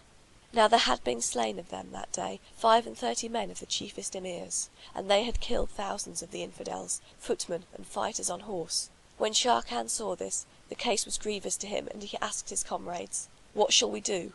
Whereto all answered, "That which Almighty Allah willeth shall befall us." On the morning of the second day, Sharrkan said to the remnant of his troop, "If ye go forth to fight, not one of you will remain alive, and we have but little left of food and water. So I deem ye would do better to bear your brands and go forth and stand at the mouth of this cavern, to hinder any from entering. Haply the holy man may have reached the Moslem host, and may return with 10,000 horses to succour us in the fight with the infidels, for belike the unfaithful may have failed to see him and those with him." They said, "This were the better course to take, and of its expediency no doubt we make." So the troop went out and held the cavern mouth standing by its walls, and every one of the infidels who sought to enter in they slew. Thus did they fend off the foe from the gape of the cavern, and they patiently supported all such assaults, till day was done and night came on, dusky and dun. And Shahrazad perceived the dawn of day, and ceased her permitted say. When it was the 99th night, she said, "It hath reached me, O auspicious King, that the army of the Moslems held the cavern mouth and stood by its walls, and they fended off the foe, and every one of the infidels attempted to charge them, him they slew, and they patiently supported all such assaults till day was done, and the night came on dusky and dun, by which time King Sharrkan had only 25 men, and no more left. Then quoth the infidels to one another, "When shall these battle days have an end? We are weary of warring the Moslems." And quoth one of them, "Up and at them, for there remain of them but 25 men. If we cannot prevail on them to fight, let us light a fire upon them, and if they submit themselves and yield to us, we will take them prisoners, but if they refuse, we will leave them for fuel to the fire, so they become to men of foreseeing mind a warning dire. May the Messiah on their fathers have no grace, and may the sojourn of the Nazarenes be for them no abiding place." So they carried fuel to the jaws of the cavern and set fire to it. Thereupon Sharrkan and his companions made sure of perdition and yielded themselves prisoners. And while they were in this condition, lo, the knight their captain said to those who counselled their slaughter, "It is not for any save for King Afridun to kill them, that he may gratify his wrath. Therefore it behoveth us to keep them in durance by us till the morrow, when we will journey with them to Constantinople, and deliver them to our king, who shall deal with them as he please." Said they, "This is the right course," and he commanded to pinion them and set guards over them. Then, as soon as it was black night, the infidels busied themselves with feasting and making festival, and they called for wine and drank it till all fell upon their backs. Now Sharrkan and his brother Zau al-Makan were in confinement, and so also were his companion knights. Whereupon the elder turned to the younger brother and said to him, "O my brother, how win free?" "By Allah," replied Zau al-Makan, "I know not, for here we be like birds in cage." Then Sharrkan waxed wroth and sighed for excess of rage, and stretched himself, till his pinion bonds brast asunder. Whereupon, being free, he arose and went up to the captain of the guard, and taking from his pocket the keys of the fetters, freed Zau al-Makan and the Wazir Dandan and the rest of his men. Then he turned to the two and said, "I desire to slay 3 of these infidels, and take and don their dress, we 3, so that we shall be guised as Greeks, and we will pass through them without their knowing us, and fare forth to our own force." Replied Zau al-Makan, "This is no safe counsel, for if we kill them, I fear some of their comrades may hear their shrieks, and the foe be aroused upon us, and kill us. 'Twere the surer way to pass out of the defile." So they agreed upon this, and set out, and when they had left the head of the strait a little distance behind, they saw horses picketed, and the riders sleeping, and Sharrkan said to his brother, "Better we take each one of us a steed." There were 25 horsemen, so they took 25 horses, whilst Allah sent sleep upon the infidels for a purpose he knew, and the faithful mounted and fared on till they were out of reach. Meanwhile Sharrkan set to gathering from the infidels as many weapons, swords, and spears as were wanted, and while they took saddle and struck forwards, none of the infidels supposed that anyone could release Zau al-Makan and his brother and their men, or that their prisoners had power to escape. Now when all the captives were safe from the unfaithful, Sharrkan came up with his comrades and found them awaiting his arrival on coals of flame, expecting him in anxious grame. So he turned to them and said, Feel no fear, since Allah protecteth us. I have that to propose which haply shall effect our purpose. What is it? Asked they. And he answered, I desire that ye all climb to the mountain top and cry out with one voice, Allahu Akbar, and ye add, The army of Al-Islam is upon you, Allahu Akbar. This wise their company will surely be dissolved, nor will they find out the trick, for they are drunk. But they will think that the Moslem troops have encompassed them about on all sides, and have mingled with them. So they will fall upon one another, brand in hand, during the confusion of drunkenness and sleep, and we will cleave them asunder with their own swords, and the scimitar will go around amongst them till dawn. Replied Zau al-Makan, This plan is not good. We should do better to make our way to our army and speak not a word, for if we cry out Allahu Akbar, they will wake and fall on us, and not one of us will escape. Rejoined Sharrkan, By Allah, though they should awake 'tis no matter, and I long that ye fall in with my plan, for naught save good can come of it. So they agreed thereon, and clomb the mountain, and shouted Allahu Akbar, and hills and trees and rocks reworded their Allahu Akbar for fear of the Almighty. But when the Kafirs heard this slogan, they cried out to one another, and Shahrazad perceived the dawn of day and ceased her permitted say. End of Section 37 of the Book of 1000 Nights and a Night, Volume 2. The Book of 1000 Nights and a Night, Volume 2, Section 38. When it was the 100th night, she said, It hath reached me, O auspicious King, that Sharrkan spake thus, I long that ye fall in with this my plan, for naught save good can come of it. So they agreed thereon, and clomb the mountain head, and shouted, Allahu Akbar. And hills and trees and rocks reworded their Allahu Akbar for fear of the Almighty. The infidels heard it, and cried out one to other, and donned their armor, and said, The foe is upon us, by the truth of the Messiah. Then they fell on one another, and slew of their own men more than any knoweth, save the Almighty Allah. As soon as it was dawn, they sought for the captives, but found no trace of them. And their captains said, They who did this were the prisoners in our possession. Up then, and after them in haste till ye overtake them, when we will make them quaff the cup of requital. And let not fright nor the panic of sudden awakening possess you. So they took the horses, and rode after the fugitives, and it wanted but an eye twinkling before they overtook them, and surrounded them. Now when Zau al-Makan saw this, he was seized with increase of terror, and said to his brother, What I feared would come is upon us, and now it remaineth only for us to fight for the faith. But Sharrkan preferred to hold his peace. Then Zau al-Makan and his companions rushed down from the hill crest, shouting, Allahu Akbar, and his men repeated the war cry, and addressed themselves to fight and to sell their lives in the service of the Lord of faithful men. And while they were in this case, behold, they heard many voices voicing, There is no God but the God. God is most great. Salutation and salvation upon the apostle, the bringer of glad tidings, the bearer of bad tidings. So they turned towards the direction of the sound, and saw a company of Muslims who believed in one God, pushing towards them, whereat their hearts were heartened, and Sharrkan charged upon the infidels, crying out, There is no God but the God. God is most great, he and those with him, so that earth quaked as with an earthquake, and the unbeliever host brake asunder, and fled into the mountains, and the Muslims followed them with lunge and blow. And Zau al-Makan and his comrades of the Muslims ceased not to smite the hosts of the infidel foe, and parted heads from bodies till day darkened, and night coming on stark in sight. Thereupon the Muslims drew together, and passed the night in congratulations. And when morning dawned and daybreak shone with its shine and sheen, they saw Bahram, the captain of the Dalemites, and Rustam, the captain of the Turks, advancing to join them, with 20,000 cavaliers like lions grim. As soon as they saw Zau al-Makan, the riders dismounted and saluted him, and kissed ground between his hands, when he said to them, Rejoice ye in the glad tidings of the victory of the Moslem, and the discomfiture of the tribe of unbelievers. Then they gave one another joy of their deliverance, and of the greatness of the reward after resurrection day. Now the cause of the coming of the succours to that place was this: when the Emir Bahram and the Emir Rustam and the chief chamberlain, with the Moslem host and flags flaunting high ahead, came in sight of Constantinople, they saw that the Nazarenes had mounted the walls and manned the towers and the forts, and had set all their defenders in order of defence.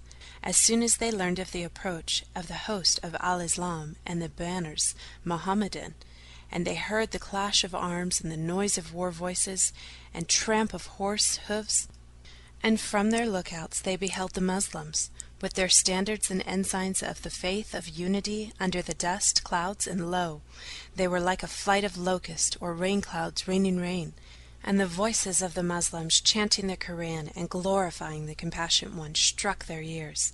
Now the infidels knew of the approach of this host through Zat al-Dawahi, with her craft and whoredom, calumny and contrivance. And the armies of Al-Islam drew near, as it were the swollen sea, for the multitude of footmen and horsemen and women and children. Then quoth the general of the Turks to the general of the Dalamites, O Emir, of a truth we are in jeopardy from the multitude of the foe who is on the walls. Look at yonder bulwarks, and at this world of folk like the seas that clash with dashing billows. Indeed, yon infidel outnumber us 100-fold, and we cannot be safe from spies who may inform them that we are without a sultan. In very sooth we run danger from these enemies, whose numbers may not be told, and whose resources none can withhold, especially in the absence of King Zau al-Makan and his brother Shere Khan, and the illustrious Wazir Dandan. If they know of this, they will be emboldened to attack us in their absence, and with the sword they will annihilate us to the last man. Not one of us safety shall see. So it is my counsel that thou take 10,000 riders of the allies and the Turks, and march them to hermitage of Matrahiran and the meadow of Malakuhian, in quest of our brothers and comrades. If thou act by my advice, it may be we shall approve ourselves the cause of their deliverance, in case they be hard pressed by the infidels. And if thou act not, blame will not attach to me. But an ye go, it behoveth that ye return quickly, for ill suspicion is part of prudence. The Emir aforesaid fell in with his counsel, so they chose 20,000 horses, and they set out covering the roads, and making for the monastery above mentioned. So much for the cause of their coming. But as regards the ancient dame, Zat al-Dawahi, as soon as she had delivered Sultan Zau al-Makan and his brother Shere Khan and the Wazir Dandan into the hands of the infidels, the foul whore mounted a swift steed, saying to the faithless, I design to rejoin the Moslem army which is at Constantinople, and contrive for their destruction. For I will inform them that their chiefs are dead, and when they hear that from me, their joining will be disjointed, and the cord of their confederation cut, and their host scattered. Then I will go to King Afridun, Lord of Constantinople, and to my son Hardub, King of Rome, and relate to them their tidings, and they will sally forth on the Moslems with their troops, and will destroy them, and will not leave one of them alive. So she mounted and struck across country on her good steed all the livelong night. And when day dawned, appeared the armies of Bahram and Rustam advancing towards her. So she turned into a wayside brake, and hid her horse among the trees, and she walked while saying to herself, Haply the Moslem hosts be returning, routed from the assault of Constantinople. However, as she drew near them she looked narrowly, and made sure that their standards were not reversed, and she knew that they were coming not as conquered men, but fearing for their king and comrades. When she was assured of this, she hastened towards them, running at speed like a devil of ill rede, till reaching them she cried out, Haste ye, O soldiers of the Compassionate One, hasten to the holy war against the hosts of Satan. When Bahram saw her, he dismounted and kissed the ground before her, and asked her, O friend of Allah, what is behind thee? Answered she, Question not of sad case and sore condition, for when our comrades had taken the treasure from the hermitage of Matahurun, and designed to win their way Constantinople wards. Thereupon came out on them a driving host and a dreadful of the infidels. And the damned witch repeated to them the story to fill them with trouble and terror, adding, The most of them are dead, and there are but 25 men left. Said Bahram, O holy man, when didst thou leave them? But this night, replied she. He cried, Glory be to Allah, to Him who hath rolled up the far distance for thee like a rug, so thou hast sped thus walking upon thy feet, and props upon a midrib of a palm tree. But thou art one of the saints which fly like birds when inspired and possessed by His directions. Then he mounted his horse, and he was perplexed and confounded by what he had heard from the Bedlam so strong in lies and ill calumnies. And he said, There is no majesty and there is no might, save in Allah, the glorious, the great. Verily our labour is lost, and our hearts are heavy within us, for our Sultan is a prisoner, and those who are with him. Then they cut across the country, wide and side, night and day, and when morning dawned they reached the head of the defile, and saw Zau al-Makan and Sharrkan shouting, There is no God, Allahu Akbar, and salutation and salvation upon the Congratulator, the Communinator. Whereupon he and his drove at the unbelievers and whelmed them, as the rain torrent whelms the waste, and cried out their war cries, till fear get hold of the prowess knights, and the mountains were cloven in affright. And when shone the day, and showed its shine and sheen, the breeze of morning blew upon them sweet and fragrant, and each recognized other, as hath been said before. Then they kissed the ground before the king and before his brother Shere Khan, who told them all that had befallen the party in the cave. Now thereat they marvelled and said to one another, Hasten we back to Constantinople, for we left our companions there, and our hearts are with them. So they hurried departure, commending themselves to the subtle, the all-wise, and Zau al-Makan exhorted the Moslems to steadfastness and versified in the following couplets. Be praises mine to all praiseworthy thee, O Lord, who stinted not mine aid to be. Though was I lost abroad, thou west to me strongest support which vouchsafed victory. Thou gavest me wealth and reign and goodly gifts, and slungest conquering sword of valiancy. Thou madest me blessed beneath thy kingly shade, engraced with generous boons dealt fain and free. Thou savest from every fear I feared by aid of my Wazir, the age's noblest he. Gird us thy grace in fight to throw the Greek, who yet came back dight in war's cramoisy. Then made I faint to fly from out the fight, but like grim lion turning made them flee, and left on valley sole my foemen drunk, not with old wine, but death cup's revelry. Then came the saintly hermit, and he showed his marvels wrought for town and wold to see, when slew the hero wights who woke to dwell in Eden bowers wherein sweet riolets well. But when Zau al-Makan had made an end of versifying, his brother Sharrkan congratulated him on his safety and thanked him for the deeds he had done. After which both set out, forcing their marches to rejoin their army. And Shahrazad perceived the dawn of day and ceased saying her permitted say. When it was the 101st night, she said, It hath reached me, O auspicious king, that Shere Khan congratulated his brother Zau al-Makan on his safety and thanked him for the deeds he had done. After which both set out, forcing their marches to rejoin their army. Such was their case. But as regards the old woman, Zat al-Dawhi, after she had foregathered with the hosts of Rustam and Bahram, she returned to the coppice, where she took her steed and mounted and sped on at speed, till she drew near the Moslem army that beleaguered Constantinople, when she lighted down from her destrier and led it to the pavilion tent of the chief chamberlain. And when he saw her, he stood up to her in honor and signed to her with his right hand and said, Welcome, O pious recluse.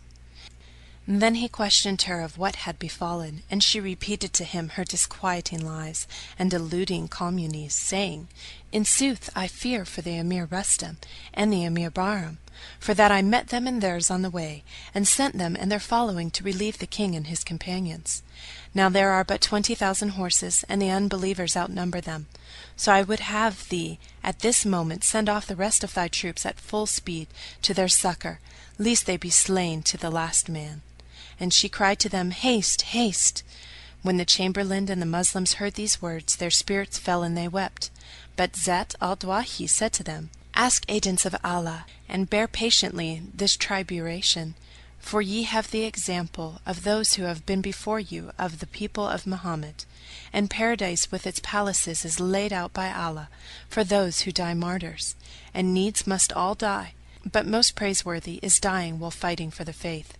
The chamberlain, hearing this speech of the accursed old woman, called for the Emir Bahram's brother, a knight by the name of Tarkash, and choosing out for him 10,000 horses, riders famed for force, bade him set out at once.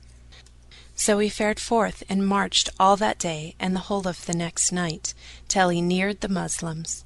When daylight dawned, Sharrkan saw the dust cloud about them, and feared for the men of Al-Islam, and said, If these troops which are coming upon us be Moslem men, our victory is assured by them. But if these be Nazarenes, there is no gainsaying destiny's decrees. Then he turned to his brother Zau al-Makan, and said, Never fear, for with my life I will ransom thee from death. If these be Mohammedan troops, then were it an increase of heavenly favours. But if they be our foes, there is no help save that we fight them.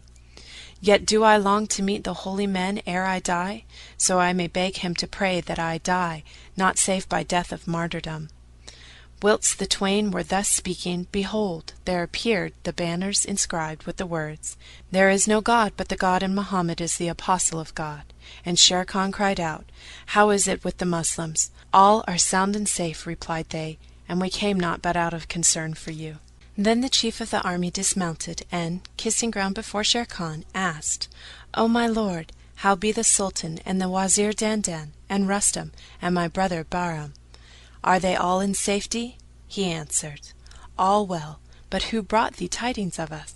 Quoth Tarkash, It was the holy man who told us that he had met my brother Bahram and Rustam, and had sent them both to you, and he also assured us that the infidels had encompassed you and outnumbered you. But I see not the case, save the contrary thereof, and that you are victorious. They questioned him, And how did the holy man reach you? And he replied, Walking on his feet, and he had compassed in a day and a night 10 days' journey for a well-girt horseman. There is no doubt but that he is a saint of Allah, said Sharrkan, but where is he now? They rejoined, We left him with our troops, the folk of faith, moving them to do battle with the rebels and the faithless. Thereat Sharrkan rejoiced, and thanked Allah for their own deliverance and the safety of the holy man, and commended the dead his mercy, saying, This was writ in the book. Then they set out, making for Constantinople by forced marches, and whilst they were on this enterprise, behold, a dust cloud arose to such height that it walled the 2 horizons, the eastern and the western, from man's sight, and the day was darkened by it to night. But Sharrkan looked at it and said, Verily I fear lest this be the infidels who have routed the army of Al-Islam, for that this dust walleth the world east and west, and hideth the 2 horizons north and south. Presently appeared under the dust a pillar of darkness, blacker than the blackness of dismal days, nor ceased to come upon them that column more dreadful than the dread of the day of doom. Horse and foot hastened up to look at it, and know the terrors of the chase, when behold, they saw it to be the recluse aforesaid. So they thronged round him to kiss his hand, and he cried out, O people of the best of mankind, the lamp which shineth and darkeneth blind, verily the infidels have outwitted the Moslems by guile, for they fell upon the host of the one God, whilst they deemed themselves safe from the faithless, and attacked them in their tents, and made a sore slaughter of them, what well they looked for no while. So hasten to the aid of the believers in the unity of God, and deliver them from those who deny him. Now when Sharrkan heard these words, his heart flew from his breast with sore trouble, and alighting from his steed in amazement, he kissed the recluse's hands and feet. On likewise did his brother Zau al-Makan and the rest of the foot and horse troops, except the Wazir Dandan, who dismounted not but said, By Allah, my heart flieth from this devotee, for I never knew show of devotion to religion that bred not bane. So leave him and rejoin your comrades the Moslems, for this man is of the outcast from the gate of the mercy of the Lord of the three worlds. How often have I here made razzia with the King Omar bin al-Nu'man, and trodden the earth of these lands, said Sharrkan. Put away from thee such evil thought. Hast thou not seen this holy man exciting the faithful to fight, and holding spears and swords light? So slander him not, for backbiting is blamable, and poisoned is the flesh of the pious. Look how he inciteth to fight the foe, and did not Almighty Allah love him? He had cast him aforetime into fearful torment. Then Sharrkan bade bring a Nubian mule for the ascetic to ride, and said, Mount, O pious man, devout and virtuous. But the devotee refused to ride, and feigned self-denial that he might attain his end, and they knew not that his holy personage was like him of whom the poet saith, He prayeth and he fasteth, for an end he doth espy. When once his end is safely won, then fast and prayer goodbye.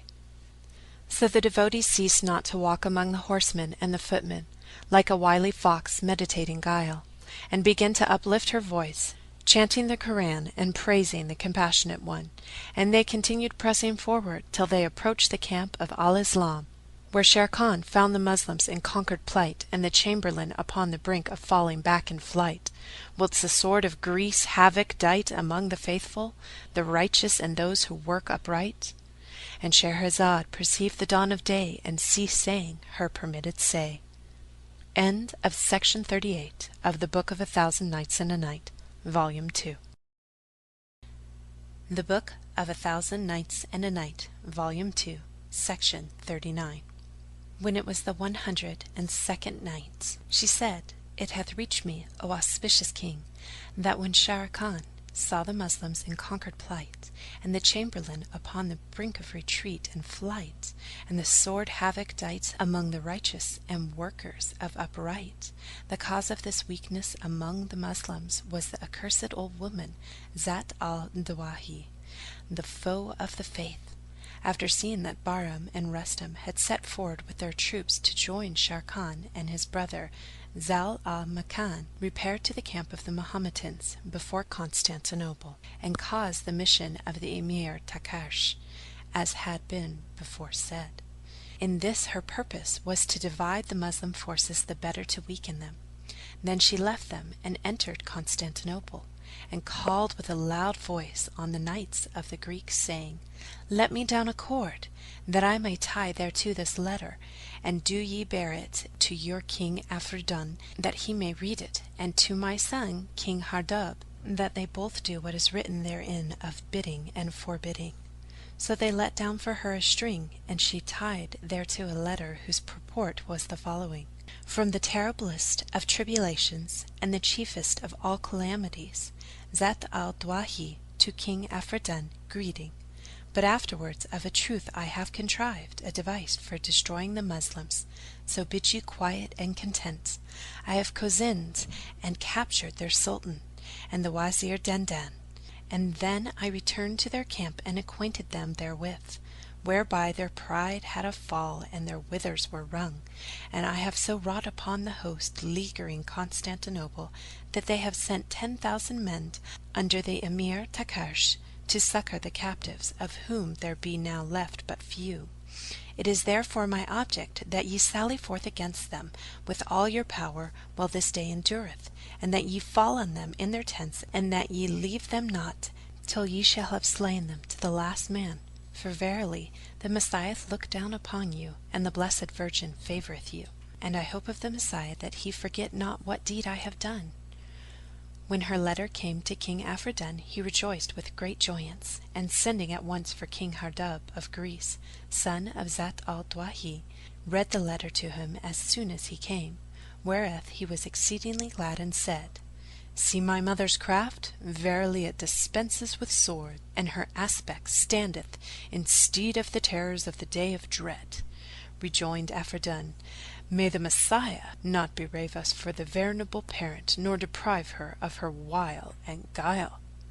Then he bade the knights give orders for sallying outside the city, and the news was noised abroad in Constantinople. So the Nazarenes and cohorts of the cross burst forth and unsheathed their keen sabres in their numbers, shouting out their professions of impiety and heresies, and blaspheming the Lord of all creatures. When the chamberlain saw the sally, he said, "Behold, the Greek is upon us, and they surely have learned that our Sultan is far away, and happily they have attacked us, for that the most part of our troops have marched to the succor of King Zau al-Makan." Therewith he waxed wroth and cried out, "Ho soldiers of Al-Islam and favourers of the true faith, an ye flee and are lost, but if ye stand fast, ye win. Know ye that valiancy lieth in endurance of outrance, and that no case is so strait, but that the Almighty is able to make it straight. Allah son you and look upon you with eyes of compassion and fain." Thereupon the Moslems cried out, "Allah Akbar!" and the believer in the one God shouted his slogan, and whirled the mill wheels of fight with cutting and thrusting in main and might. Scimitars and spears played sore, and the plains and valleys were swamped with gore. The priests and monks priested it, tight girding their girdles and uplifting the crucifixes, while the Moslems shouted out the professions of the requiting king, and verses of the Koran began to sing. The hosts of the Compassion are one fought against the legion of Satan, and head flew from body of man, while the good angels hovered above the people of the chosen prophet. Nor did the sword cease to smite till the day darkened and night came on and starkened. Now the miscreants had encompassed the Moslems and made sure of escaping the pains that awaited them, and the faithless greeded for victory over the faithful until day dawned and dazzled.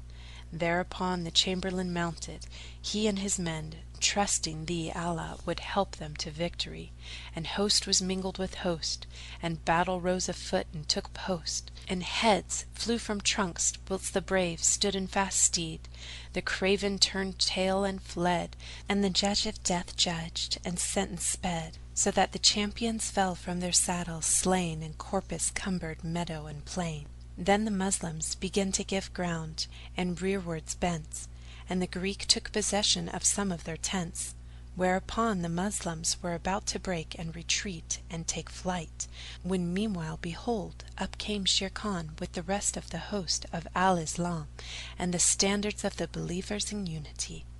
And having come up with them, he charged the infidels, and followed him Zau al-Makan and the Wazir Dandan and the Emirs Bahram and Rustam with his brother Tarkash. When the foe saw this, they lost head and their reason fled, and the dust clouds towered till they covered the country, whilst the righteous believers joined their pious comrades. Then Sharrkan accosted the chamberlain and praised him for his steadfastness, and he in turn gave the prince joy of his timely succour and his gaining the day.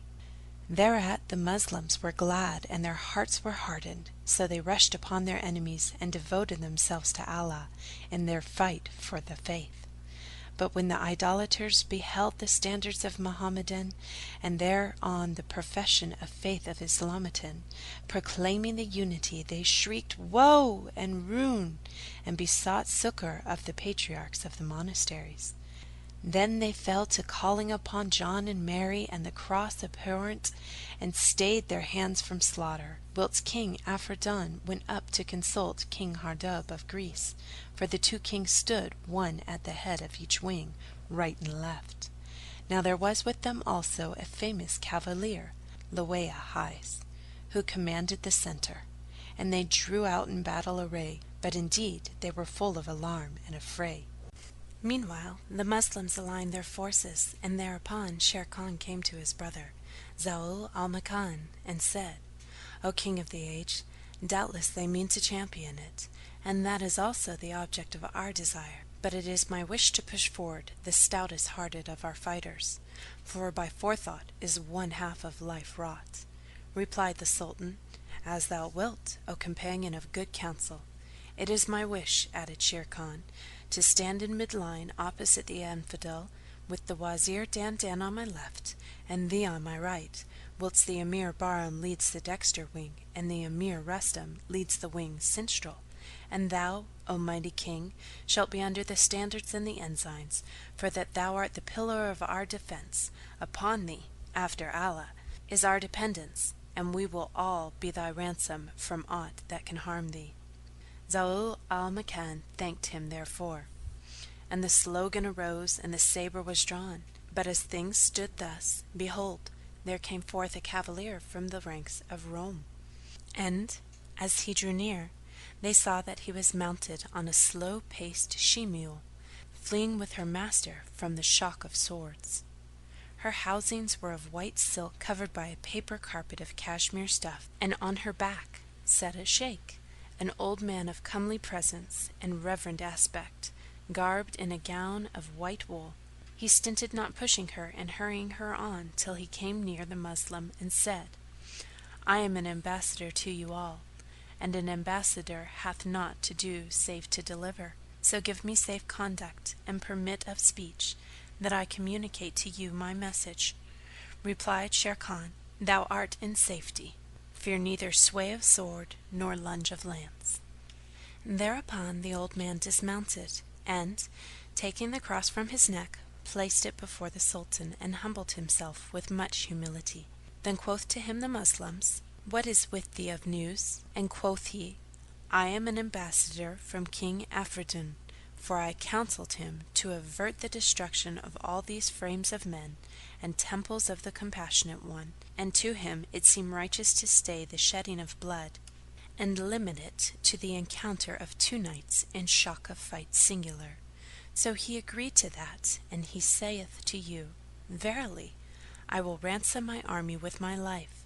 So let the Moslem king do as I do, and with his life ransom his host. And if he kill me, there will be no stay left in the army of Rome, and if I kill him, there will be no stability with the Moslems. When Sharrkan heard this, he said, O monk, I agree to that, for it is just, nor it may be gainsaid. And behold, I will meet him in duel, and do with him daring do. For I am champion of the faithful, even as he is champion of the faithless. And if he slay me, he will have won the day, and naught will remain for the Moslems' forces save flight.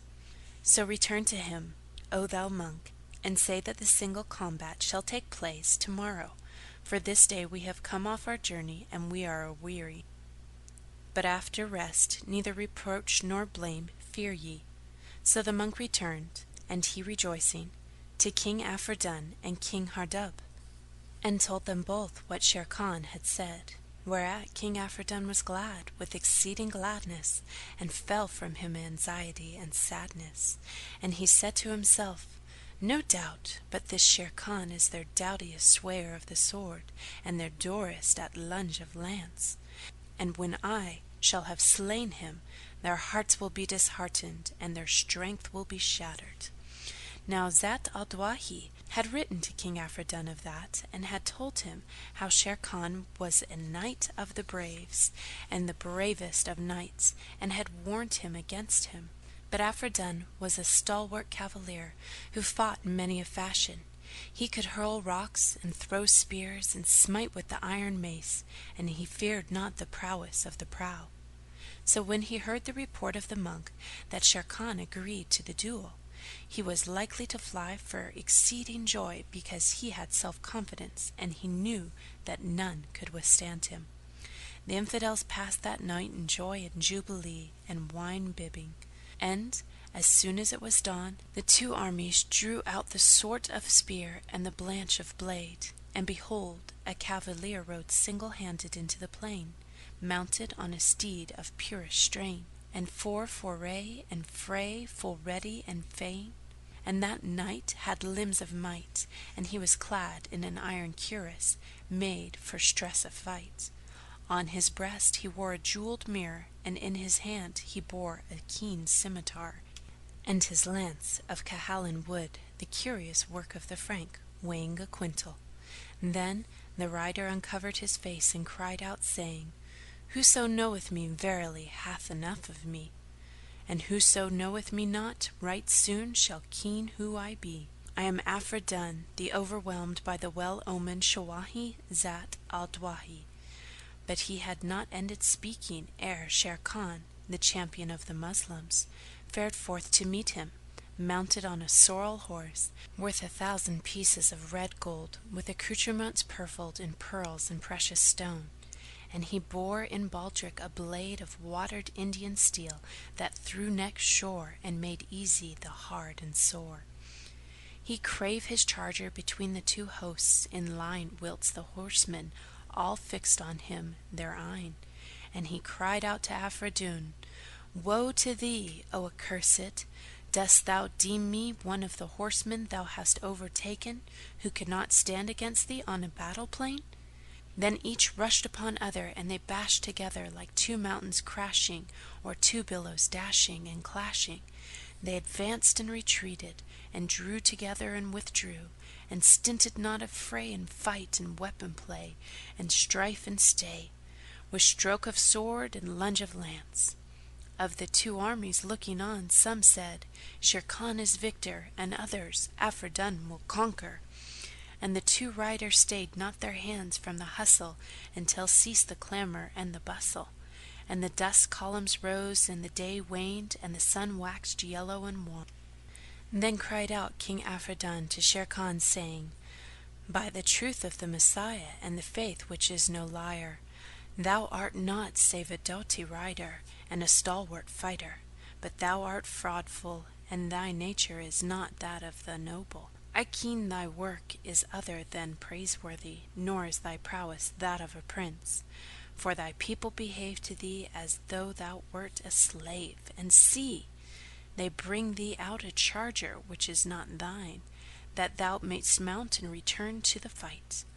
But by the truth of my faith, thy fighting irketh and fatigueth me, and I am weary of cutting and thrusting with thee. And if thou propose to lay on a load with me to-night, thou wouldst not change aught any of the harness nor thy horse, till thou approve to the cavaliers thy generous blood and skill and brunt. When Shere Khan heard him say these words concerning his own folk behaving to him as though he were a slave, he waxed wroth and turned towards his men, meaning to sign to them and bid them not to prepare him change of harness or horse, when lo! Afridun shook his throw spear high in the air and cast it at Shere Khan. Now when the Moslem turned his back, he found none of the men near him, and he knew this to be a trick of the accursed infidel. So he wheeled round in haste, and behold, the javelin came at him. So he swerved from it, till his head was bent low as his saddle bow. The weapon grazed his breast, and pierced the skin of his chest, for Shere Khan was high-bosomed. Whereupon he gave one cry, and swooned away. Thereat the accursed Afridun was joyful, thinking he had slain him, and shouted to the infidels, bidding them rejoice. Whereat the faithless were encouraged, and the faithful wept. When Zau al-Makan saw his brother reeling in seal, so that he well nigh fell, he dispatched cavaliers towards him, and the braves hurried to his aid, and came up with him. Thereupon the infidels dove at the Moslems. The two hosts joined battle, and the two lines were mingled, whilst the keen scimitar of Al-Yaman did good work. Now the first to reach Shere Khan was the Wazir Dandan. And Scheherazade perceived the dawn of day, and ceased to say her permitted say. End of section 39. The Book of 1,000 Nights and a Night, Volume 2. The Book of 1,000 Nights and a Night, Volume 2, Section 40. When it was the 103rd night, she said, It hath reached me, O auspicious King, that when King Zau al-Makan saw that the accursed infidel had struck with javelin his brother Shere Khan, he deemed him dead, and dispatched cavaliers towards him. And the first to reach him were the Wazir Dandan and the Emir of the Turks, Bahram, and the Emir of the Daylamites, Rustam. They found him falling from his horse. So they stayed with him in his saddle, and returned with him to his brother Zau al-Makan. Then they gave him in charge to his pages, and went again to do the work of cut and thrust. So the strife redoubled, and the weapons together clashed and ceased, not bate and debate, and naught was to be seen but blood flowing and necks bowing. Nor did the swords cease on the napes of men to make play, nor the strife to rage with more and more affray, till the most part of the night was passed away, and the two hosts were aweary of the mellay. So they called a truce, and each army returned to its tents, whilst all the infidels repaired to King Afridun and kissed the ground before him, and the priests and monks wished him joy of his victory over Sharrkan. Then the king fared for Constantinople, and sat upon the throne of his realm, when King Hardub came to him and said, May the Messiah strengthen thy forearm, and never cease to be thy helper, and hearken to what prayers my pious mother, Zat al-Dawahi, shall pray for thee. Know that the Moslems can make no stay without Sharrkan. Replied Afridun, Tomorrow shall end the affair when to fight I fare. I will seek Zau al-Makan and slay him, and their army shall turn tail, and the flight shall avail. Such was the case with the Kafirs, but as regards the host of Al-Islam, when Zau al-Makan returned to his tent, he thought of naught but his brother, and, going into the pavilion, found him in evil case and sore condition. Whereupon he summoned for counsel the Wazir Dandan and Rustam and Bahram. When they entered, they opined to assemble the physicians that they might medicine Sharrkan, and they wept and said, The world will not readily afford his like. And they watched by him all that night, and about the later hours came to them the recluse in tears. When Zau al-Makan saw him, he rose in honor, and the religious stroked Sharrkan's wound with his hand, chanting somewhat of the Quran and repeating by way of talisman some of the verses of the Compassionate One. And the pretender ceased not to watch over him till dawn, when he came to himself, and opening his eyes, moved his tongue in his mouth and spake. At this Zau al-Makan rejoiced, saying, Of a truth the blessing of the holy man hath taken effect on him. And Sharrkan said, Praised be Allah for recovery. Indeed, I am well at this hour. That accursed one played me false, and, but that I swerved aside lighter than lightning, the throw spear had pierced through my breast. So praised be Allah for saving me. And how is it with the Moslems? Answered Zau al-Makan, All are weeping for thee. Quoth Sharrkan, I am well and in good case, but where is the holy man? Now he was sitting by him, and said, At thy head. So the prince turned to him and kissed his hand, when he said, O my son, be of good patience, and Allah shall increase thy reward, for the wage is measured by the work. Sharrkan rejoined, Pray for me. And he prayed for him. As soon as morning dawned and day brake in shine and sheen, the Moslems sallied out to the plain, and the Kafirs made ready to thrust and cut. Then the Islamite host advanced and offered fight with weapons ready dight, and King Zau al-Makan and Afridun made to charge one at other. But when Zau al-Makan fared forth into the field, there came with him the Wazir Dandan and the Chamberlain and Bahram, saying, We will be thy sacrifice. He replied, By the Holy House and Zemzem and the place, I will not be stayed from going forth against these wild asses. And when he rode out into the field, he played with sword and spear till riders marvelled, and both armies wondered.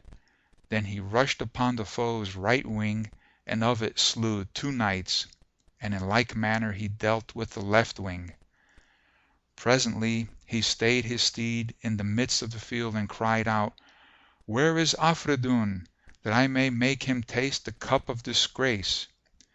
But when King Hardub saw the case, he conjured Afridun not to attack him, saying, O King, Yesterday it was thy turn to fight, it is mine today. I care naught for his prowess."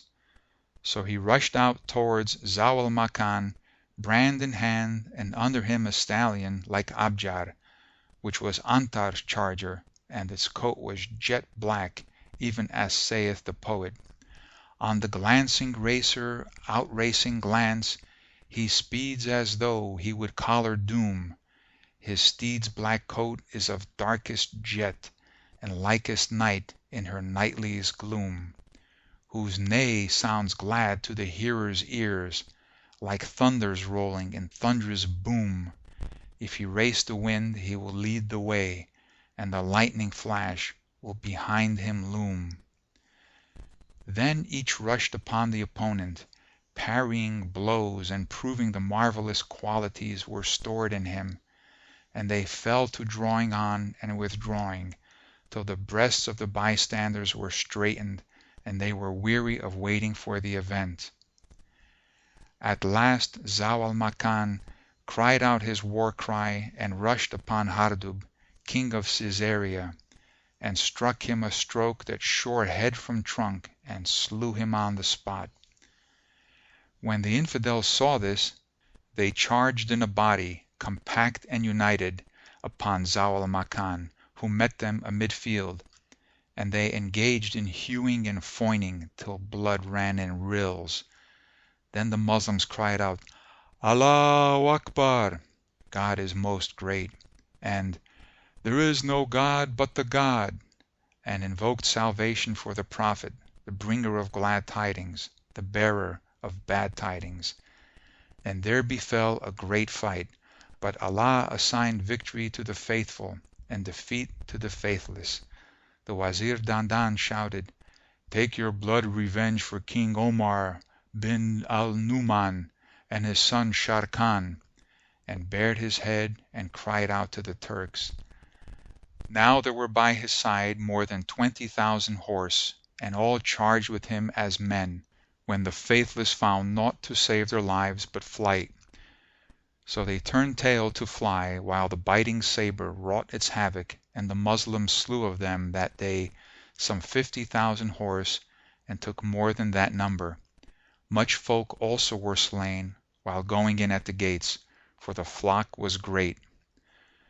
Then the Greeks hove to the doors, and swarmed up the walls to await the assault, and in fine the Moslem hosts returned to their tents, aided to glory and victory, and King Zau al Makan went into his brother, whom he found in most joyous case.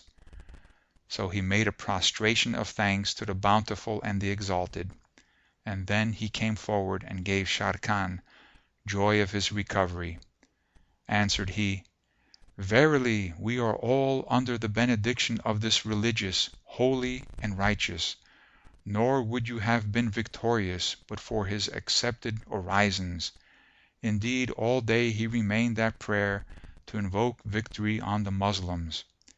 And Shahrazad perceived the dawn of day and ceased saying her permitted say.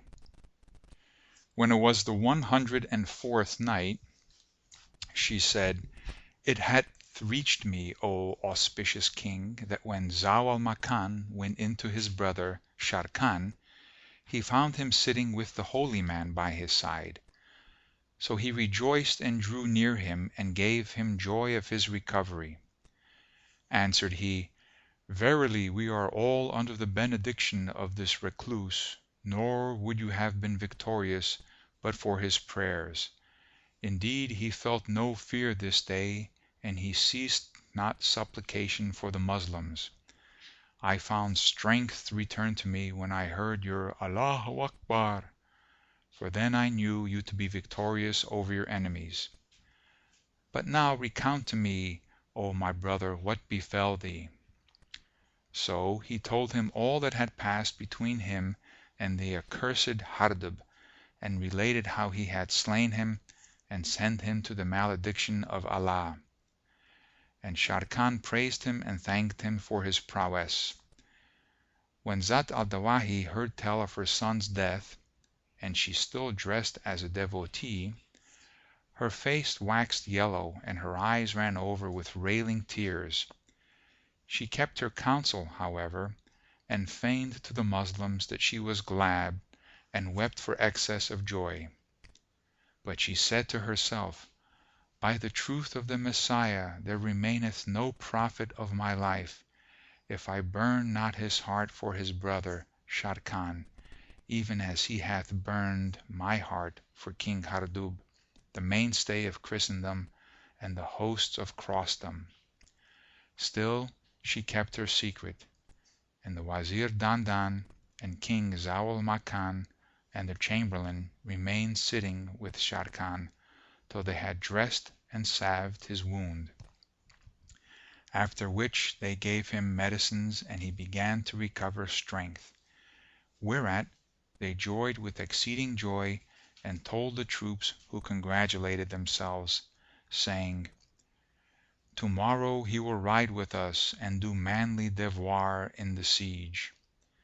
Then said Sharrkan to them, Ye have fought through all this day, and are aweary of fight. So it behoveth that you return to your places, and sleep, and not sit up. They accepted his counsel, and then each went away to his own pavilion, and none remained with Sharrkan but a few servants and the old woman Zat al-Dawahi. He talked with her through part of the night. Then he stretched himself to rest, and his servants did likewise, and presently sleep overcame them all, and they lay like the dead. Such was the case with Sharrkan and his men, but as regards the old woman, she alone abode awake while they slumbered in the tent, and, looking at Sharrkan, she presently saw that he was drowned in sleep. Thereupon she sprang to her feet, as she were a scald she-bear or a speckled snake, and drew from her waist cloth a dagger so poisoned that if laid thereon it would have melted a rock.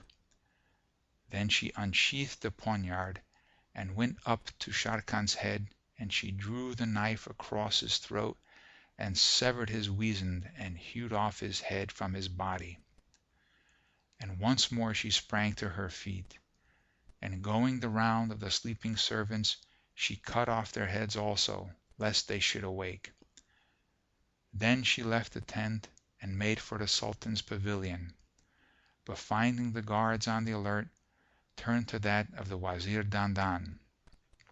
Now she found him reading the Koran, and when his sight fell upon her, he said, Welcome to the holy man.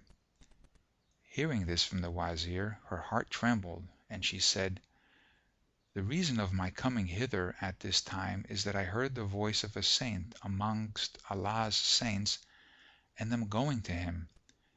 Then she turned her back, but the Wazir said to himself, By Allah, I will follow our devotee this night. So he rose and walked after her, but when the accursed old woman sensed his footsteps, she knew that he was following her. Whereupon she feared the disgrace of discovery, and said in herself, Unless I serve some trick upon him, he will disgrace me. So she turned and said to him from afar, Ho, thou Wazir, I am going in search of this saint, that I may learn who he is, and after learning this much, I will ask his leave for thee to visit him. Then I will come back and tell thee, for I fear thine accompanying me, without having his permission, lest he take umbrage at me seeing thee in my society. Now when the Wazir heard these words, he was ashamed to answer her, so he left her and returned to his tent, and would have slept, but sleep was not favourable to him, and the world seemed heaped upon him. Presently he rose and went forth from the tent, saying in himself, I will go to Sharrkan and chat with him till morning. But when he entered into Sharrkan's pavilion, he found the blood running like an aqueduct, and saw the servants lying with their throats cut like beasts for food. At this he cried a cry which aroused all who were asleep. The folk hastened to him, and, seeing the blood streaming, set up a clamour of weeping and wailing. Then the noise awoke the Sultan, who inquired what was the matter, and it was said to him, "Sharrkan, thy brother and his servants are murdered." So he rose in haste and entered the tent, and found the Wazir Dandan shrieking aloud, and he saw his brother's body without a head. Thereat he swooned away, and all the troops crowded around him, weeping and crying out, and so remained for a while, till he came to himself, when he looked at Sharrkan and wept with sore weeping, while the Wazir and Rustam and Bahram did the like. But the Chamberlain cried and lamented more than the rest, and asked leave to absent himself, such was his alarm. Then said Zau al Makan, "Know ye who did this, and how is it I see not the devotee, him who the things of this world hath put away?" Quoth the Wazir, "And who should have been the cause of this affliction, save that devotee, that Satan? By Allah, my heart abhorred him from the first, because I know that all who pretend to be absorbed in practices religious are vile and treacherous." And he repeated to the king the tale of how he would have followed the religious, but he forbade him, whereupon the folk broke out into a tumult of weeping and lamentation, and humbled themselves before him who is ever near, him who ever answereth prayer, supplicating that he would cause the false devotee who denied Allah's testimony to fall into their hands. Then they laid Sharrkan out, and buried him in the mountain aforesaid, and mourned over his far famed virtues. And Shahrazad perceived the dawn of day, and ceased to say her permitted say. End of Section 40 of the Book of 1000 Nights and a Night, Volume 2. The Book of 1000 Nights and a Night, Volume 2, Section 41. When it was the 105th night, she said, "It has reached me, O auspicious King, that they laid Sharrkan out and buried him in the mountain aforesaid, and mourned over his far famed virtues. Then they looked for the opening of the city gate, but it opened not, and no sign of man appeared to them on the walls, whereat they wondered with exceeding wonder. But King Zu al Makan said, By Allah, I will not turn back from them, though I sit here for years and years, till I take blood revenge for my brother Sharrkan, and waste Constantinople, and kill the King of the Nazarenes, even if death overcome me, and I be at rest from this woeful world." Then he bade be brought out the treasure taken from the monastery of Metrohina, and mustered the troops, and divided the monies among them, and he left not one of them, but he gave him gifts which contented him. Moreover, he assembled in the presence 300 horse of every division, and said to them, "Do ye send supplies to your households, for I am resolved to abide by this city year after year, till I have taken man both for my brother Sharrkan, even if I die in this deed." And when the army heard these words, and had received his gifts of money, they replied, "To hear is to obey." Thereupon he summoned couriers, and gave them letters, and charged them to deliver the same, together with the monies, to the soldiers' families, and informed them that all were safe and satisfied, and acquaint them, saying, "We are encamped before Constantinople, and we will either destroy it or die, and, albeit we be obliged to abide here months and years, we will not depart hence till we take it."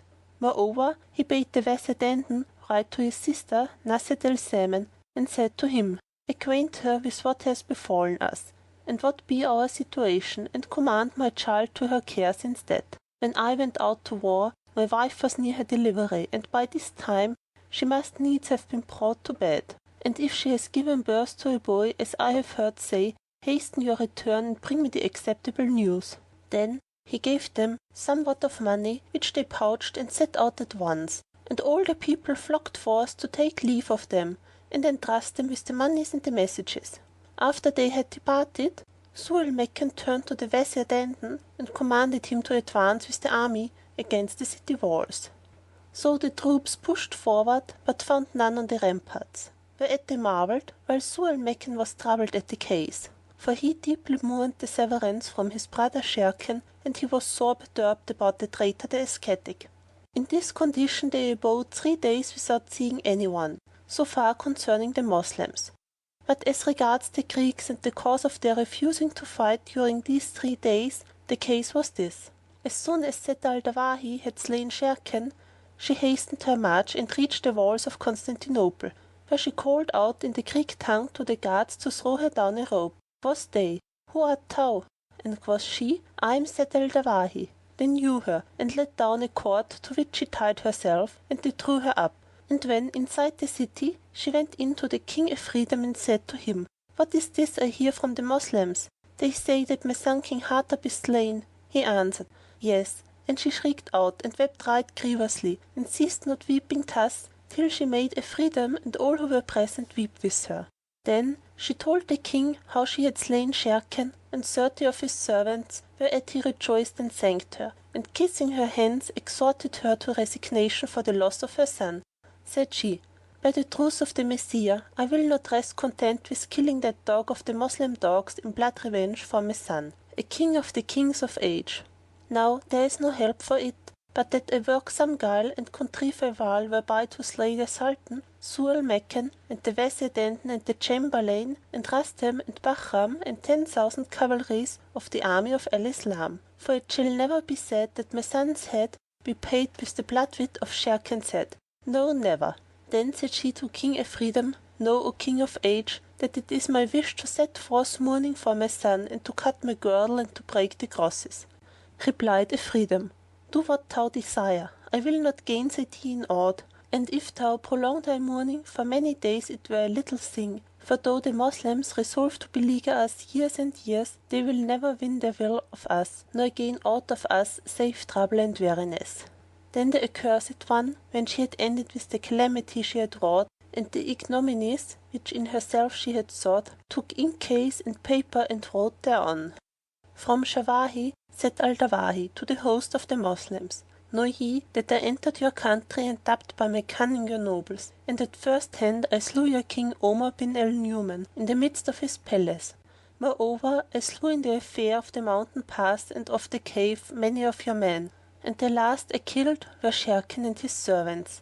And if fortune do not stay me, and Satan obey me, I needs must slay me your Sultan and the Wazir, for I am she who came to you in disguise of a recluse, and who heaped upon you my devices and deceits. Wherefore, an you would be in safety after this, fare ye forth at once, and if you seek your own destruction, cease not abiding for the nuns. And though ye tarry here years and years, ye shall not do your desire on us. And so peace be yours. After writing her writ, she devoted 3 days to mourning for King Hardub. Arid on the 4th she called a knight and bade him take the letter and make it fast to a shaft and shoot it into the Moslem camp. When this was done, she entered the church and gave herself up to weeping and wailing for the loss of her son, saying to him who took the kingship after him, Nothing will serve me, but I must King Zau al Makan and all the nobles of Al-Islam. Such was the case with her. But as regards what occurred to the Moslem, all passed 3 days in trouble and anxiety, and on the 4th, when gazing at the walls, behold, they saw a knight holding a bow and about to shoot an arrow, along whose side a letter was bound. So they waited till he had shot it among them, and the Sultan bade the Wazir to take the missive and read it. He perused it accordingly, and when Zau al Makan heard it to end and understood its purport, his eyes filled with tears, and he shrieked for agony at her perfidy. And the Minister Dandan said, By Allah, my heart shrank from her. Quoth the Sultan, How could this whore play her tricks upon us twice? But by the Almighty, I will not depart hence till I fill her cleft with molten lead, and jail her with the jailing of a bird caged, then bind her with her own hair, and crucify her over the gate of Constantinople. And he called to mind his brother, and wept an excessive weeping. But when Zat al-Dawahi arrived amongst the infidels, and related to them her adventures at length, they rejoiced at her safety, and at the slaying of Sharrkan. Thereupon the Moslems addressed themselves again to the siege of the city, and the Sultan promised his men that, if it should be taken, he would divide its treasures among them in equal parts. But he dried not his tears, grieving for his brother, till his body was wasted and sick. growing thin as a toothpick. Presently the Weserdenten came in to him and said, "Be of good cheer, and keep thine eyes cool and clear. In very sooth thy brother died not because his hour was come, and there is no profit in this mourning. How well saith the poet, whatso is not to be no slight shall bring to pass. What is to be without a failure shall become. Soon the becoming fortune shall be found to be, and Folly's brother shall abide forlorn and glum. Wherefore do thou leave this weeping and wailing, and hearten thy heart to bear arms." He replied, "O Wazir, my heart is heavy for the death of my father and my brother, and for our absence from hearth and home, and my mind is concerned for my subjects." Thereupon the Wazir and the bystanders wept, but they ceased not from pushing forward the siege of Constantinople for a length of days. And they being thus, behold, news arrived from Baghdad by one of the emirs to the effect that the king's wife had been blessed with a boy, and that his sister, Nasr al-Zaman, had named him Kanmakan. Moreover, that the boy bid fair to be famous, already showing wondrous signs and marvellous tokens, and that she had commanded the ulema and the preachers to pray for mother and child from the pulpits, and bless them in all wise. Furthermore, that the twain were well, that the land had enjoyed abundant rains, and that his comrade the fireman was established in all prosperity, with eunuchs and slaves to wait upon him, but that he was still ignorant of what had befallen him. And she ended with the greeting of peace. Then quoth Zau al-Makan to the Wazir-Dandan, "Now is my back strengthened, for that I have been blessed with a son whose name is Kanmakan." And Shahrazad perceived the dawn of day, and ceased saying her permitted say.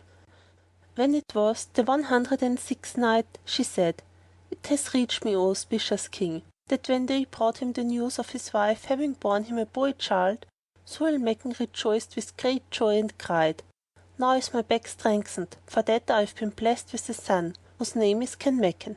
And he spake to the Wazir-Dandan, saying, "I am minded to leave this mourning, and order perfections of the Koran for my brother, and command alms deeds on his account." Quoth the Wazir, "Thy design is good." Thereupon he caused tents to be pitched over his brother's tomb, so they raised them and gathered together such of the men at arms as could repeat the Koran, and some began reciting the holy volume, whilst others chanted litanies containing the names of Allah, and thus they did till the morning.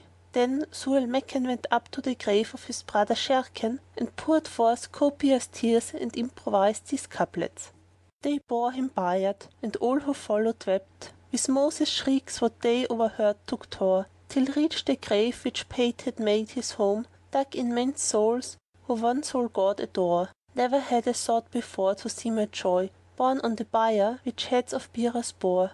Ah no, nor here the home tea in the dust that stars of heaven earth ever covered over. Is the tomb dweller hostage of a steed, where light and splendor over thy face shall pour? Praise to restore his life her word has pledged, cribbed and confined he shall dispread the more. When Zau al-Makan had made an end of his versifying, he wept, and wept with him all the troops. Then he came to the grave, and threw himself upon it, wild with woe, and the Wazir repeated the words of the poet, "Pain, leaving life that's fleet towards the eternal one. Thou didst bewilder many of doer like thee has done, leftest this worldly house without reproach or blame. Ah, may the exchange secure thy every benison. Thou wast from hostile onset shield and firm defence, for us to baffle shafts and whistling spears to shun. I see this world is only cheat and vanity, where man not else must seek but please the truthful one. The Empyreans laud a laudy bower of heavenly bliss, and with thy faithful friends thy guide show goodly won. I bid thee last good even with sigh of bitter grief, seeing the west in woe for lacking of easting sun." When the Wazir-Dandan had finished his reciting, he wept with sore weeping, and the tears rained from his eyes like cushioned pearls. Then came forward one who had been of Sharrkan's boon companions in his cups, and wept till ran in rills the drops, and he enumerated the dead man's generous qualities, reciting the following pentastichs. "Where gone is bounty since thy hand is turned to clay, and I in misery lie since thou wast taken away. Seest not, O litter guide, heaven keep thee glad and gay, how tears adorn my cheeks, these furrowed winkles fray. A sight of joy shine eyes, and fill thee with dismay. By Allah, never this heart within I spoke of thee. Ah no, no dared my sight to see thy brilliancy, save that my teardrop sorest wound have garred me tree, and if ever on other rest this eyne of me, my yearning draw their reins nor suffer sleep to see. When the man stinted reciting, Zau al Makan and the minister Dandan wept, and the whole army was moved to tears. After which all retired to their tents, and the king returned to the Wazir to counsel with him concerning the conduct of the campaign. On this wise the two passed days and nights, while Zau al Makan was weighed down with grief and mourning till the last. He said, I long to hear stories and adventures of kings and tales of lover folk enslaved by love. Haply Allah may make this solace that which on my heart of heavy anxiety, and stint and stay my weeping and wailing. Quoth the Wazir, if naught can dispel thy trouble but hearing curious tales of kings and people long gone before, and stories of folk enslaved by love of yore, and so forth, this thing were easy, for I had no other business in the lifetime of thy father, who has found mercy, than to relate stories and to repeat verses to him. This very night I will tell thee a tale of a lover and his beloved, so shall thy breast be broadened. When Zau al Makan heard these words from the minister, his heart was set upon that which had been promised to him, and he did nothing but watch for the coming of the night, that he might hear what the Wazir Dandan had to tell of the kings of yore and distracted lovers long gone before. And hardly would he believe that night had fallen near, he bade light the wax candles and the lamps, and bring all that was needful of meat and drink and perfume gear, and what not. And when all was in presence, he summoned the Wazir Dandan, and the emirs Rustam and Bahram and Tarkash, and the Grand Chamberlain. Then waited till the whole party was seated before him, whereupon he turned to the minister and said, Know, O Wazir, that night is come, and has let down over us its veil of gloom, and we desire that thou tell us those tales which thou promised us. Replied the Wazir, with joy and goodwill. And Shahrazad perceived the dawn of day, and ceased to say her permitted say. End of Section 41 of the Book of 1000 Nights and a Night, Volume 2. The Book of 1000 Nights and a Night, Volume 2, Section 42. When it was the 107th night, she said, It has reached me, O auspicious king, that when King Zau al Makan summoned the Wazir and the Chamberlain and Rustam and Bahram, he turned towards the minister Dandan and said, Know, O Wazir, that night is come, and hath let down over us its veil of gloom, and we desire that thou tell us those tales which thou promised us. Replied the Wazir, with love and gladness, Know, O auspicious king, that there reached my ears a relation of a lover and a loved one, and of the discourse between them, and what befell them of things rare and fair, a story such as repelleth care from the heart, and dispelleth sorrow, like unto that of the patriarch Jacob. And it is as follows. Tale of Taj al-Muluk and the Princess Dunya, the lover and the loved. There stood in times long gone by, behind the mountains of Ispahan, a city hight the Green City, wherein dwelt a king named Sulayman Shah. Now he was a man of liberality and beneficence, of justice and integrity, of generosity and sincerity, to whom travellers repaired from every country, and his name was noised abroad in all regions and cities, and he reigned many a year in high worship and prosperity, save that he owned neither wives nor children. He had a minister who rivalled him in goodness and generosity, and it so happened that one day he sent for him, and when he came into the presence, said to him, O my Wazir, my heart is heavy, and my patience is past, and my force faileth me, for that I have neither wife nor child. This is not the way of kings who rule over all men, princes and paupers, for they rejoice in leaving behind them children and successors, whereby are doubled their number and their strength. Quoth the Prophet, whom Allah bless and keep, Marry ye, increase ye, and multiply ye, that I may boast me of your superiority over the nations on the day of resurrection. So, what is thy rede, O Wazir? Advise me of what course and contrivance be advisable. And when the minister heard these words, the tears sprang from his eyes in streams, And he replied, Far be it from me, O King of the age, that I debate on that which appertaineth to the compassionate one. Wilt thou have me cast into the fire by the all-powerful king's wrath and ire? Buy thee a concubine.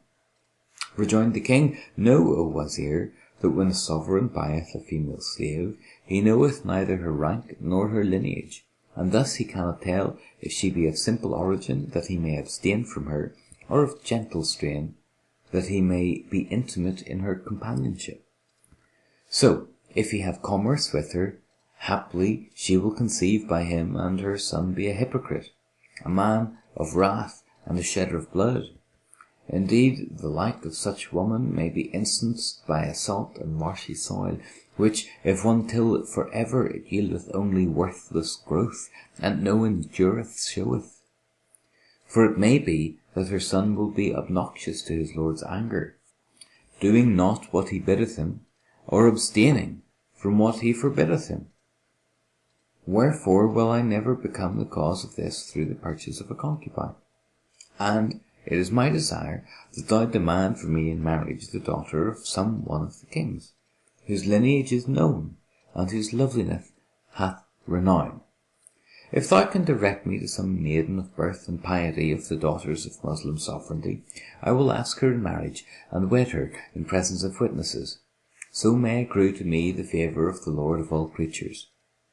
And said the Wazir, O King, verily Allah hath fulfilled thy wish, and hath brought thee to thy desire. Presently adding, Know, O King, it hath come to my knowledge that King Zahr Shah, Lord of the White Land, hath a daughter of surpassing loveliness, whose charms talk and tale fail to express. She hath not her equal in this age, for she is perfect in proportion and symmetry, black-eyed as if coal dyed, and long-locked, wee of waist and heavy of hip. And when she draweth nigh, she seduceth, and when she turneth her back, she slayeth. She ravisheth heart and view, and she looketh even, as saith of her the poet, a thin waist maid who shames the willow wand, nor sun nor moon can like her rising shine. 'Tis as her honey dew of lips were blent with wine, and pearls of teeth were bathed in wine. Her form like heavenly houris, graceful slim, fair face and ruin dealt by glancing eye. How many a dead done man her eyes have slain, upon her way of love in ruin lain. I live, I she's my death. I'll say no more, but dying without her, vain were life of mine. Now when the Wazir had made an end of describing that maiden, he said to Sulayman Shah, It is my counsel, O King, that thou dispatch to her father an ambassador, sagacious, experienced, and trained in the ways of the world, who shall courteously demand her in marriage for thee of her sire. For in good sooth she hath not her equal in the far parts of the world, nor in the near. So shalt thou enjoy her lovely face in the way of grace, and the Lord of glory be content with thy case. For it is reported of the Prophet, whom Allah bless and preserve, that he said, There be no monkery in Al-Islam. At this the king was transported to perfect joy. His breast was broadened and lightened, care and cark ceased from him, and he turned to the Wazir and said, Know thou, O minister, that none shall fare about this affair save thou, by reason of thy consummate intelligence and good breeding. Wherefore hie thee home, and do all thou hast to do, and get thee ready by the morrow, and depart, and demand me in marriage this maiden, with whom thou hast occupied my heart and thought, and return not to me but with her. Replied the Wazir, I hear and I obey. And then he tried to his own house, and bade make ready presents befitting kings, of precious stones, and things of price, and other matters light of load, but weighty of worth, besides rabbit steeds and coats of mail, such as David made, and chests of treasure, for which speech hath no measure. And the Wazir loaded the whole on camels and mules, and set out, attended by 100 slave girls, with flags and banners flaunting over his head. The king charged him to return to him after a few days, and when he was gone, Sulayman Shah lay on coals of fire, engrossed night and day with desire, while the envoy fared on, without ceasing, through gloom and light, spanning fertile field and desert site, till but a day's march remained between him and the city whereto he was bound. Here he sat him down on the banks of a river, and summoning one of his confidants, bade him wend his way to King Zahr Shah, and announce his approach without delay. Quoth the messenger, I hear and I obey. And he rode on in haste to that city, and as he was about to enter therein, it so chanced that the king, who was sitting in one of his pleasaunces before the city gate, espied him as he was passing the doors, and knowing him for a stranger, bade bring him before the presence. So the messenger coming forward informed him of the approach of the wazir of the mighty king Sulayman Shah, lord of the green land and of the mountains of Isfahan, whereat King Zahr Shah rejoiced and welcomed him. Then he carried him to his palace and asked him, Where leavest thou the wazir? And he answered, I left him in early day on the banks of such a river, and tomorrow he will reach thee. Allah continue his favours to thee, and have mercy upon thy parents. Thereupon King Zahr Shah commanded one of his wazirs to take the better part of his grandees and chamberlains and lieutenants and lords of the land, and go out to meet the ambassador in honour of King Sulayman Shah, for that his dominion extended over the country. Such was the case with Zahr Shah, but as regards the wazir, he abode in his stead till night was half spent, and then set out for the city. But when morning shone and the sun rose upon hill and down, of a sudden he saw King Zahr Shah's wazir approaching him with his chamberlains and high lords and chief officers of the kingdom. And the two parties joined company at some parasangs distance from the city. Thereat the wazir made sure of the success of his errand, and saluted the escort, which ceased not preceding him till they reached the king's palace, and passed in before him through the gate to the seventh vestibule, a place where none might enter on horseback, for it was near to where the king sat. So the minister alighted and fared on afoot, till he came to a lofty saloon, at whose upper end stood a marble couch set with pearls and stones of price, and having for legs 4 elephants' tusks. Upon it was a coverlet of green satin, purfled with red gold, and above it hung a canopy adorned with pearls and gems, whereon sat King Zahr Shah, whilst his officers of state stood in attendance before him. And when the wazir went in to him, he composed his mind, and, unbinding his tongue, displayed the oratory of wazirs, and saluted the king in the language of eloquence. And Shahrazad perceived the dawn of day, and ceased to say her permitted say. When it was the 108th night, she said, It hath reached me, O auspicious king, that when the wazir of King Sulayman Shah entered the presence of King Zahr Shah, he composed his mind, and, unbinding his tongue, displayed the oratory of wazirs, and saluted the king in the language of eloquence, and improvised these couplets. He cometh robed and bending gracefully, o'er crop and cropper dews of grace sheds he. He charms, nor characts, spells, nor caranye may fend the glances of those aimed from thee. Say to the blamer, blame me not, for I, from love of him, will never turn to flee. My heart hath played me false, while true to him, and sleep in love with him abhorreth he. O heart, thou'rt not the soul who loveth him, so bide with him while I desertion dree. There's naught to joy mine ears with joyous sound, save praise of King Zahr Shah in jubilee. A king, albeit thou leave thy life to win, one look, that look were all sufficiency. And if a pious prayer thou breathe for him, shall join all faithfuls in such pious gree. Folk of his realm, if any shirk his right, for other hoping, growths and faith I see. And when the wazir had ended his poetry, King Zahr Shah bade him draw near, and honoured him with the highest honours. And then, seating him by his own side, smiled in his face, and favoured him with a gracious reply. They ceased not on this wise, till the time of the undermeal, when the attendants brought forward the tables of food in that saloon, and all ate till they were sated. After which the tables were removed, and those who were in the assembly withdrew, leaving only the chief officers.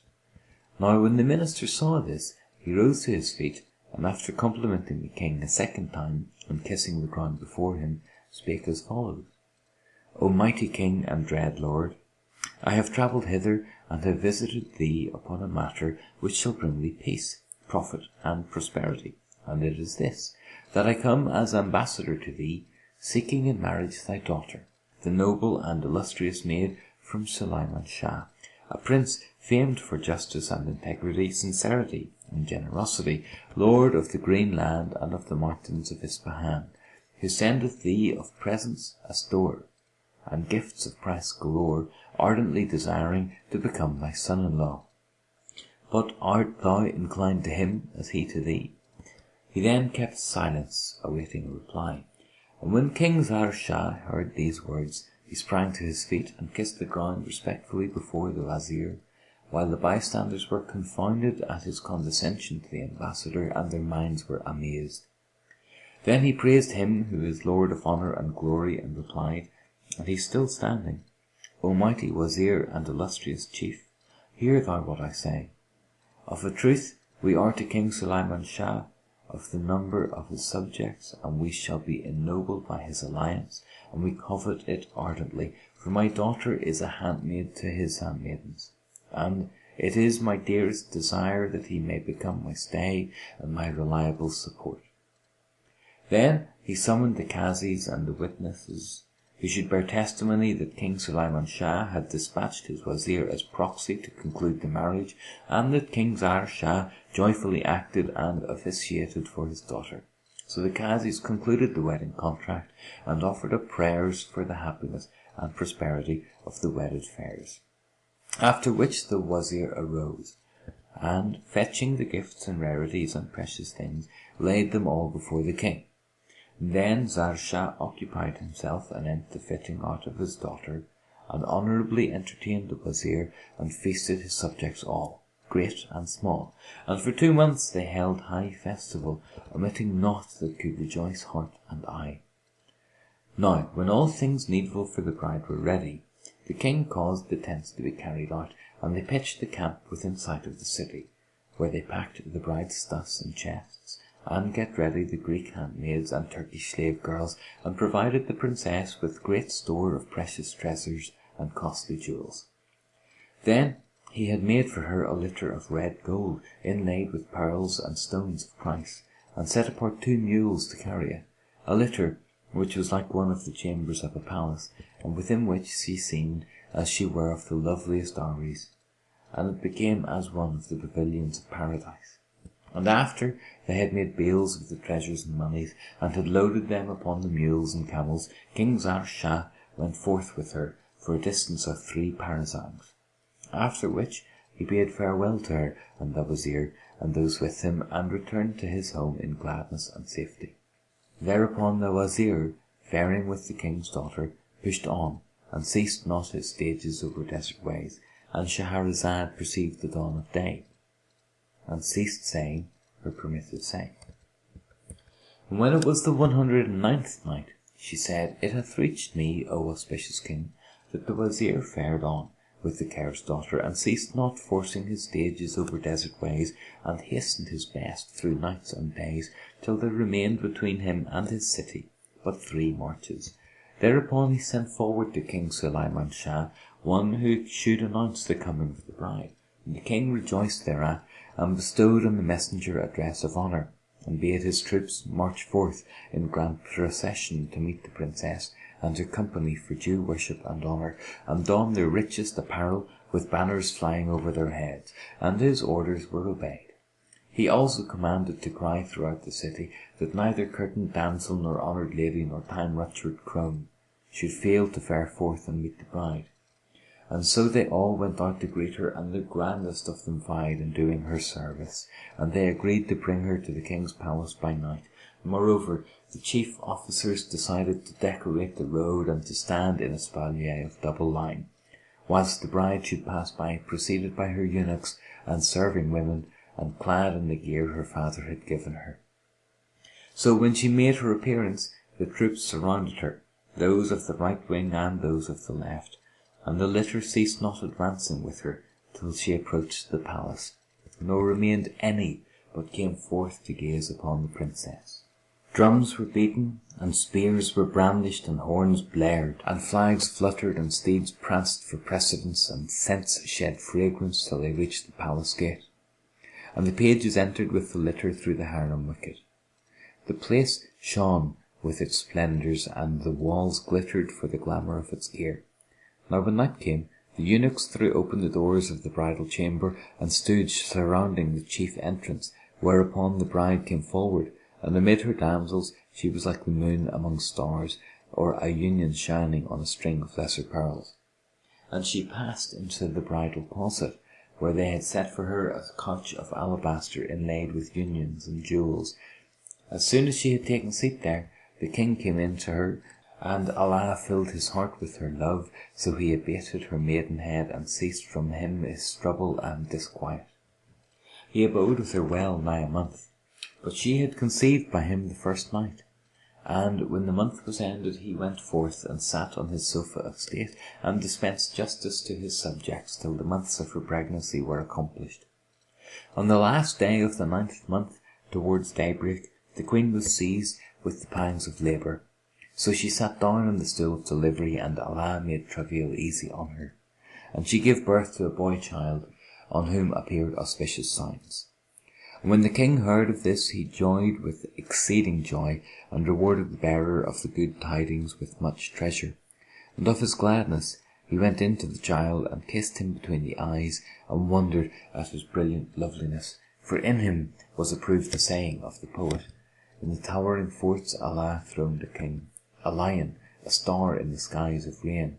At his rising the spear and the throne rejoiced, the gazelle, the ostrich, the men of Maine. Mount him not on the paps, for right soon he'll show that to throne on the war steed's loins he's fain, and wean him from sucking of milk, for soon a sweeter drink, the foe's blood, he'll drain." Then the midwives took the newborn child, and cut the navel cord, and darkened his eyelids with coal powder, and named him Taj al-Muluk Haran. He was suckled at the breast of fond indulgence, and was reared in the lap of happy fortune. And thus his days ceased not running, and the years passing by, till he reached the age of 7. Thereupon Sulayman Shah summoned the doctors and learned men, and bade them teach his son writing and science and belles-lettres. And this they continued to do for some years, till he had learnt what was needful. And when the king saw that he was well grounded in whatso he desired, he took him out of the teachers' and professors' hands, and engaged for him a skilful master, who taught him cavalrys and knightly exercises till the boy attained the age of 14. And when he fared abroad on any occasion, all who saw him were ravaged by his beauty, and made him the subject of verse, and even pious men were seduced by his brilliant loveliness. And Shahrazad perceived the dawn of day, and ceased to say her permitted say. End of section 42 of the Book of 1000 Nights and a Night, Volume 2. The Book of 1000 Nights and a Night, Volume 2, Section 43. When it was the 110th Night, she said, It hath reached me, O auspicious King, that when Taj al-Muluk Karan, son of Sulayman Shah, became perfect in riding craft, and excelled all those of his time, his excessive beauty, when he fared abroad on any occasion, caused all who saw him to be ravished, and to make him the subject of verse. And even pious men were seduced by his brilliant loveliness. Quoth the poet of him, I clipped his form and waxed drunk with his scent, fair branch to whom Zephyr gave nutriment, nor drunken as one who drinks wine, but drunk with night draught his lips of the honeydew lent. All beauty is shown in the all of him, hence all human hearts he in hand hath hence. My mind by Allah shall never unmind his love while I wear life's change till spent. If I live, in his love I live; if I die, for pine and longing, O blest, I'll cry. When he reached the 18th year of his age, tender down sprouted on his side face fresh with youth, from a mole upon one rosy cheek, and a second beauty spot, like a grain of ambergris, adorned the other. And he won the wits and eyes of every wit who looked on him, even as saith the poet: he is Caliph of beauty in Yusuf's lieu, and all lovers fear when they sight his grace. Pause and gaze with me on his cheek, thou sight, the Caliphate's banner of sable hue. And as saith another, thy sight hath never seen fairer sight of all things men can in the world espy, than yon brown mole that studs his bonny cheek of rosy red beneath the jet black eye. And as saith another, I marvel seeing yon mole that serves his cheek's bright flame, yet burneth not in fire, albeit infidel. I wonder eke to see the apostolic glance, miracle working, though it work by magic spell. How fresh and bright the down that decks his cheek, and yet bursten gall bladders feed with e'en as waters well. And as saith another, I marvel hearing people questioning of the fount of life, and in what land 'tis found. I see it sprung from lips of dainty fawn, sweet rosy mouth with green moustacho downed. And wondrous wonder 'tis when Moses viewed that fount, he rested not from weary round. Now having developed such beauty, when he came to man's estate, his loveliness increased, and it won for him many comrades and intimates, while every one who drew near to him wished that Taj al Muluk Kharan might become Sultan after his father's death, and that he himself might be one of his Emirs. Then took he passionately to chasing and hunting, which he would hardly leave for a single hour. His father, King Sulayman Shah, would have forbidden him the pursuit, fearing for him the perils of the waste and the wild beasts; but he paid no heed to his warning voice, and it so chanced that once upon a time he said to his attendants, take ye 10 days' food and forage, and when they obeyed his bidding, he set out with his suite for sport and disport. They rode on into the desert, and ceased not riding 4 days, till they came to a place where the ground was green, and they saw in it wild beasts grazing, and trees with ripe fruit growing, and springs flowing. Quoth Taj al Muluk to his followers, set up the nets here, and peg them in a wide ring, and let our trysting place be at the mouth of the fence in such a spot. So they obeyed his words, and staked out a wide circle with toils, and there gathered together a mighty matter of all kinds of wild beasts and gazelles, which cried out for fear of the men, and threw themselves for fright in the face of the horses. Then they loosed on to them the hounds and lynxes and hawks, and they shot the quarry down with shafts which pierced their vitals, and by the time they came to the further end of the net ring, they had taken a great number of the wild beasts, and the rest fled.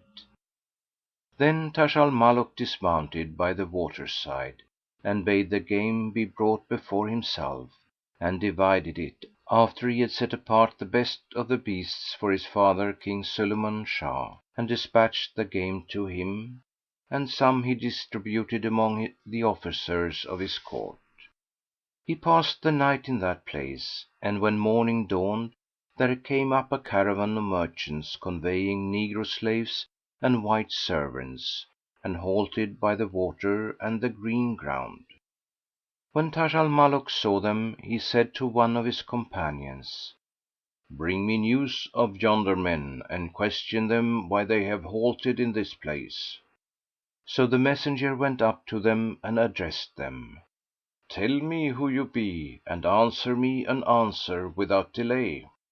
Replied they, We are merchants, and have halted to rest, for that the next station is distant, and we abide here because we have confidence in King Sulayman Shah and his son Taj al Muluk, and we know that all who alight in his dominions are in peace and safety.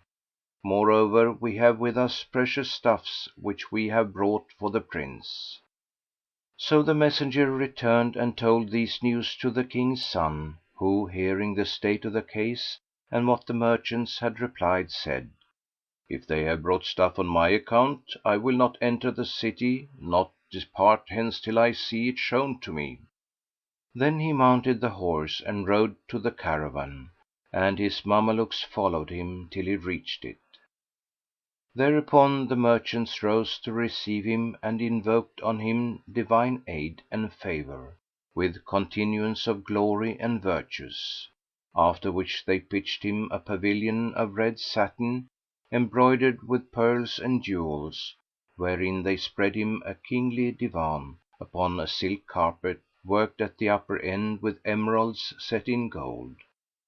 There Taj al Muluk seated himself, whilst his white servants stood in attendance upon him, and sent to bid the merchants bring out all that they had with them. Accordingly they produced their merchandise and displayed the whole, and he viewed it and took of it what liked him, paying them the price. Then he looked about him at the caravan, and remounted and was about to ride onwards, when his glance fell on a handsome youth in fair attire and a comely and shapely make, with flower white brow and moonlike face, save that his beauty was wasted and that yellow hues had overspread his cheeks by reason of parting from those he loved.—And Shahrazad perceived the dawn of day and ceased to say her permitted say. When it was the 111th Night, she said, It hath reached me, O auspicious King, that Taj al Muluk, when he looked about him at the caravan, saw a handsome youth in neat attire and of shapely make, with flower like forehead and moon like face, save that his beauty was wasted and yellow hues had overspread his cheeks by reason of parting from those he loved. And great was his groaning and moaning, and the tears streamed from his eyelids as he repeated these couplets: "Longsome is absence, care and fear are sore, and ceaseless tears, O friend, mine eyes outpour. Yea, I farewelled my heart on parting day, and heartless, hopeless now I bide forlore. Pause, O my friend, with me farewelling one, whose words my cure can work, my health restore." Now when the youth ended his poetry, he wept awhile and fell down in a fainting fit, whilst Taj al Muluk looked at him and wondered at his case. Then coming to himself he stared with distracted air and versified in these couplets: "Beware her glance, I rede thee, 'tis like wizard weight; none can escape unscathed those eyes' shafts' glancing flight. In very sooth black eyes with languorous sleepy look pierce deeper than white swords however these may bite. Be not thy senses by her sweets of speech beguiled, whose brooding fever shall ferment in thought and sprite. Soft sided fair did silk but press upon her skin, 'twould draw red blood from it, as thou thyself canst sight. Chary is she who charms 'twixt neck and anklets dwell, and what other scent shall cause me such delight?" Then he sobbed a loud sob and swooned away. But when Taj al Muluk saw him in this case, he was perplexed about his state and went up to him; and as the youth came to his senses and saw the King's son standing at his head, he sprang to his feet and kissed the ground between his hands. Taj al Muluk asked him, "Why didst thou not show us thy merchandise?" And he answered, O my lord, there is not among my stock worthy of thine august highness. Quoth the Prince, needs must thou show me what thou hast, and acquaint me with thy circumstance, for I see thee weeping eyed and heavy hearted. If thou have been oppressed, we will end thine oppression, and if thou be in debt, we will pay thy debt, for of truth my heart burneth to see thee, since I first set eyes on thee. Then Taj al Muluk bade the seats be set, and they brought him a chair of ivory and ebony with a network of gold and silk, and spread him a silken rug for his feet. So he sat down on the chair and bidding the youth seat himself on the rug, said to him, show me thy stock in trade. The young merchant replied, O my lord, do not name this to me, for my goods be unworthy of thee. Rejoined Taj al Muluk, it needs must be thus, and bade some of the pages fetch the goods. So they brought them in despite of him, and when he saw them the tears streamed from his eyes, and he wept and sighed and lamented. Sobs rose in his throat, and he repeated these couplets: by what thine eyelids show of kohl and coquetry, by what thy shape displays of lissom symmetry, by what thy liplets store of honey dew and wine, by what thy mind adorns of gracious kindly gree, to me thy sight dream visioned, O my hope exceeds the happiest escape from horriblest injury. Then the youth opened his bales and displayed his merchandise to Taj al Muluk in detail, piece by piece, and amongst them he brought out a gown of satin brocaded with gold, worth 2,000 dinars. When he opened the gown there fell a piece of linen from its folds. As soon as the young merchant saw this, he caught up the piece of linen in haste and hid it under his thigh, and his reason wandered, and he began versifying: when shall be healed of thee this heart that ever bides in woe? Then thee the Pleiad stars more chance of happy meeting show. Parting and banishment and longing pain of lowe of love, procrastinating and delay these ills my life lay low. Nor union bids me live in joy, nor parting kills by grief, nor travels draws me nearer thee, nor nearer comest thou. Of thee no justice may be had, in thee dwells not of rush, nor gain of grace by side of thee, nor flight from thee I know. For love of thee all goings forth and comings back are straight on me, and I am puzzled sore to know where I shall go. Taj al Muluk wondered with great wonder at his verse, and could not comprehend the cause. But when the youth snatched up the bit of linen and placed it under thigh, he asked him, what is that piece of linen? O my lord, answered the merchant, thou hast no concern with this piece. Quoth the king's son, show it me. And quoth the merchant, O my lord, I refuse to show thee my goods on account of this piece of linen, for I cannot let thee look upon it. And Shahrazad perceived the dawn of day and ceased saying her permitted say. When it was the 112th Night, she said, it hath reached me, O auspicious King, that the young merchant said to Taj al Muluk, I did not refuse to show thee my goods save on this account, for I cannot let thee look upon it. Whereupon Taj al Muluk retorted, perforce I must and will see it, and insisted and became angry. So the youth drew it out from under his thigh and wept and moaned and redoubled his sighs and groans, and repeated these verses: now blame him not, for blame brings only irk and pain. Indeed I spake him sooth, but never his ear could gain.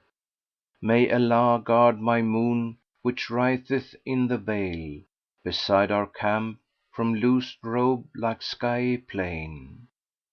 I left him, but had love vouchsafed to leave for me some peace in life, such leave of him I never had ta'en. How long he pleaded for my sake on parting morn, while down his cheeks and mine tears ran in railing rain. Allah belie me not the garb of mine excuse, this parting rent, but I will mend that garb again. No couch is easy to my side, nor on such wise aught easeth him when all alone without me lain. Time with ill omened hand hath wrought between us two, and made my waxing joys to wane and his to wane, and poured mere grief and woe what time fain had crowned. The bowl he made me drink and gave for him to drain. When he ended his recitation, quoth Taj al Muluk, I see thy conduct without consequence. Tell me then, why weepest thou at the sight of this rag?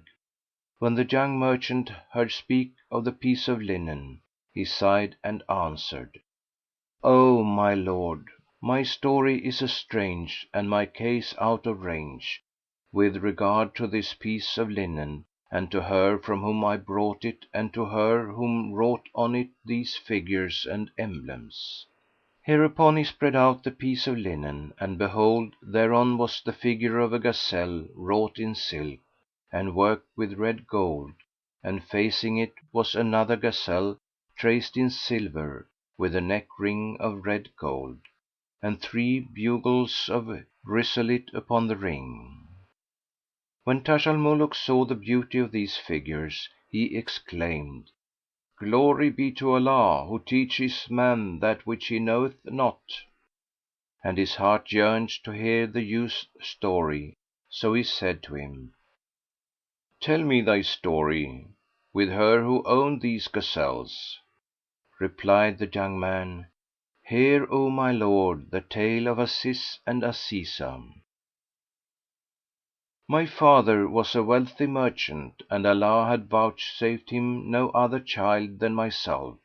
But I had a cousin, Azizah hight, daughter of my paternal uncle, and we twain were brought up in one house, for her father was dead, and before his death he had agreed with my father that I should marry her.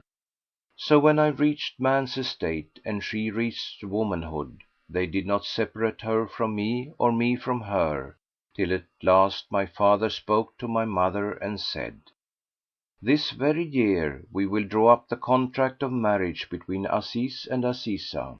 So having agreed upon this, he betook himself to preparing provision for the wedding feast. Still we ceased not to sleep on the same carpet, knowing naught of the case, albeit she was more thoughtful, more intelligent and quicker witted than I. Now when my father had made an end of his preparations, and naught remained for him but to write out the contract, and for me but to consummate the marriage with my cousin, he appointed the wedding for a certain Friday, after public prayers; and, going round to his intimates among the merchants and others, he acquainted them with that, whilst my mother went forth and invited her women friends and summoned her kith and kin. When the Friday came, they cleaned the saloon and prepared for the guests, and washed the marble floor. Then they spread tapestry about our house and set out thereon what was needful, after they had hung its walls with cloth of gold. Now the folk had agreed to come to us after the Friday prayers, so my father went out and bade them make sweetmeats and sugar dishes, and there remained nothing to do but to draw up the contract. Then my mother sent me to the bath and sent after me a suit of new clothes of the richest, and when I came out of the Hammam donned those habits, which were so perfumed that as I went along there exhaled from them a delicious fragrance scenting the wayside. I had designed to repair to the cathedral mosque, when I bethought me of one of my friends and returned in quest of him, that he might be present at the writing of the contract, and quoth I to myself, this matter will occupy me till near the time of congregational prayer.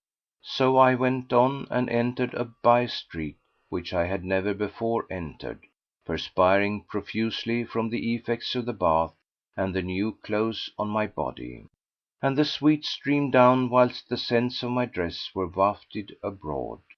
I therefore sat me at the upper end of the street, resting on a stone bench, after spreading under me an embroidered kerchief I had with me. The heat oppressed me more and more, making my forehead perspire, and the drops trickled along my cheeks. But I could not wipe my face with my kerchief, because it was dispread under me. I was about to take the skirt of my robe and wipe my cheeks with it, when unexpectedly there fell on me from above a white kerchief, softer to the touch than the morning breeze, and pleasanter to the sight than healing to the diseased. I held it in hand and raised my head to see whence it had fallen, when my eyes met the eyes of the lady who owned these gazelles.—And Shahrazad perceived the dawn of day and ceased saying her permitted say. End of Section 43 of the Book of a Thousand Nights and a Night, Volume 2. The Book of a Thousand Nights and a Night, Volume 2, Section 44. When it was the 113th Night, she said, it hath reached me, O auspicious King, that the youth continued to Taj al-Muluk, so I raised my head to see whence this kerchief had fallen, when my eyes met those of the lady who owned these gazelles. And lo! she was looking out of a wicket in a lattice of brass, and never saw my eyes a fairer than she, and in fine my tongue faileth to describe her beauty. When she caught sight of me looking at her, she put her forefinger into her mouth, then joined her middle finger and her witness finger and laid them on her bosom between her breasts, after which she drew in her head and closed the wicket shutter and went her ways. Thereupon fire broke out in and was heaped upon my heart, and greater grew my smart. The one sight cost me 1,000 sighs, and I abode perplexed for that I heard no word by her spoken, nor understood the meaning of her token. I looked at the window a second time, but found it shut, and waited patiently till sundown, but sensed no sound and saw no one in view. So when I despaired of seeing her again, I rose from my place and taking up the handkerchief, opened it, when there breathed from it a scent of musk, which caused me so great delight I became as one in Paradise. Then I spread it before me, and out dropped from it a delicate little scroll, whereupon I opened the paper, which was perfumed with a delicious perfume, and therein were writ these couplets: I sent to him a scroll that bore my plaint of love, writ in fine delicate hand, for writing proves man's skill. Then quoth to me my friend, why is thy writing thus, so fine, so thin drawn, 'tis to read unsuitable? Quoth I, for that I'm fine drawn, wasted, waxed thin. Thus lovers' writ should be, for so Love wills his will. And after casting my eyes on the beauty of the kerchief, I saw upon one of its two borders the following couplets worked in with the needle: His cheek down writeth, O fair fall the goodly scribe, two lines on table of his face in Rayhán hand. O the wild marvel of the moon, when comes he forth, and when he bends, O shame to every willow wand. And on the opposite border these two couplets were traced: His cheek down writeth on his cheek with ambergris on pearl, two lines like jet on apple line, the goodliest design. Slaughter is in those languid eyne whene'er a glance they deal, and drunkenness in either cheek, and not in any wine. When I read the poetry on the handkerchief, the flames of love darted into my heart, and yearning and pining redoubled their smart. So I took the kerchief and the scroll and went home, knowing no means to win my wish, for that I was incapable of conducting love affairs, and inexperienced in interpreting hints and tokens. Nor did I reach my home ere the night was far spent, and I found the daughter of my uncle sitting in tears. But as soon as she saw me, she wiped away the drops and came up to me and took off my walking dress and asked me to reason of my absence, saying, "All the folk, emirs and notables and merchants and others, assembled in our house, and the Kazi and the witnesses were also present at the appointed time. They ate and tarried awhile, sitting to await thine appearance for the writing of the contract. And when they despaired of thy presence, they dispersed and went their ways.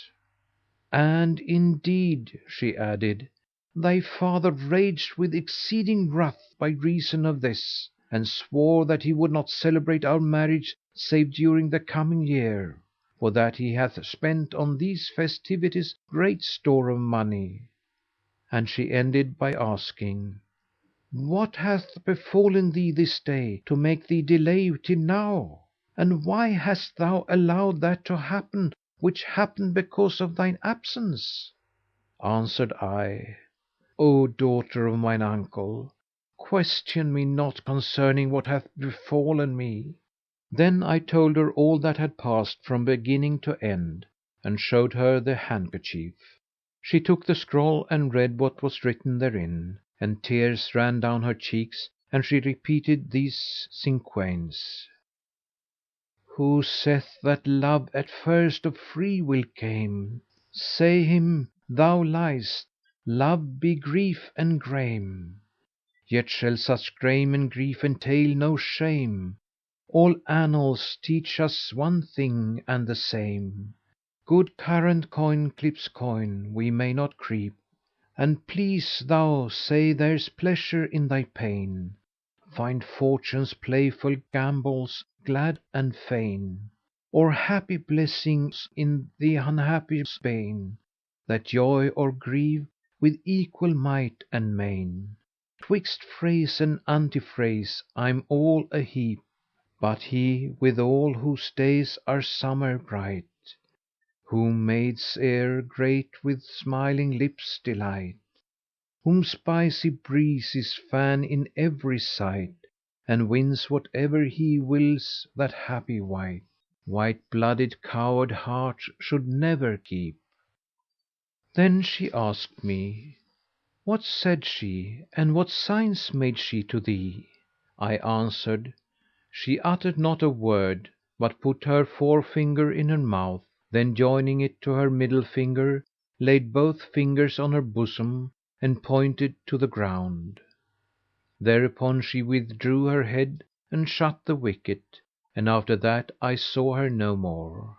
However, she took my heart with her, so I sat till sundown, expecting her again to look out of the window, but she did not, and, when I despaired of her, I rose from my seat and came home. This is my history, and I beg thee to help me in this my sore calamity."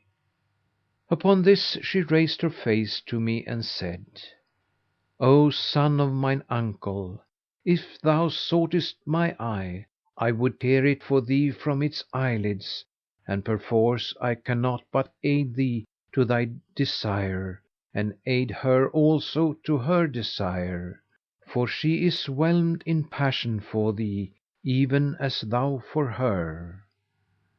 Asked I, "And what is the interpretation of her signs?" And Azizah answered, "As for the putting her finger in her mouth, it showed that thou art to her as her soul to her body, and that she would bite into union with thee with her wisdom teeth.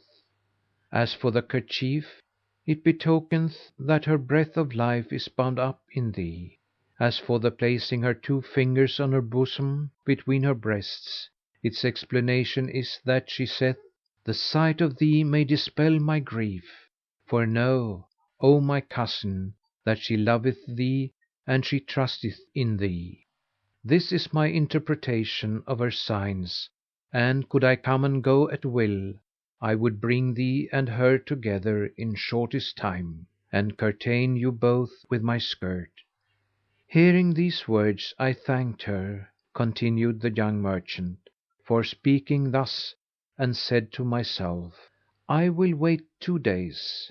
So I abode 2 days in the house, neither going out nor coming in, neither eating nor drinking, but I laid my head on my cousin's lap, whilst she comforted me and said to me, Be resolute and of good heart and hope for the best.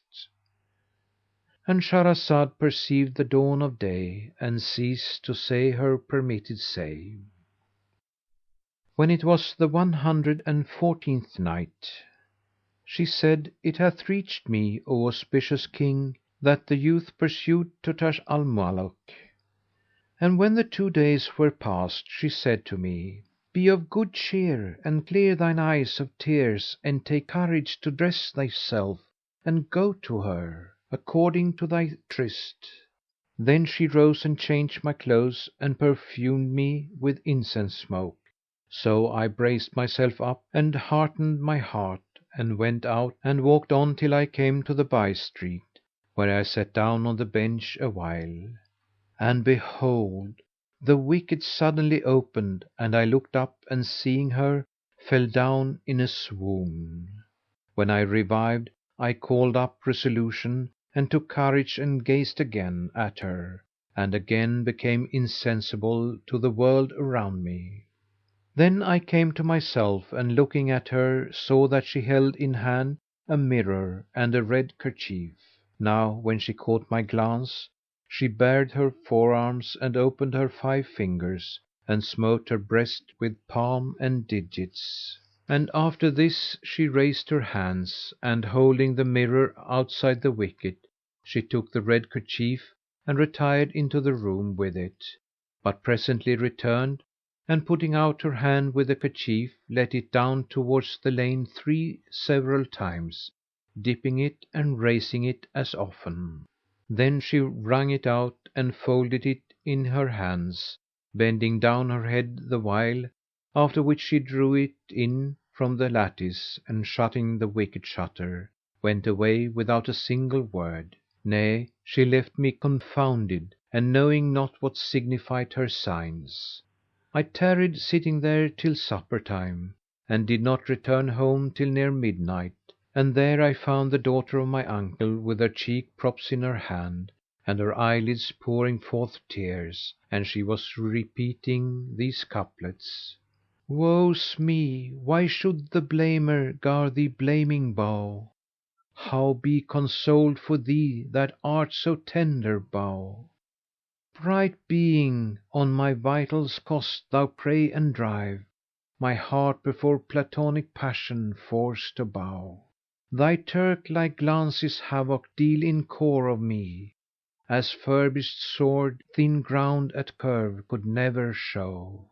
Thou weighs me down with weight of care, while I have not strength even to bear my shift, so weakness lays me low. Indeed I weep blood tears to hear the blamer say, the lashes of thy lover's eyne shall pierce thee through. Thou hast, my prince of loveliness, an overseer who wrongs me and a groom who beats me down with brow. He foully lies who says all loveliness belonged to Joseph; in thy loveliness is many a Joe. I force myself to turn from thee in deadly fright of spies, and what the force that turns away my sight? When I heard her verse, cark increased and care redoubled on me and I fell down in a corner of her house, whereupon she arose in haste and, coming to me, lifted me up and took off my outer clothes and wiped my face with her sleeve. Then she asked me what had befallen me, and I described all that had happened from her. Quoth she, "O my cousin, as for her sign to thee with her palm and 5 fingers, its interpretation is, return after 5 days, and the putting forth of her head out of the window, and her gestures with the mirror, and the letting down and raising up and wringing out of the red kerchief signify, sit in the dyer's shop till my messenger come to thee." When I heard her words, fire flamed up in my heart and I exclaimed, "O daughter of my uncle, thou sayest sooth in this thine interpretation, for I saw in the street the shop of a Jew dyer." Then I wept and she said, "Be of good cheer and strong heart. Of a truth others are occupied with love for years and endure with constancy the ardour of passion, whilst thou hast but a week to wait. Why then this impatience?" Thereupon she went on cheering me with comfortable talk and brought me food, so I took a mouthful and tried to eat, but could not; and I abstained from meat and drink and estranged myself from the solace of sleep, till my colours waxed yellow and I lost my good looks; for I had never been in love before, nor had I ever savoured the ardour of passion save this time.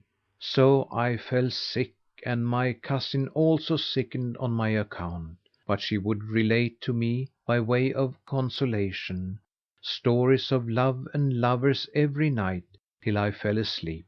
And whenever I awoke, I found her wakeful for my sake, with tears running down her cheeks.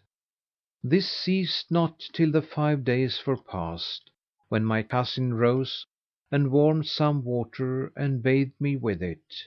Then she dressed me in my best and said to me, "Repair to her and Allah fulfil thy wish and bring thee to thy desire of thy beloved." So I went out and ceased not walking on till I came to the upper end of the by street. And it was the Sabbath. I found the dyer's shop locked and sat before it, till I heard the call of the mid afternoon prayer. Then the sun yellowed and the Mu'ezzins chanted the call to sundown prayer and the night came; but I saw no sign nor heard one word, nor knew any news of her. So I feared for my life sitting there alone, and at last I arose and walked home, reeling like a drunken man. When I reached the house I found my cousin Azizah standing with one hand grasping a peg driven into the wall and the other on her breast, and she was sighing and groaning and repeating these couplets, "The longing of an Arab lass forlorn of kith and kin, who to Hijaz in willow wand and myrtle cloth incline, and who, when meeting caravan, shall with love lowe set light to bivouac fire and bank for conquer tears of pain and pine, exceeds not mine for him nor more devotion shows, but he, seeing my heart is folly he spurns love as sin indign." Now when she had finished her verse she turned to me and seeing me, wiped away her tears and my tears with her sleeve. Then she smiled in my face and said, "O my cousin, Allah grant thee enjoyment of that which He hath given thee! Why didst thou not pass the night by the side of thy beloved, and why hast thou not fulfilled thy desire of her?" When I heard her words, I gave her a kick in the breast and she fell down in the saloon and her brow struck upon the edge of the raised pavement and hit against a wooden peg therein. I looked at her and saw that her forehead was cut open and the blood running.—And Shahrazad perceived the dawn of day and ceased saying her permitted say. End of Project Gutenberg's The Book of a Thousand Nights and a Night, Volume 2. The Book of a Thousand Nights and a Night, Volume 2, Section 45. When it was the 115th Night, she said, it hath reached me, O auspicious King, that the young merchant continued to Taj al Muluk: Now when I kicked the daughter of my uncle in the breast, she fell on the edge of the raised pavement in the saloon, and her brow struck upon a wooden peg. Thereby her forehead was cut open and the blood ran down, but she was silent and did not utter a single sound.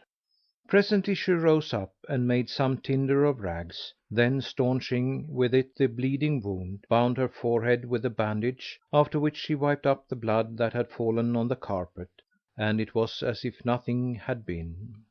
Presently she came up to me and smiling in my face, said with gentle voice, By Allah, O son of my uncle, I spake not these words to mock at thee or at her, but I was troubled with an ache in my head and was minded to be blooded; but now thou hast eased my head and lightened my brow: so tell me what hath befallen thee to day. Thereupon I told her all that had passed between me and her that day, and she wept as she heard my words and said, "O son of my uncle, rejoice at the good tidings of thy desire being fulfilled and thine aim being attained. Of a truth this is a sign of acceptance, for that she stayed away only because she wishes to try thee and know if thou be patient or not, and sincere in thy love for her or otherwise. Tomorrow repair to her at the old place and see what sign she maketh to thee, for indeed thy gladness is near and the end of thy sadness is at hand." And she went on to comfort me, but my cark and care ceased not to increase on me. Presently she brought me food which I kicked away with my foot, so that contents of every saucer was scattered in all directions, and I said, "Every lover is a madman: he inclineth not to food, neither enjoyeth he sleep." And my cousin Azizah rejoined, "By Allah, O son of my uncle, these be in very deed the signs of love." And the tears streamed down her cheeks, whenas she gathered the fragments of the saucers and wiped up the food. Then she took seat and talked to me, whilst I prayed Allah to hasten the dawn.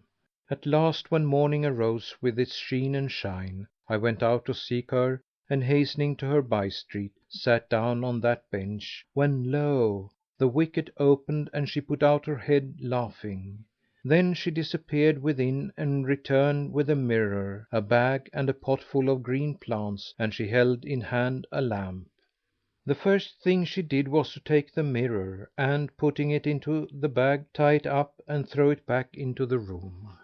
Then she let down her hair over her face and set the lamp on the pot of flowers during the twinkling of an eye. Then she took up all the things and went away, shutting the window without saying a word.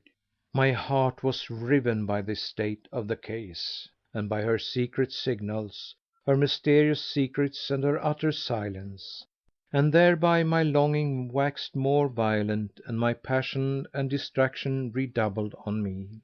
So I retraced my steps, tearful eyed and heavy hearted, and returned home, where I found the daughter of my uncle sitting with her face to the wall, for her heart was burning with grief and galling jealousy, albeit her affection forbade her to acquaint me with what she suffered of passion and pining when she saw the excess of my longing and distraction.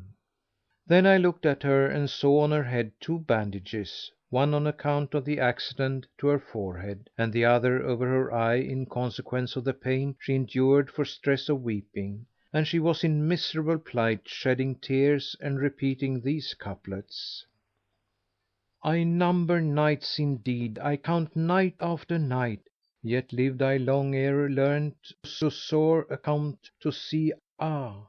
Dear friend, I compass not what Allah pleased to doom for Laylah, nor what Allah destined for me. Ah! To other giving her and unto me her love, what loss but Laylah's loss would he I ever dree. Ah!" And when she had finished her reciting, she looked towards me and seeing me through her tears, wiped them away and came up to me hastily, but could not speak for excess of love.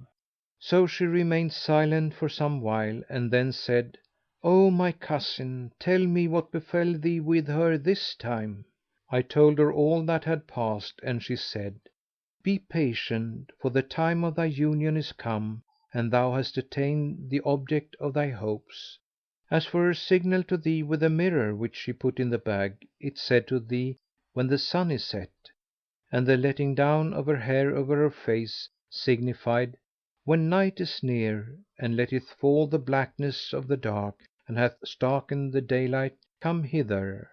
As for her gesture with the pot of green plants, it meant, 'When thou comest, enter the flower garden which is behind the street'; and as for her sign with the lamp, it denoted, 'When thou enterest the flower garden, walk down it and make for the place where thou seest the lamp shining, and seat thyself beneath it and await me, for the love of thee is killing me.'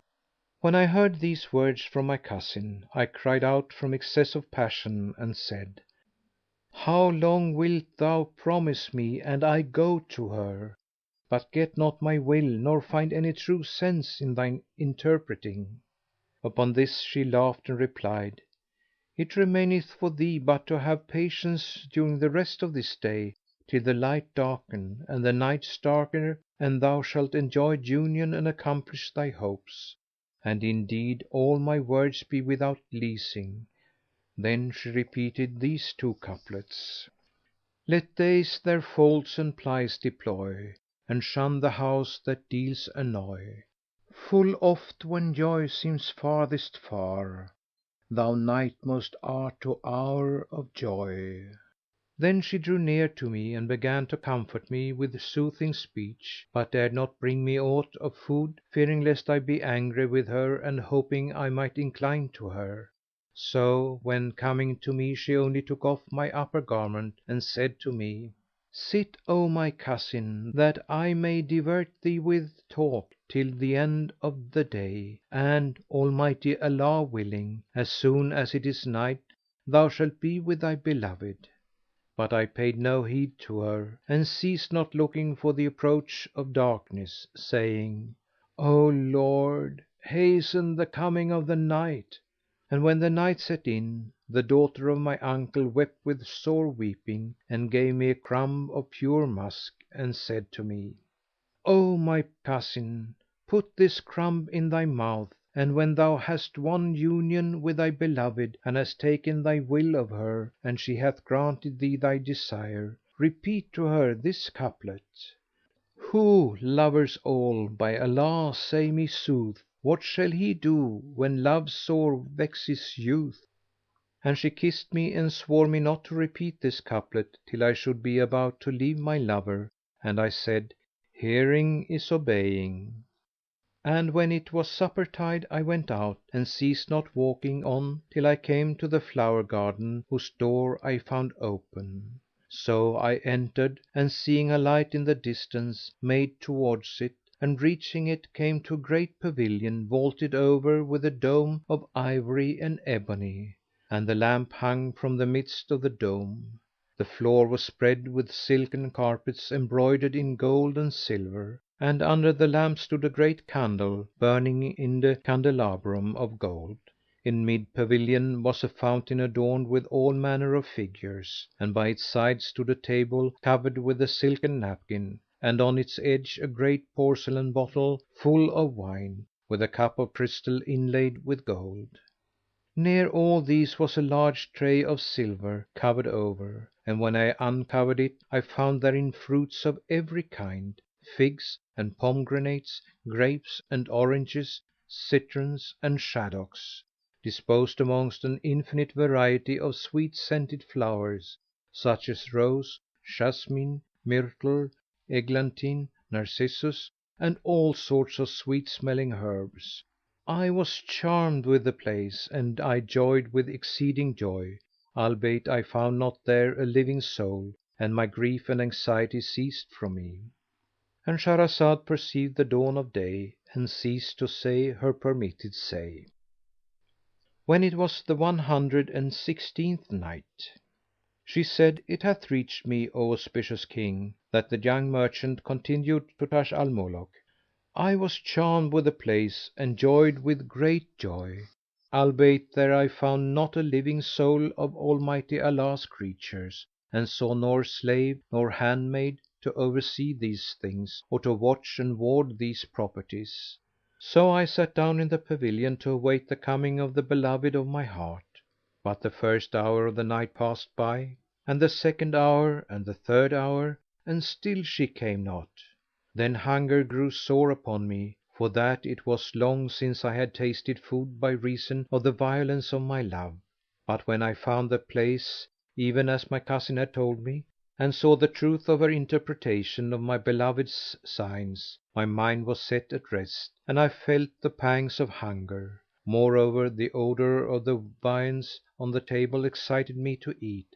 So, making sure of attaining my desire, and being famished for food, I went up to the table and raised the cover, and found in the middle a china dish containing 4 chickens reddened with roasting and seasoned with spices, round the which were 4 saucers, one containing sweetmeats, another conserve of pomegranate seeds, a third almond pastry, and a fourth honey fritters.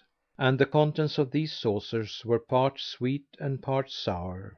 So I ate of the fritters and a piece of meat, then went on to the almond cakes and ate what I could, after which I fell upon the sweetmeats, whereof I swallowed a spoonful or 2 or 3 or 4, ending with part of a chicken, and a mouthful of something beside. Upon this my stomach became full and my joints loose, and I waxed too drowsy to keep awake. So I laid my head on a cushion, after having washed my hands, and sleep overcame me. I knew not what happened to me after this, and I awoke not till the sun's heat scorched me, for that I had never once tasted sleep for days past. When I awoke I found on my stomach a piece of salt and a bit of charcoal. So I stood up and shook my clothes and turned to look right and left, but could see no one, and discovered that I had been sleeping on the marble pavement without bedding beneath me. I was perplexed thereat and afflicted with great affliction; the tears ran down my cheeks and I mourned for myself. Then I returned home, and when I entered I found my cousin beating her hands on her bosom and weeping tears like rain shedding clouds, and she versified with these couplets: Blows from my lover's land a zephyr coolly sweet, and with its every breath makes olden love new glow.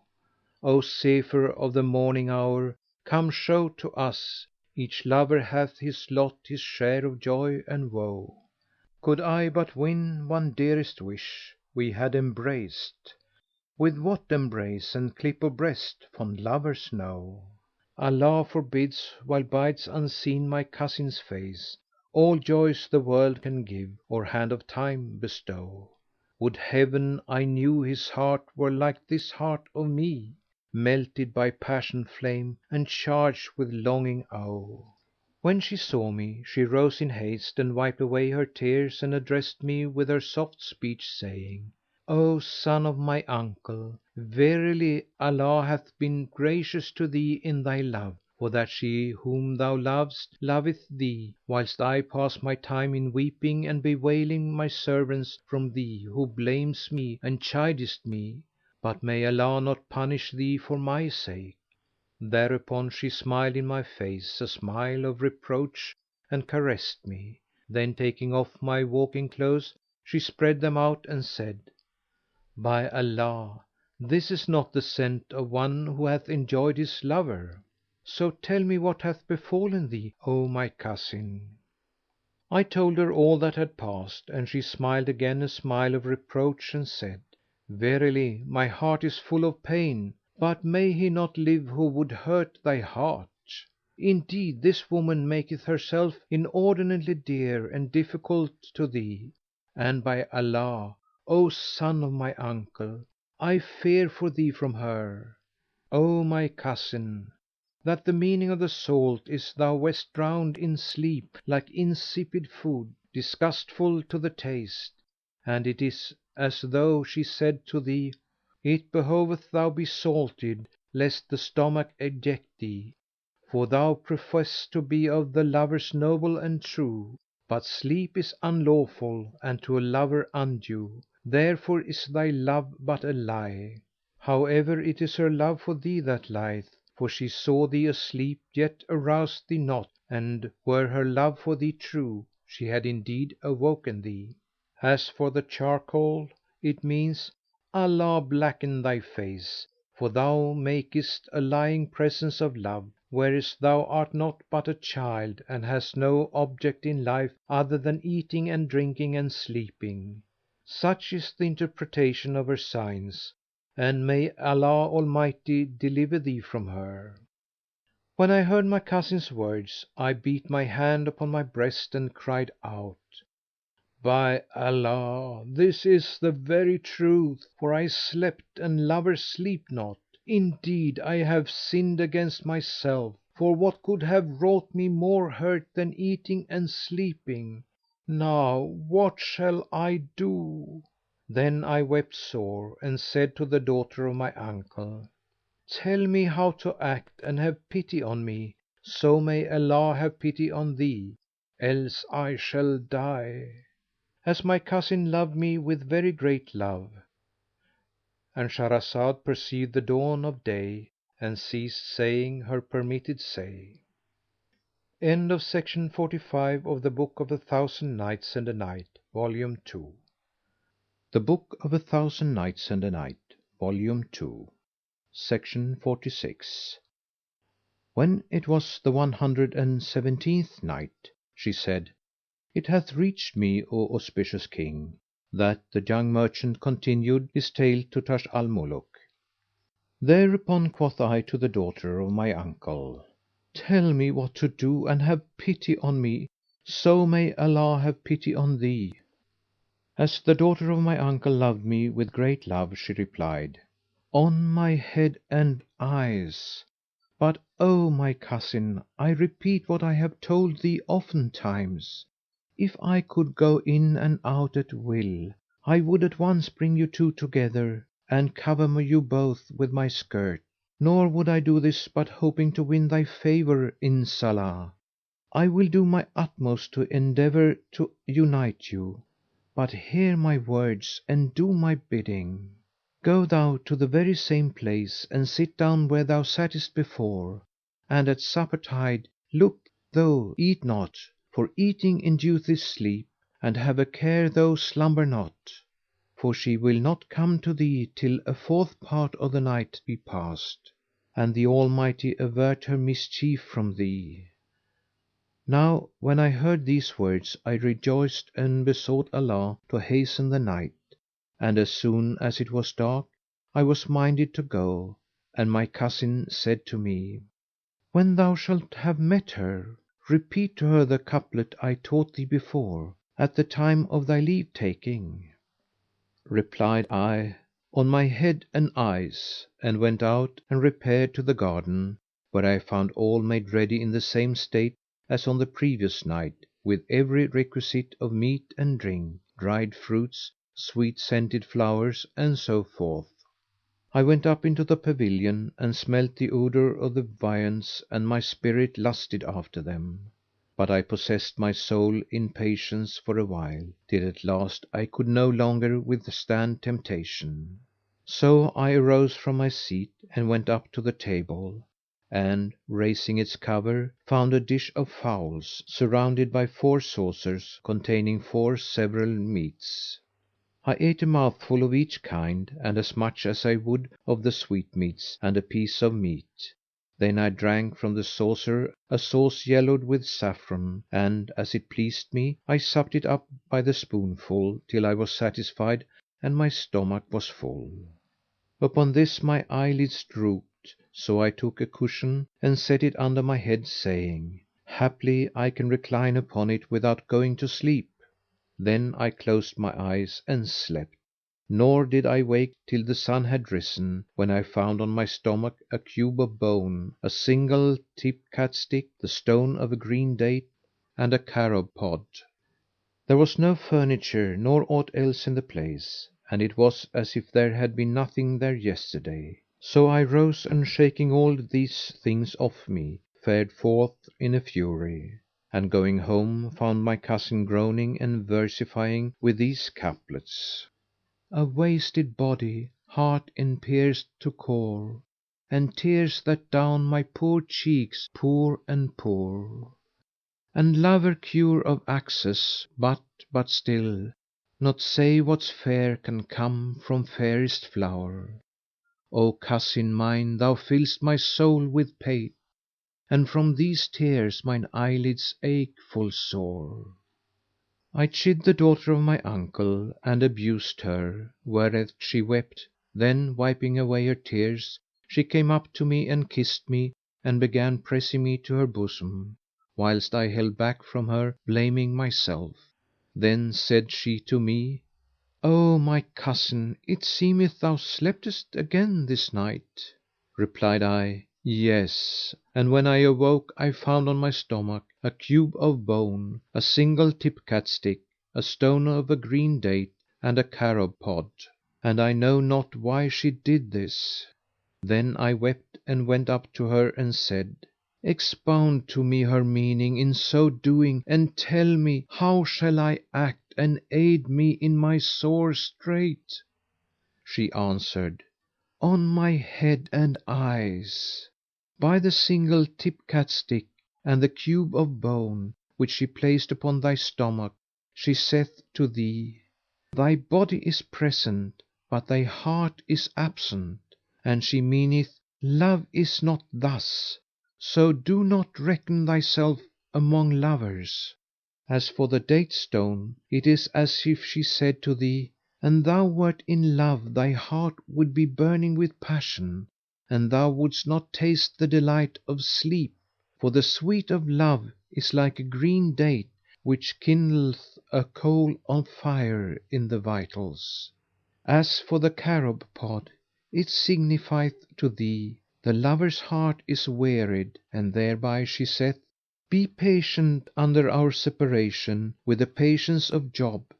When I heard this interpretation, fire started into my vitals like a dart and grief redoubled upon my heart, and I cried out, saying, "Allah decreed sleep to me for my ill fortune."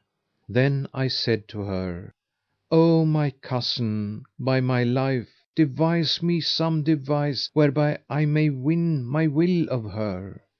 She wept and answered, "O Aziz, O son of my uncle, verily my heart is full of sad thought which I cannot speak; but go thou again to night to the same place and beware thou sleep not, and thou shalt surely attain thy desire.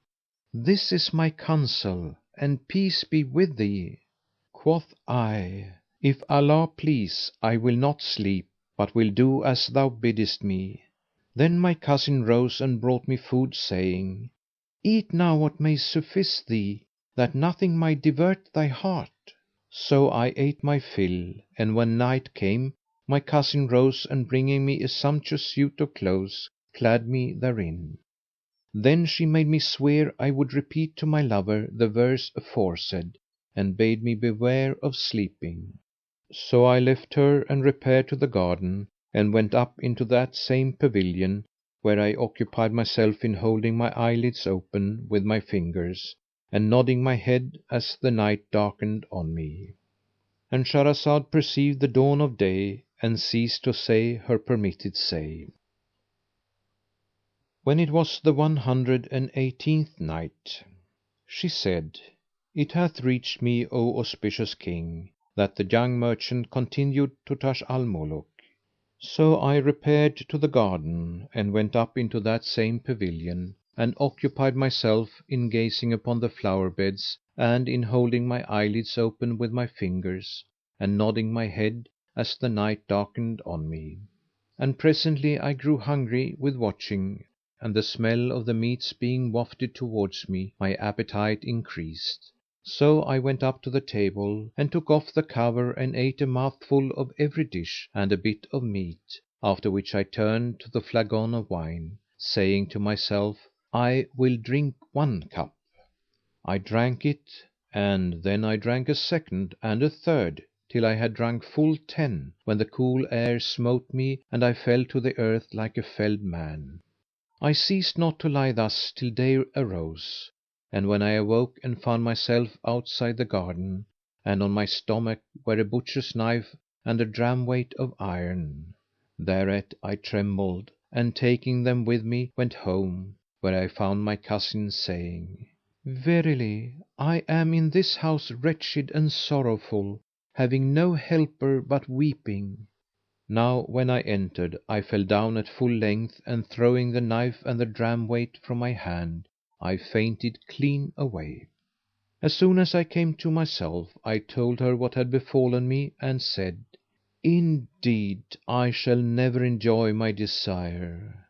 But when she saw my tears and my passion, they redoubled her distress on my account, and she cried, "Verily, I am helpless. I warned thee against sleeping, but thou wouldst not hearken to my warning, nor did my words profit thee aught."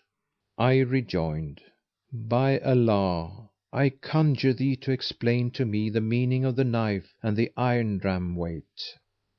"By the dram weight," replied my cousin, "she alludeth to her right eye, and she sweareth by it and saith, 'By the Lord of all creatures and by my right eye, if thou come here again and sleep, I will cut thy throat with this very knife.'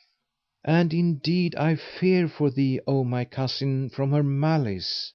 My heart is full of anguish for thee and I cannot speak. Nevertheless, if thou can be sure of thyself not to sleep when thou returnest to her, return to her and beware of sleeping and thou shalt attain thy desire. But if when returning to her thou wilt sleep, as is thy wont, she will surely slaughter thee."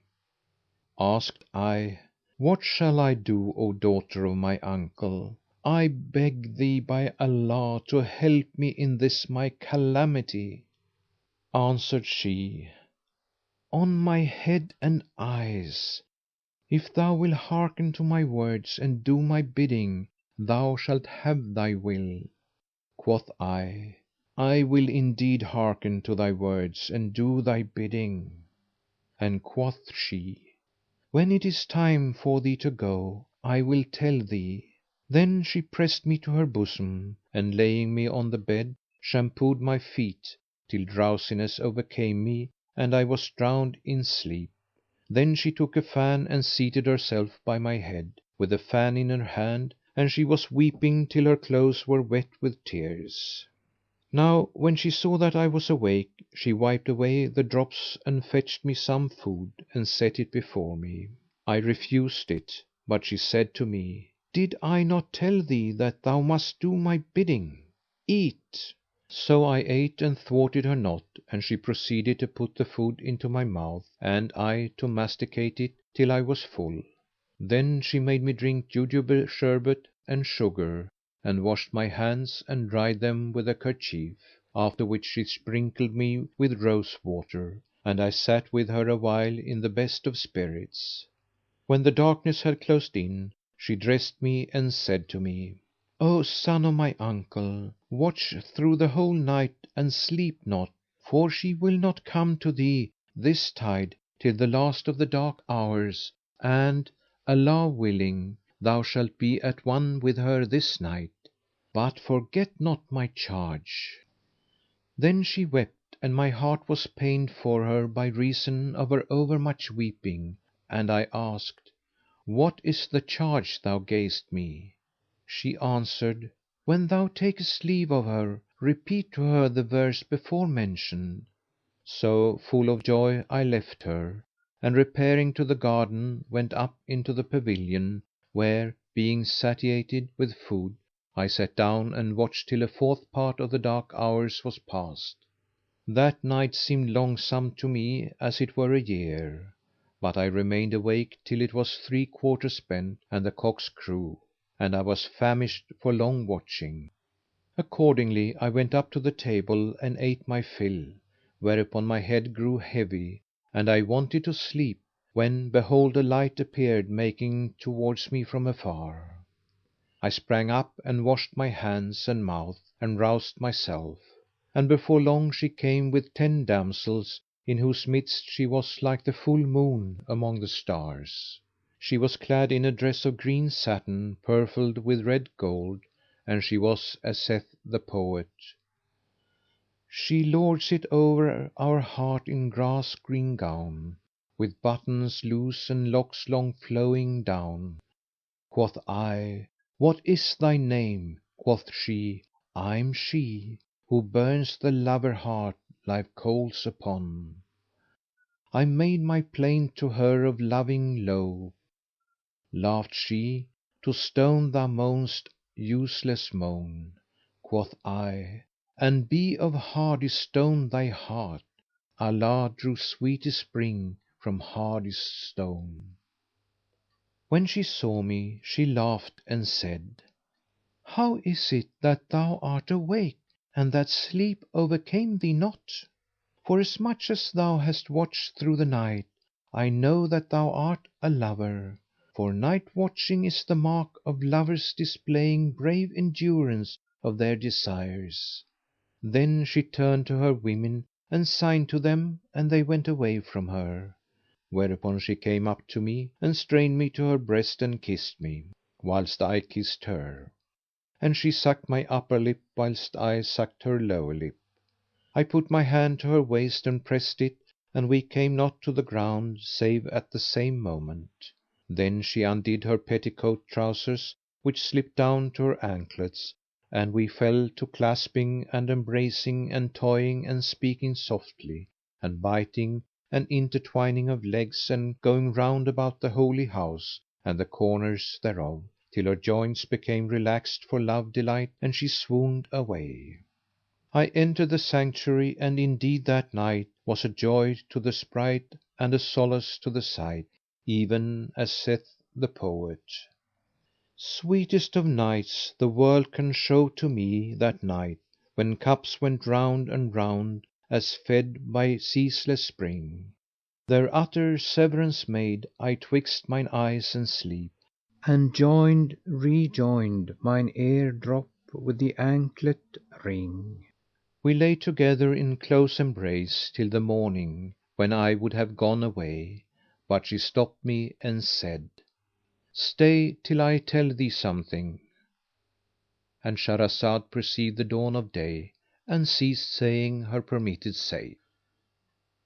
End of Project Gutenberg's The Book of a Thousand Nights and a Night, Volume 2. The Book of a Thousand Nights and a Night, Volume 2, Section 47.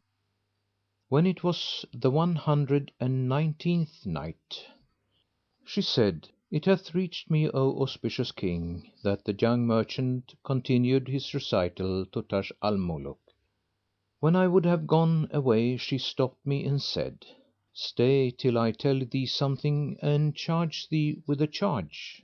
So I stayed whilst she unfolded a kerchief and drew out this piece of linen and spread it open before me. I found worked on it these 2 figures of gazelles and admired it within great admiration. Then I took the piece of linen and went away, joyful, after we had agreed that I should visit her every night in the garden.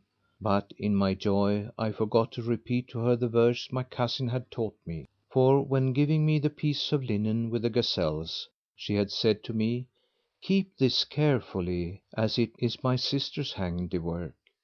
I asked her, what is thy sister's name? And she answered, her name is Nur al Huda. When I went to my cousin, I found her lying down, but as soon as she saw me, she rose with the tears running from her eyes, and came up to me and kissed me on the breast and said, didst thou do as I enjoined thee, and repeat the verse to her? I forgot it, replied I, and nothing drew it out of my mind but these 2 figured gazelles. And I threw the piece of linen on the floor before her. She rose and sat down again, but was unable to contain herself for impatience, and her eyes ran over with tears whilst she repeated these 2 couplets. O thou who seek'st parting, softly fare, Let not the pair delude with cunning art. Par softly, fortune's nature is to guile, and end of every meeting is to part. And when she ended her recitation, she said, O my cousin, give me this piece of linen. So I gave it to her, and she took it, and unfolding it, saw what was therein. When the tryst came for me going to my lover, the daughter of my uncle said to me, Go, and peace attend thee, and when thou art about to leave her, recite to her the verse I taught thee long ago, and which thou didst forget. Quoth I, Tell it me again, and she repeated it. Then I went to the garden and entered the pavilion, where I found the young lady awaiting me.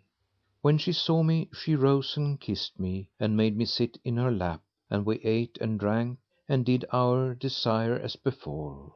In the morning I repeated to her my cousin's verse, which was this: Ho, lovers all, by Allah, say me sooth, what shall he do when love sore vexeth youth? When she heard this, her eyes filled with tears, and she answered and said, Strive he to cure his case, to hide the truth, patiently humble self, and sue for rush. I committed it to memory and returned home rejoicing at having done my cousin's bidding. When I entered the house, I found her lying down, and my mother at her head weeping over her case. But as soon as I went in to her, my mother said to me, A foul plague on such a cousin!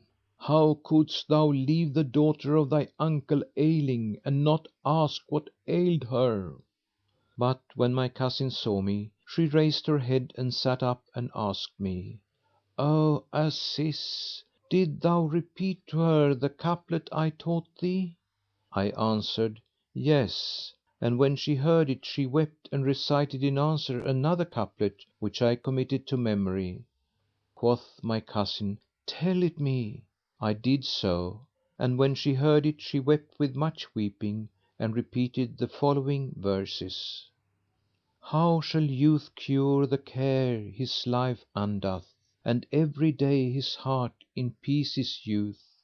In sooth he would be patient, but he findeth not save a heart which love with pains imbueth. Then added my cousin, When thou goest to her as a wont, repeat to her also these two couplets which thou hast heard. I replied, Hearkening and obedience. And I went at the wonted time to the garden, where there passed between my mistress and myself what tongue faileth to describe. When I was about to leave her, I repeated to her those two couplets of my cousin's, whereupon the tears streamed from her eyes and she replied, If he of patience fail the truth to hide, for him no cure save death my vision vieweth. I committed them to memory and returned home, and when I went in to my cousin, I found her fallen into a fit and my mother sitting at her head. When she heard my voice, she opened her eyes and asked, O Aziz, didst thou repeat the two couplets to her? Whereto I answered, Yes, but she wept on hearing them, and she replied with this couplet beginning, If he of patience fail to the end, and I repeated it, whereupon my cousin swooned again, and when she came to herself, she recited these two couplets, Hearkening, obeying with my dying mouth, I greet who joy of union ne'er alloweth. Fair fall all happy loves, and fair befal the hapless lover dying in his drouth. Again, when it was night, I repaired to the garden as usual, where I found the young lady awaiting me. We sat down and ate and drank, after which we did all we wanted and slept till the morning, and as I was going away, I repeated to her the saying of my cousin. When she heard the couplet, she cried out with a loud cry, and was greatly moved and exclaimed, Awah! Awah! By Allah, she who spake these lines is dead! Then she wept and said to me, "Woe to thee! How is she who spoke thus related to thee?" Replied I, "She is the daughter of my father's brother." "Thou liest," rejoined she. "By Allah, were she thy cousin thou hadst borne her the same love as she bore thee. It is thou who hast slain her, and may the Almighty kill thee as thou killedst her. By Allah, hadst thou told me thou hadst a cousin, I would not have admitted thee to my favours." Quoth I, "Verily, it was she who interpreted to me the signs thou madest, and it was she who taught me how to come to thee and how I should deal with thee; and, but for her, I should never have been united to thee." She then asked me, "Did thy cousin then know of us?" And I answered, "Yes." Whereupon she exclaimed, "Allah give thee sorrow of thy youth, even as thou hast sorrowed her youth." Then she cried to me, "Go now and see after her." So I went away troubled at heart and ceased not walking till I reached our street, when I heard sounds of wailing, and asking about it was answered, "Azizah, we found her dead behind the door." I entered the house, and when my mother saw me, she said, "Her death lieth heavy on thy neck, and may Allah not acquit thee of her blood."—And Shahrazad perceived the dawn of day and ceased saying her permitted say. When it was the One Hundred and Twentieth Night, She said, It hath reached me, O auspicious King, that the young merchant continued to Taj al Maluk: "So I entered the house and when my mother saw me she said, Her death lieth heavy on thy neck, and may Allah not acquit thee of her blood! A plague on such a cousin!" Then came my father and we laid her out and get ready her bier and buried her; and we had recitations of the whole Koran over her tomb, and we abode by her grave 3 days, after which we returned to our home, and I grieving for her grievously. Then my mother came to me and said, "I would fain know what thou didst to her to break her heart, for, O my son, I questioned her at all times of the cause of her complaint, but she would tell me nothing nor let me know aught of it. So Allah upon thee, tell me what thou hast been doing to her that she died." Quoth I did nothing." Quoth my mother, "Allah avenge her on thee! Verily she told me not, but kept her secret till she died of her love longings for thee. But when she died I was with her, and she opened her eyes and said to me, 'O wife of my uncle, may Allah hold thy son guiltless of my blood and punish him not for what he hath done by me! And now Allah transporteth me from the house of the world which is perishable to the house of the other world which is eternal.' Said I, 'O my daughter, Allah preserve thee and preserve thy youth!' And as I questioned her of the cause of her illness, she made me no answer, but she smiled and said, 'O wife of my uncle, bid thy son, whenever he would go whither he goeth every day, repeat these 2 saws at his going away, Faith is fair, unfaith is foul; for this is of my tender affection to him, that I am solicitous concerning him during my lifetime and after my death.' Then she gave me somewhat for thee and sware me that I would not give it until I see thee weeping for her and lamenting her death. The thing is with me, and when I have seen thy case as I have said, I will make it over to thee." "Show it me," cried I, but she would not. Then I gave myself up to love delights and thought no more of my cousin's death, for my mind was unsettled, and fain would I have been with my lover the livelong day and night. So hardly had I perceived the darkness fall, when I betook myself to the garden, where I found the young lady sitting on coals of fire for much impatience. As soon as she was sure that she saw me, she ran to me, and throwing her arms about my neck, enquired of the daughter of my uncle. I replied, "Sooth to say, she is dead, and we have caused zikr, litanies, and recitations of the Koran to be performed for her, and it is now 4 nights, and this be the 5th since she is gone." When she heard that, she shrieked aloud and wept and said, "Did I not tell thee that thou hast slain her? Hadst thou let me know of her before her death, I would have requited her the kindness she did me, in that she served me and united thee to me; for without her we had never foregathered, we twain, and I fear lest some calamity befall thee because of thy sin against her." Quoth I, "She acquitted me of offence ere she died," and I repeated to her what my mother had told me. Quoth she, "Allah upon thee, when thou returnest to thy mother, learn what thing she keepeth for thee." I rejoined, "My mother also said to me, before the daughter of thy uncle died, she laid a charge upon me, saying, whenever thy son would go whither he is wont to go, teach him these 2 saws: Faith is fair, unfaith is foul."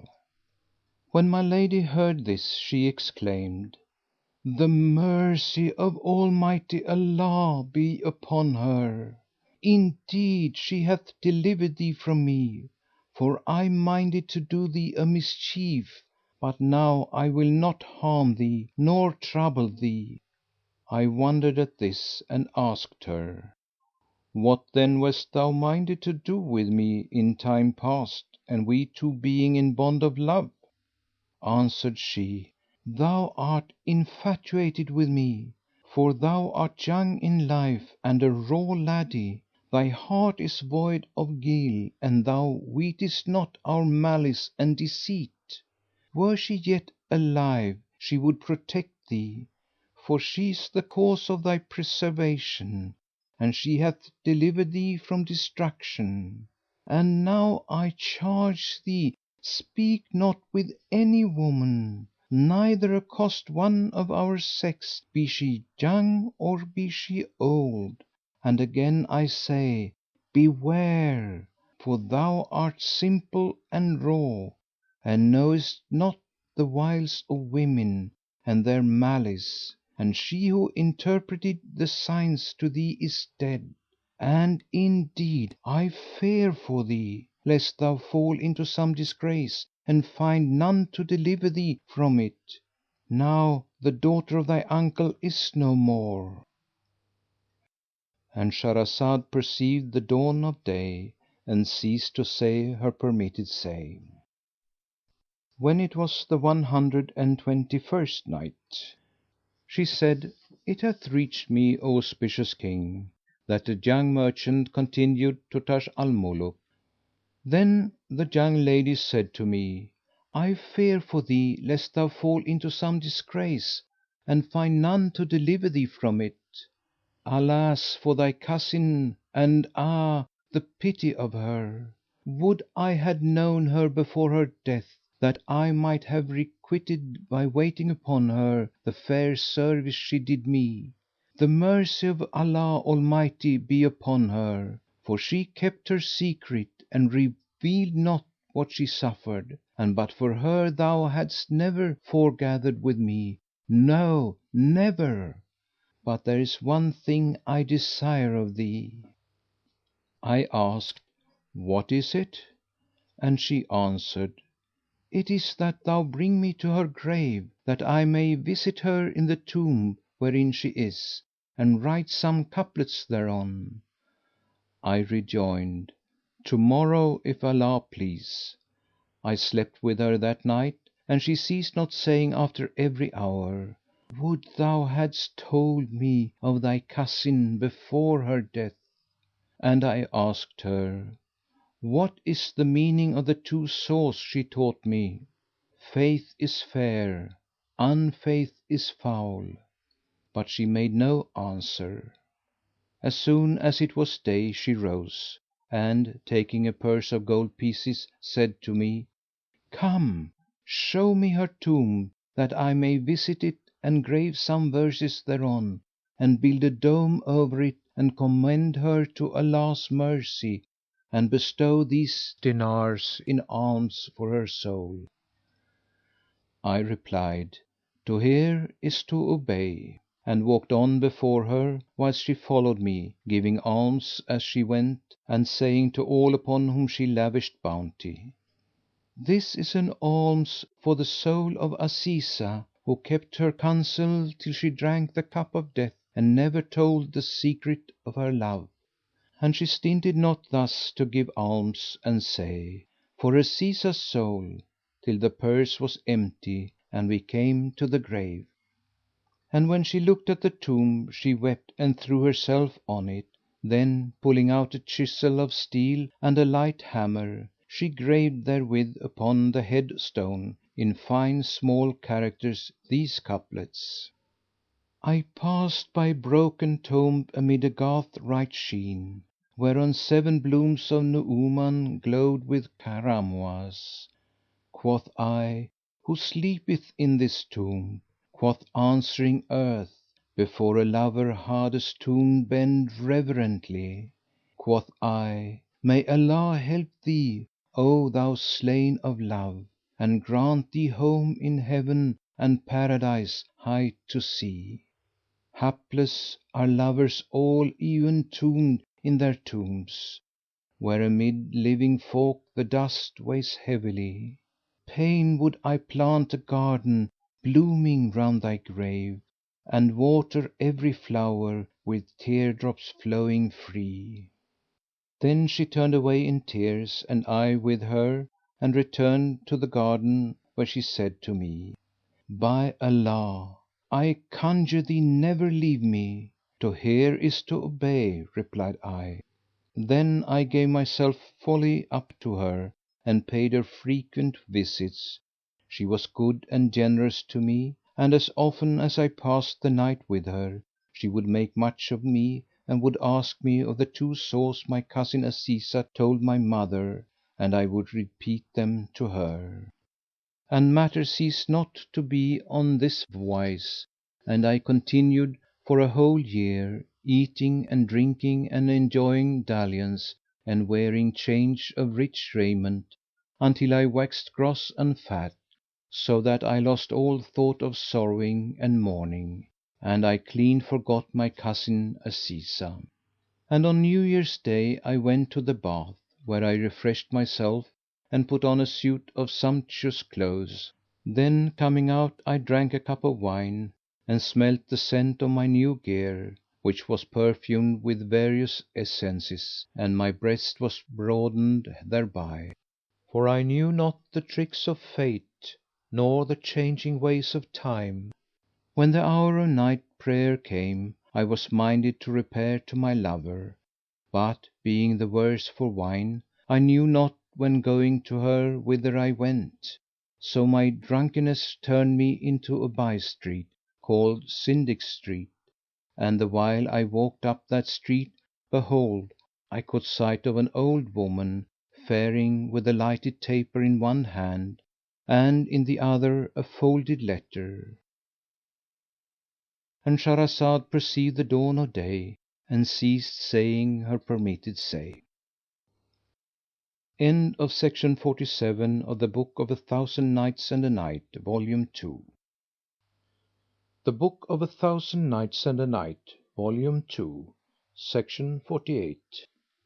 When it was the 122nd Night, she said, It hath reached me, O auspicious King, that the young merchant, whose name was Aziz, continued to Taj al Muluk: And when I entered the street called Syndic Street, behold, I caught sight of an old woman walking with a lighted taper in one hand and in the other a folded letter, and I drew near her, and lo!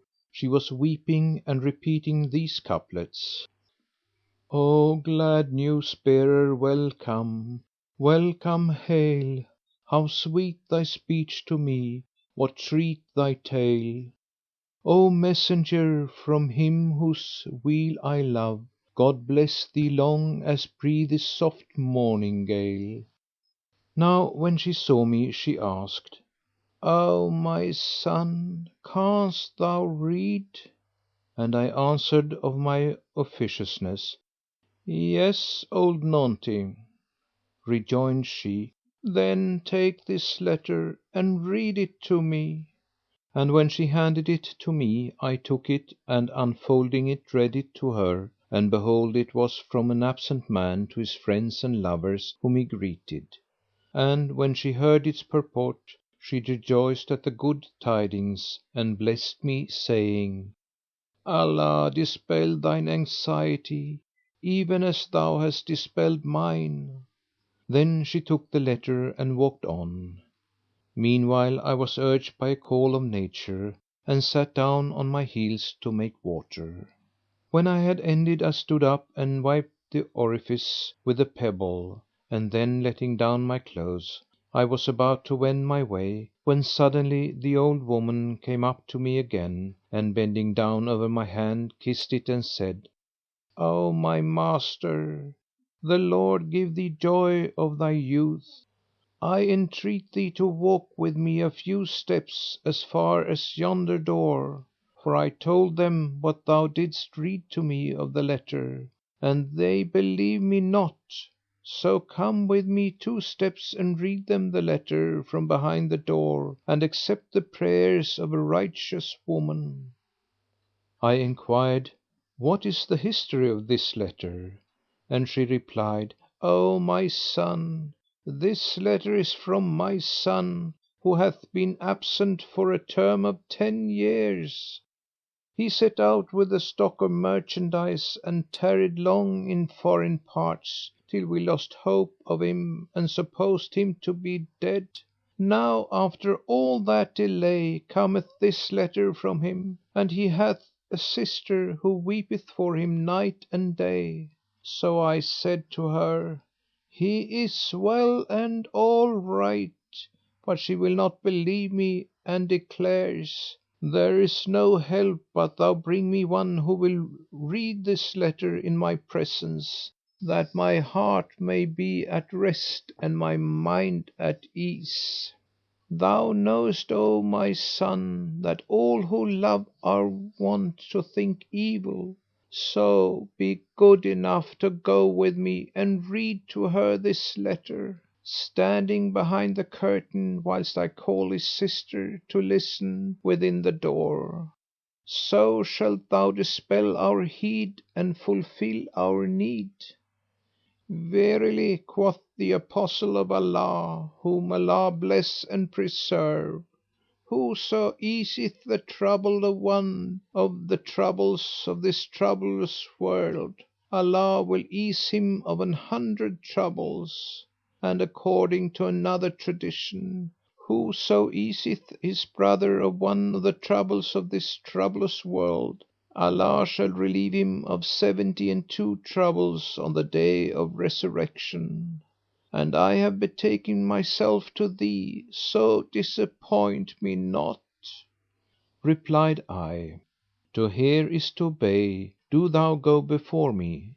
So she walked on devancing me, and I followed her a little way, till she came to the gate of a large and handsome mansion, whose door was plated with copper. I stood behind the door, whilst the old woman cried out in Persian, and ere I knew it a damsel ran up with light and nimble step. She had tucked up her trousers to her knees, so that I saw a pair of calves that confounded thinker and lighter, and the maid herself was as saith the poet describing her: O thou who bearest leg calf, better to suggest, for passion madded amorist, better things above. Towards its lover cloth the bowl go round and run. Cup and cup bearer only drive us daft with love. Now these legs were like two pillars of alabaster adorned with anklets of gold, wherein were set stones of price. And the damsel had tucked up the end of her gown under her armpit, and had rolled up her sleeves to the elbow, so that I could see her white wrists, whereon were two pairs of bracelets with clasps of great pearls, and round her neck was a collar of costly gems.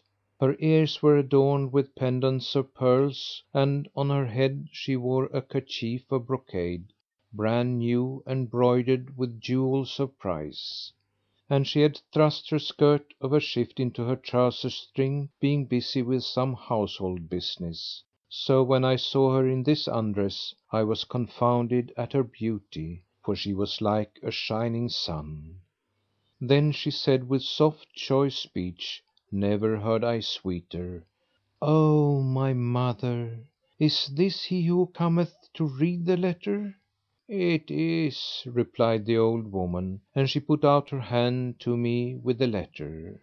Now between her and the door was a distance of about half a rod, so I stretched forth my hand to take the letter from her, and thrust head and shoulders within the door, thinking to draw near her and read the letter, when, before I knew what her design was, the old woman butted her head against my back, and pushed me forwards with the letter in my hand, so that ere I could take thought I found myself in the middle of the hall, far beyond the vestibule. Then she entered, faster than a flash of blinding leven, and had not to do but to shut the door. And Shahrazad perceived the dawn of day and ceased to say her permitted say. When it was the 123rd Night, she said, it hath reached me, O auspicious King, that the youth Aziz pursued to Taj al Muluk: "When the old woman pushed me forwards, I found myself, ere I could think, inside the vestibule, and the old woman entered faster than a flash of blinding leven, and had not to do but to shut the door. When the girl saw me in the vestibule, she came up to me and strained me to her bosom, and threw me to the floor. Then she sat astraddle upon my breast, and kneaded my belly with her fingers, till I well nigh lost my senses. Thereupon she took me by the hand and led me, unable to resist for the violence of her pressure, through 7 vestibules, whilst the old woman forewent us with the lighted candle, till we came to a great saloon with 4 estrades, whereon a horseman might play polo. Here she released me, saying, "Open thine eyes." So I opened them, still giddy for the excess of her embracing and pressing, and saw that the whole saloon was built of the finest marbles and alabasters, and all its furniture was of silk and brocade, even to the cushions and mattresses. Therein also were 2 benches of yellow brass, and a couch of red gold, set with pearls and precious stones, befitting none save kings like thyself. And off the saloon were smaller sitting rooms, and the whole place was redolent of wealth. Then she asked, "O Aziz, which is liefer to thee, life or death?" "Life," answered I, and she said, "If life be liefer to thee, marry me." Quoth I, "Indeed I should hate to marry the like of thee." Quoth she, "If thou marry me, thou wilt at least be safe from the daughter of Dalilah, the wily one." I asked, "And who be that daughter of the wily one?" Whereupon she laughed and replied, "'Tis she who hath companied with thee this day for a year and 4 months. May the Almighty destroy and afflict her with one worse than herself! By Allah, there liveth not a more perfidious than she! How many men hath she not slain before thee, and what deeds hath she not done? Nor can I understand how thou hast been all the time in her company, yet she hath not killed thee nor done thee a mischief." When I heard her words, I marvelled with exceeding marvel and said, "O my lady, who made thee to know her?" Said she, "I know her, as the age knoweth its calamities; but now I would fain have thee tell me all that hath passed between you two, that I may ken the cause of thy deliverance from her." So I told her all that had happened between us, including the story of my cousin Azizah. She expressed her pity when she heard of the death, and her eyes ran over with tears, and she claps hand on hand and cried out, "Her youth was lost on Allah's way, and may the Lord bless thee for her good works. By Allah, O Aziz, she who died for thee was the cause of thy preservation from the daughter of Dahlia the Wily, and but for her thou hadst been lost. And now she is dead, I fear for thee from the crafty one's perfidy and mischief, but my throat is choking and I cannot speak." Quoth I, "Ay, by Allah, all this happened even as thou sayest." And she shook her head and cried, "There liveth not this day the likes of Azizah." I continued, "And on her death bed she bade me repeat to my lover these two saws: Faith is fair, unfaith is foul." When she heard me say this, she exclaimed, "O Aziz, by Allah those same words saved thee from dying by her hand! And now my heart is at ease for thee from her, for she will never kill thee, and the daughter of thy uncle preserve thee during her lifetime and after her death. By Allah, I have desired thee day after day, but could not get at thee till this time, when I tricked thee and outwitted thee; for thou art a raw youth and knowest not the wiles of young women nor the deadly guile of old women." Rejoined I, "No, by Allah." Then said she to me, "Be of good cheer and eyes clear; the dead hath found Allah's grace and the live shall be in good case.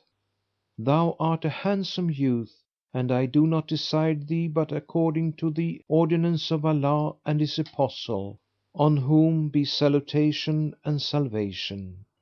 Whatever thou requirest of money and stuff, thou shalt have forthright without stint, and I will not impose any toll on thee, no, never, for there is with me always bread baked hot and water in pot. All I need of thee is that thou do with me even as the cock doth." I asked, "And what doth the cock?" Upon this she laughed and clapped her hands and fell over on her back for excess of merriment; then she sat up and smiled and said, "O light of my eyes, really dost thou not know what cock's duty is?" "No, by Allah," replied I; and she, "The cock's duty is to eat and drink and tread." I was abashed at her words and asked, "Is that the cock's duty?" "Yes," answered she, "and all I ask of thee now is to gird thy loins and strengthen thy will and futter thy best." Then she clapped her hands and cried out, saying, "O my mother, bring forward those who are with thee." And behold, in came the old woman accompanied by 4 lawful witnesses and carrying a veil of silk. Then she lighted 4 candles, whilst the witnesses saluted me and sat down; and the girl veiled herself with the veil and deputed one of them to execute the contract on her behalf. So they wrote out the marriage bond, and she testified to have received the whole sum settled upon her, both the half in advance and the half in arrears, and that she was indebted to me in the sum of 10,000 dirhams.—And Shahrazad perceived the dawn of day and ceased saying her permitted say. When it was the 124th Night, She said, It hath reached me, O auspicious King, that the young merchant continued to Taj al Muluk. When they wrote out the marriage contract, she testified to having received the whole sum settled upon her, the half in advance and the half in arrears, and that she was indebted to me in the sum of 10,000 dirhams. She paid the witnesses their wage, and they withdrew whence they came. Thereupon she arose and cast off her clothes and stood in a chemise of fine silk, edged with gold lace. After which she took off her trousers and seized my hand and led me up to the couch, saying, "There is no sin in a lawful put in." She lay down on the couch outspread upon her back, and drawing me on to her breast, heaved a sigh and followed it up with a wriggle by way of being coy. Then she pulled up the shift above her breasts, and when I saw her in this pose, I could not withhold myself from thrusting it into her, after I had sucked her lips, whilst she whimpered and shammed shame and wept when no tears came. And then said she, "O my beloved, do it, and do thy best." Indeed, the case reminded me of his saying who said, "When I drew up her shift from the roof of her coynte, I found it straight as my mind and my money. So I drew it halfway, and she sighed a loud sigh. Quoth I, 'Why this sigh? For the rest of it, honey.' And she repeated, 'O my beloved, let the finish be made, for I am thine handmaid. My life on thee, up with it, give it me, all of it, that I may take it in my hand and thrust it into my very vitals.' And she ceased not to excite me with sobs and sighs and amorous cries in the intervals of kissing and clasping, until amid our murmurs of pleasure we attained the supreme delight and the term we had in sight. We slept together till the morning, when I would have gone out, but lo!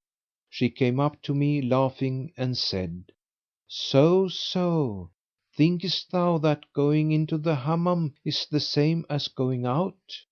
Dost thou deem me to be the like of the daughter of Dalilah, the wily one?